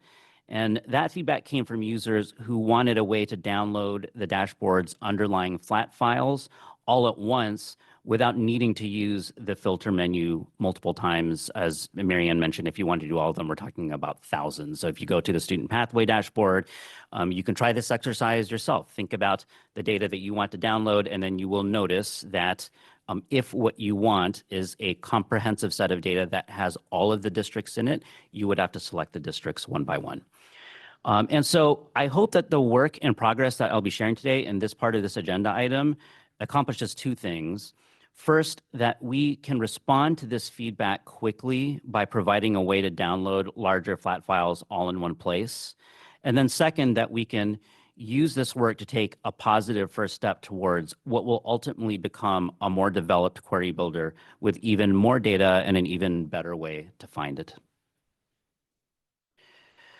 This first step will expand access to the data behind the student pathways data story by allowing researchers and other users to download aggregated data files. On this slide, you can see a preview of the current iteration of the website design, and I invite you to notice that each of the data files visually map to both a preview image of the visualization it's related to and also the specific query that the data was cut for. These aggregated flat files use the same data provided in the dashboard page, but with a key difference requested by our audience. The flat files contain data for all districts, all legislative districts, and all demographic variables. This will empower users to build data sets that answer not just the student pathway dashboard research questions, but also their own. And so for this part of the project, we are prioritizing usability, accessibility, and alignment with the existing C2C site. While future iterations of this product will include more interactivity and customization, this first step lays the groundwork for broader access and engagement. And at present, the office is gathering user feedback for this project and intends to release it to the public later in 2025.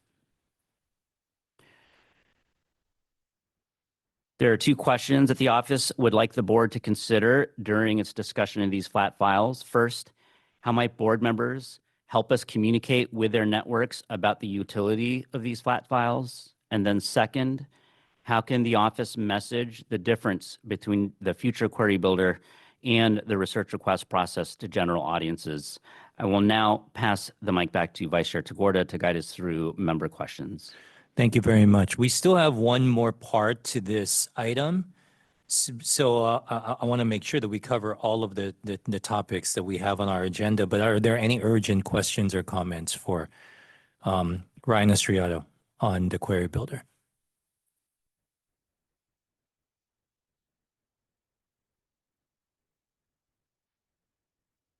Okay, let's move on to the next part of our work here, and that is on an update to the recent July 11 Joint Advisory Board's meeting. So on this one, I'd like to ask Governing Board Liaison to the Data and Tools Advisory Board, Member Gonzalez Vasquez, and Governing Board Liaison to the Community Engagement Advisory Board, Member Nellam, to share this update. Thank you so much to members Gonzalez Vasquez and Nellam. Good afternoon, everyone. My name is Chris Nellam, and I serve as the liaison to the Community Engagement Advisory Board.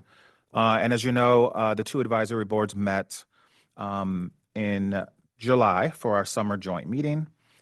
Advisory board members are charged with making recommendations to the office about the development and implementation of the data system. As you heard earlier, the office provided a high-level overview of the P20W dataset and shared the C2C data dictionary, which outlines the over 200 data points from the 16 data providers in the dataset.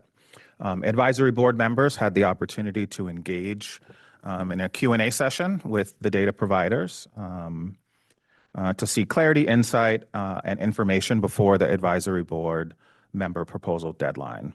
And of course, thank you to the representatives from the 10 data providers who joined us and participated in that Q&A. I thought it was very fruitful.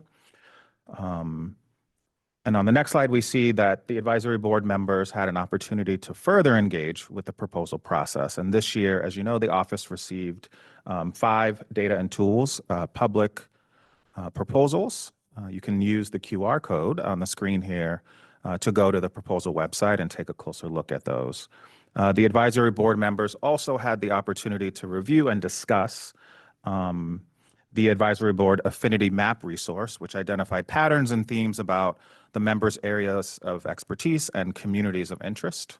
The slide before us highlights the advisory board member submission deadline, and the advisory board members will have the opportunity to discuss the submitted proposals at the fall advisory board meetings. In June,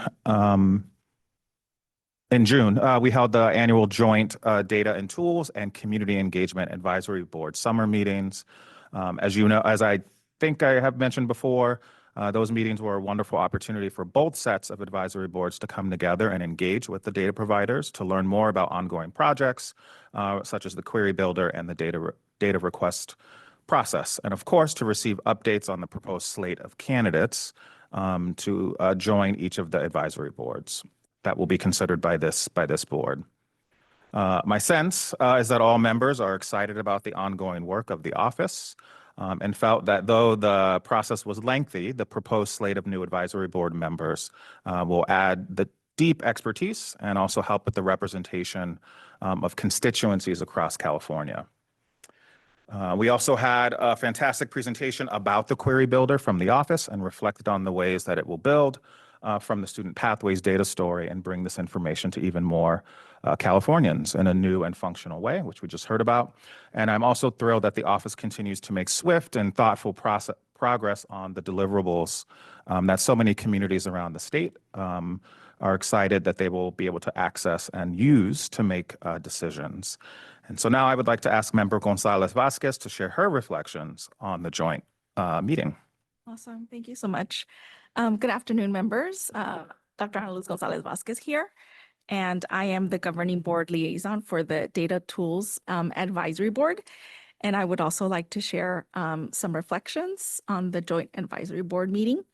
I do have to say that unfortunately I was not able to attend the Zoom meeting, but I did watch the recording. And I found the session both informative and generative. It surfaced valuable insights into shared priorities and revealed promising opportunities for greater alignment. I especially appreciated the Q&A session around how data providers are working to make information more accessible. Governing board member Nathan Evans referenced a recent presentation by Marianne to CSU trustees, which really emphasized C2C's commitment to making data more available and useful for both decision makers and the broader public. Adele Burns from the Division of Apprenticeship Standards also shared some exciting updates on efforts to reorganize occupational and industry data using a clustering approach. And this was really exciting for me because as someone who has worked extensively with occupational industry data, I found this understanding the patterns of labor market are very complex, and the current classification systems are outdated and really failed to capture the full diversity of the labor market.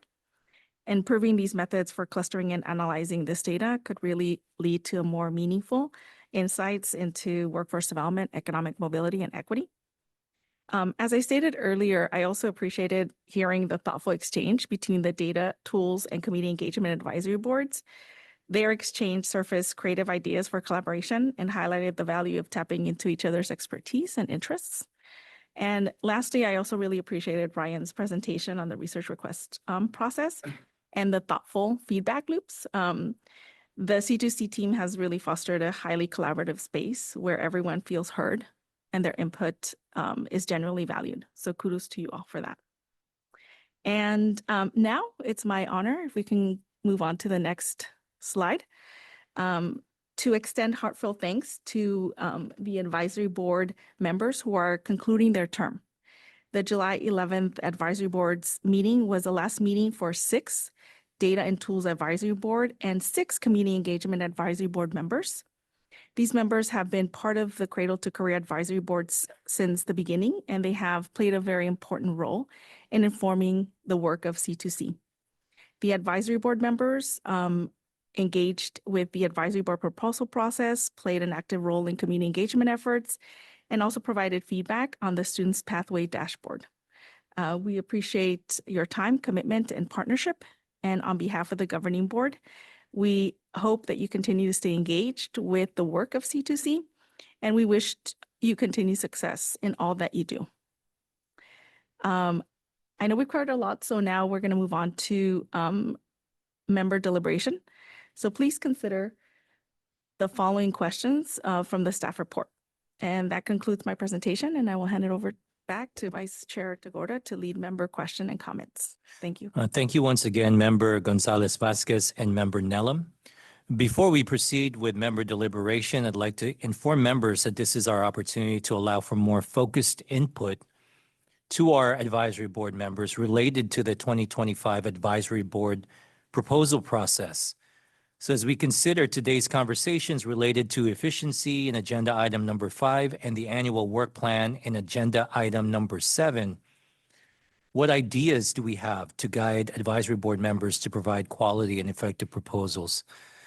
So we have limited time right now, but maybe a few minutes just to allocate for member deliberation here and ideation related to the joint advisory boards meeting. Any members of the board with thoughts?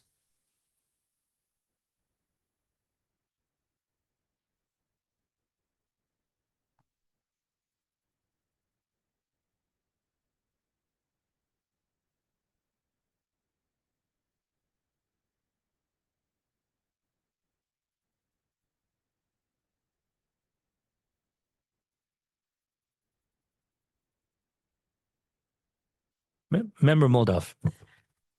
Jessica Moldoff, California Student Aid Commission. I think I just want to echo what was mentioned in the earlier item about the value of having their input be more of a reflective one rather than kind of proposing new items, or if it is a new proposals, maybe having a focus on like what sort of like urgent questions like cannot currently be answered, like things that are kind of like more thinking about like, once again, like what is the purpose of Cradle-to-Career, what has been met and what still needs to be met on like a broad vision rather than like kind of once again focusing in on these very niche research proposal, like kind of data proposals that are fulfilling more niche requests rather than kind of a holistic reflection.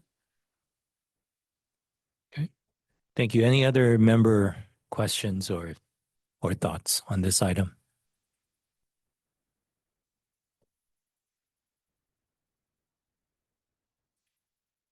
Okay, again, I'd like to reiterate the gratitude expressed by Member Gonzalez Vasquez and Member Nellam for our departing advisory board members. I want to thank them for their partnership and for their service and for their continued involvement with C2C's work.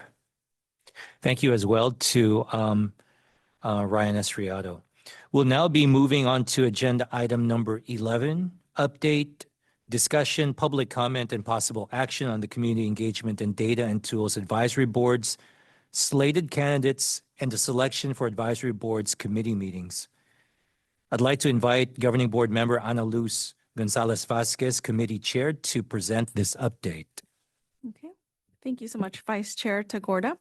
Hello, everyone. Again, Ana Luz Gonzalez Vasquez, and I was the chair of the Selection for Advisory Boards Committee.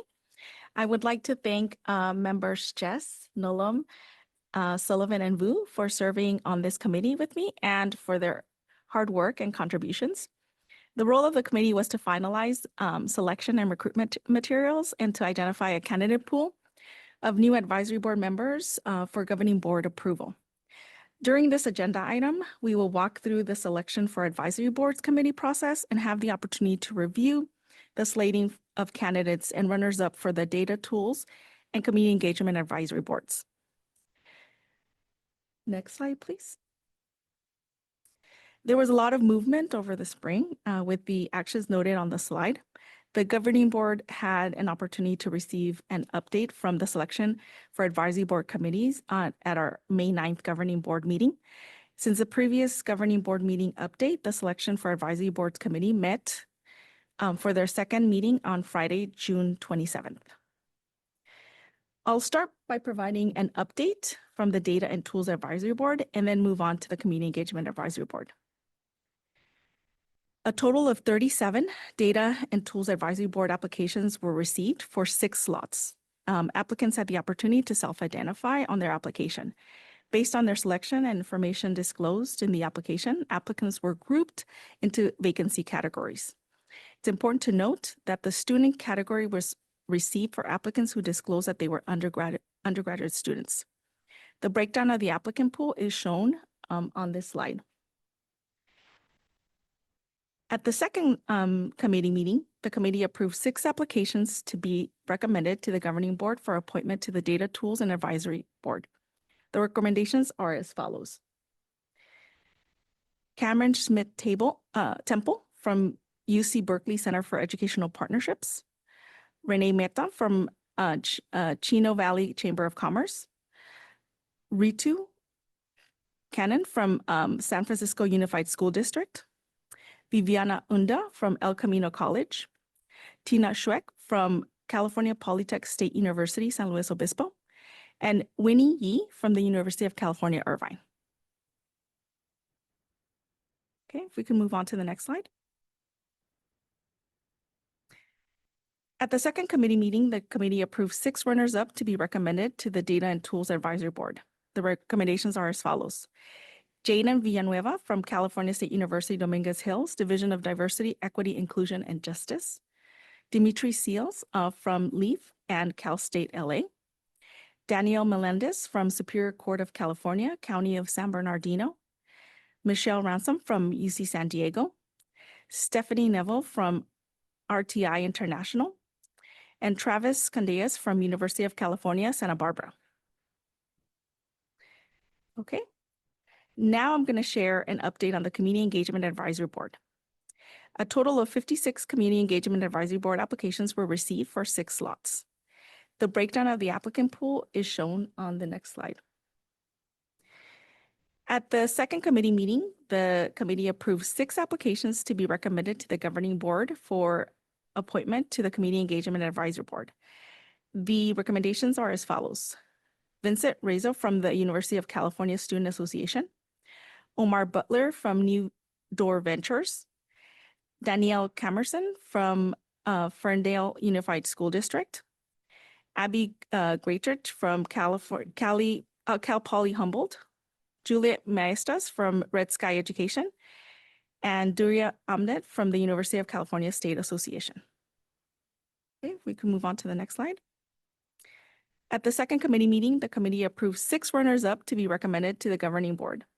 On July 14th, the office received an email from a runner-up candidate informing the office that they would like to withdraw their application for consideration. Should a vacancy in the advocacy category occur, the board chair will identify an appropriate candidate from the Community Engagement Advisory Board runners-up approved by the board. The runner-up recommendations are as follows. Nina Torres from LA STEM Collective. Megan Lowry from the Stanislaus County Office of Education.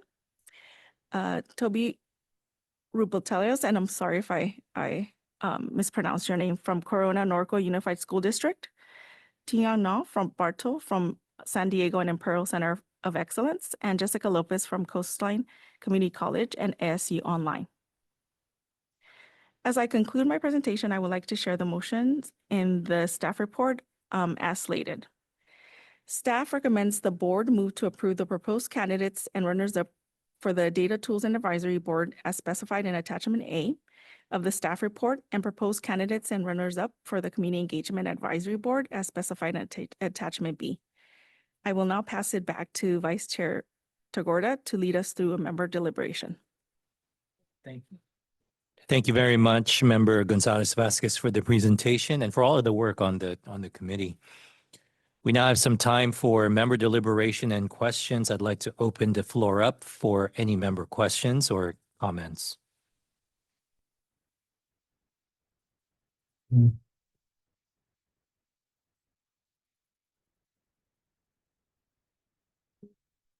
Member Vu.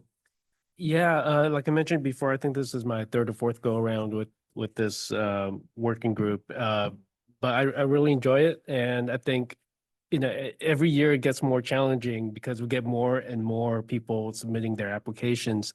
But it's great to see, and the challenge comes because they're all qualified, and they're so qualified, and it's really difficult to choose, who we want to put on the slate.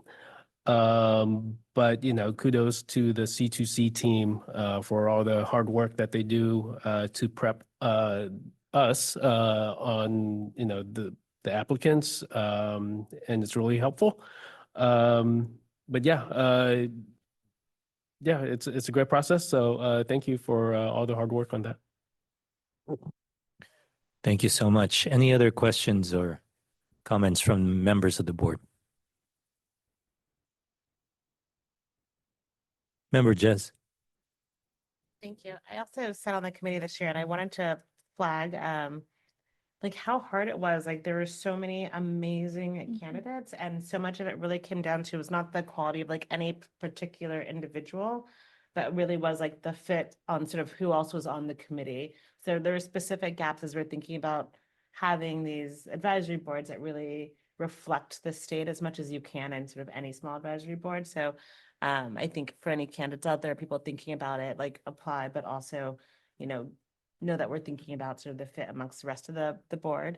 And also want to acknowledge the tremendous amount of work that the C2C staff did in making the process, as seamless as possible, given the amount of information we had, not just materials that the candidate submitted, but also letters of support, recommendations, and then thinking about the fit of the rest of the advisory board. And for us to be able to do as rigorous of a job as possible and thinking about the work of C2C. So hats off to the staff. It was incredible. And also one of those meetings on the Zoom blackout date and rescheduling that, I feel like yeah, it was tough. Echo the gratitude there for the entire team. Maybe one more question or comment from governing board member before we shift gears.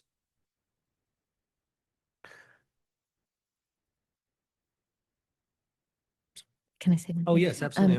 Mary Ann Bates, really appreciate that appreciation, Member Jez. And I also want to highlight, it's a lot of work for our office. It's a lot of work for the committee, for you as a board. It's also a lot of work for the applicants. This is not like a one page, one question application. And many of them applied, came, provided public comment. We got, you all as a board received a lot of written public comment for this item today. So I just want to acknowledge all of that and thank the members of the public who spent a lot of time in applying and in asking for letters of support that are submitted and public comment. That's a tremendous investment of time. And I really feel so honored that so many people in California want to be deeply part of this work. Indeed. May I have a motion to move to approve the proposed candidates and runners-up for the Data and Tools Advisory Board as specified in Attachment A of the staff report, and the proposed candidates and runners-up for the Community Engagement Advisory Board as specified in Attachment B?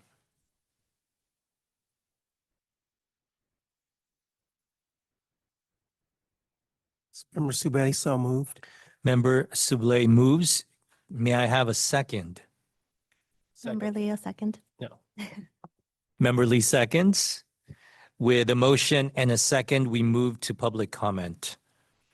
Do we have any speaker slips for this item? No speaker slips for this item. Any public commenters in the room or in Zoom?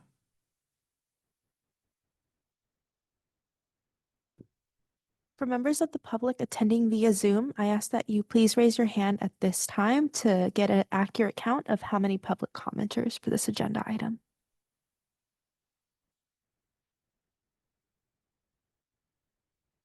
Okay, I see one raised hand.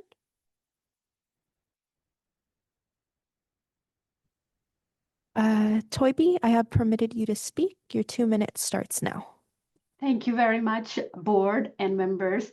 It's been an honor to just watch and learn from how the board functions. And I also want to take this opportunity to thank all my supporters who wrote letters and send in letters and messages, and also attended the meeting on June 27th when I couldn't and I was away out of the country. It is quite a journey to be able to hear about Cradle-to-Career and also want to be part of this wonderful project. I am here just to say thank you to all the supporters and also the opportunity to be able to come and watch how things happen. It's a matter of equity that I have agreed to be part of this nomination from the California Council for Adult Education, California Adult Education Administrators Association, and for also the AXA Adult Education Council. Having been somebody who moved to California at the age of 33 and working and growing as an adult educator, seeing all that happens and our work, I was just looking at the website on Cradle-to-Career also, and there isn't much mention of adult education, where adult education, even if we serve only about 400,000 students a year as an adult educator, it is an important work that we do, and we'd like to be part of this whole database where how one can move from one career to another or from cradle to career. Thank you. Thank you. Are there any other public comments?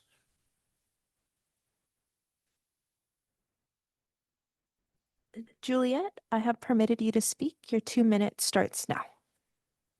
Good afternoon, committee and board members and members of the public. I just want to say I express my appreciation for all of my supporters as well, and for the information that was shared this afternoon. Just following back and on what Thobi had said, I look forward to just filling those shoes and all the work of those that have come before me. Very much appreciated. I've been following for the past few years, and you all did a great job, and you all will continue to do a great job. Thank you. Thank you. Any more public comments? Seeing no other raised hands, I will close the public comment portion. We have a motion and a second, and we've closed public comments. So now I'd like to ask Stephanie Gutierrez Valdez, please do a roll call vote. Chair Payne, Vice Chair Tagorda, Yes. Member Cifuentes, Yes. Member Cochran, Yes. Member Evans, Yes. Member Ferjueli, Yes. Member Gonzalez Vasquez, Yes. Member Hetz, Yes. Designee Bierke for Member Irwin, Aye. Member Jez, Aye. Member Laird, Member Lee, Aye. Member Moldoff, Aye. Member Nelum, Aye. Designee Rika Cheska for Member Ohanian, Aye. Member Romero, Member Skull, Aye. Member Sublé, Aye. Member Sullivan, Member Van Etten, Aye. Member Vu. Yes. For the clarity of the record, we have 18 ayes. Thank you. The motion passes. Thanks once again to all those who have participated in this process, both at the office and on the governing board and members of the public. We truly appreciate and value your partnership in advancing this work. We will move on to our next agenda item, item number 12, approval of the minutes from the June 27, 2025 selection for advisory boards committee meeting. And I will be presenting this item. The selection for advisory boards committee convened once since our May governing board meeting and concluded its work with its second meeting on June 27, 2025. Once again, I'd like to thank Member Gonzalez Vasquez, Member Jez, Member Nelum, Member Sullivan, and Member Vu for all of their work on this committee. The committee will not meet again this year, and we would like the meeting minutes to be available to the public, so we have brought the meeting minutes here today for a vote. Please note, only the members of the committee will be asked to vote on this item. Are there any additions or corrections to the June 27, 2025 selection for advisory boards committee meeting minutes from members? Seeing none, may I have a motion to approve the selection for advisory boards committee meeting minutes as submitted? So move. Member Vu moves. Is there a second? Second. Member Gonzalez Vasquez seconds. With a motion and a second, we pause for public comment. If you want to comment on this agenda item, please note that comments should be limited to the June 2025 selection for advisory boards committee meeting minutes. Do we have any speaker slips for this item? No speaker slips. Any public comments from members of the public in Sacramento or on Zoom? For members of the public attending via Zoom, please raise your hand if you'd like to comment.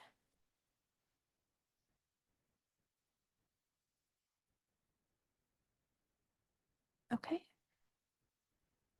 Adele McLean, I have permitted you to speak. Your 2 minutes starts now. Yes, several of us that are adult education administrators throughout the state have put forth publicly that we would like to have Toibi Rublitis, Dr. Toibi Rublitis, move from an alternate to the board. We feel that we really, really need representation in order to make, clear pathways from the K-12s that we serve to the college and to be a more active part of workforce. I know that there are several people besides myself that gave her letters of support, including CAIA, the California Association of School Administrators, AXA, Association for School Administrators, and CCAE, as well as Dawn Kepke put a letter forth as well. She's an attorney that works with us.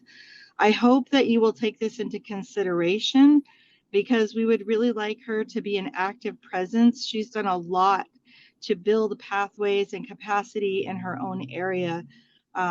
She's doubled her own income working with workforce boards in Corona Norco, and she's really helped a lot of us gain funding and career pathways throughout the state of California. Her leadership has been nothing less than exceptional. I appreciate you allowing me to speak on behalf of adult administrators throughout the state of California. I am currently the AXA incoming council president, and I'm on the I'm also on boards for CCAE and CAIA. And I also work with Sacramento County Office of Education from time to time, giving assistance on grants. Thank you. Thank you. Are there any other comments specifically for the June 2025 selection for advisory boards committee meeting minutes? Seeing no raised hands in Zoom, I will close the public comment portion. With a motion and a second and public comment closed, Stephanie Gutierrez Valdez, please do a roll call vote. Member Gonzalez Vasquez. Aye. Member Jez. Aye. Member Nellum. Aye. Member Sullivan. And Member Vu. Yes. For the clarity of the record, we have 4 ayes.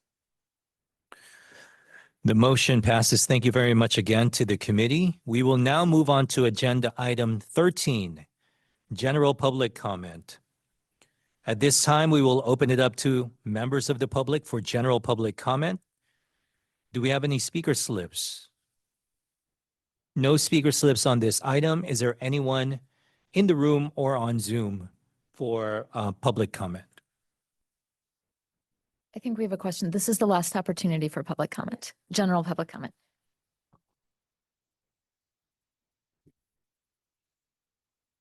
Sorry that I had noted it in the speaker slips. Hi, everyone. Raquel Morales on behalf of Trust West. I'm speaking on agenda item number 10.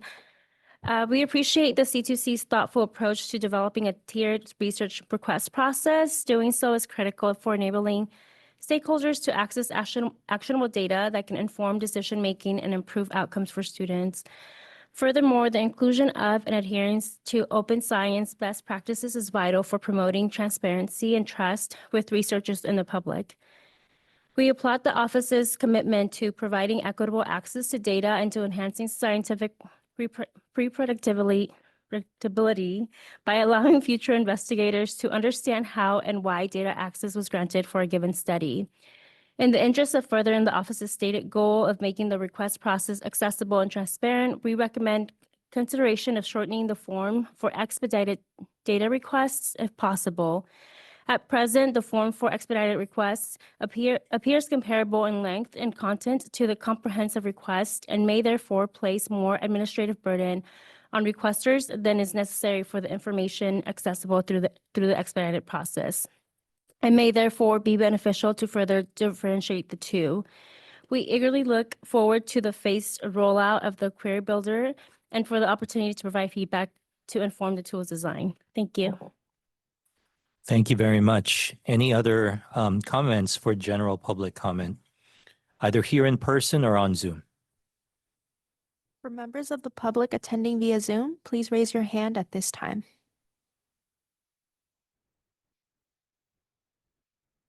Okay.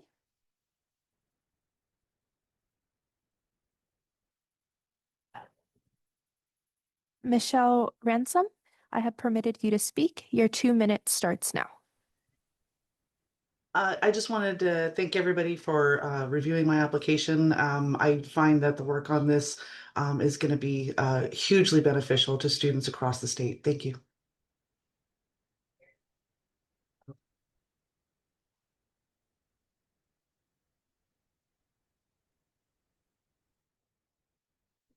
Seeing no other raised hands, I will close the public comment portion.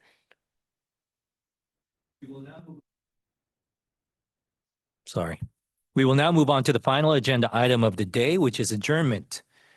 And I will keep my remarks brief. Before we officially adjourn this meeting, I'd like to thank once again all of the speakers who we had today, both those on the staff, on our board, members of the public, for contributing your ideas to our deliberations.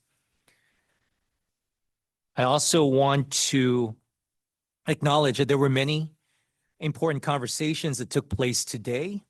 I particularly want to recognize the fine work of the Cradle-to-Career office and staff. On behalf of the entire board, we want to extend our deep appreciation to Executive Director Bates and the entire team for helping us to prepare for this meeting. The Data and Tools Advisory Board will meet for their fall meeting on Friday, October 3.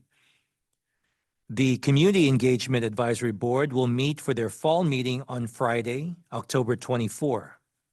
Both meetings will be virtual, and more information will be forthcoming on the C2C website. Our next governing board meeting will take place on Friday, November 14, 2025. We will host members in person and allow any members of the public to join us. The meeting will be held at 400 R Street in Sacramento, Suite 140 at Cradle-to-Career's office. For members of the public who would like to join virtually, this option will be available to you as well. More information will be forthcoming on the C2C website. So now it is 4:18. I'd like to adjourn the meeting and thank everyone for their contributions today.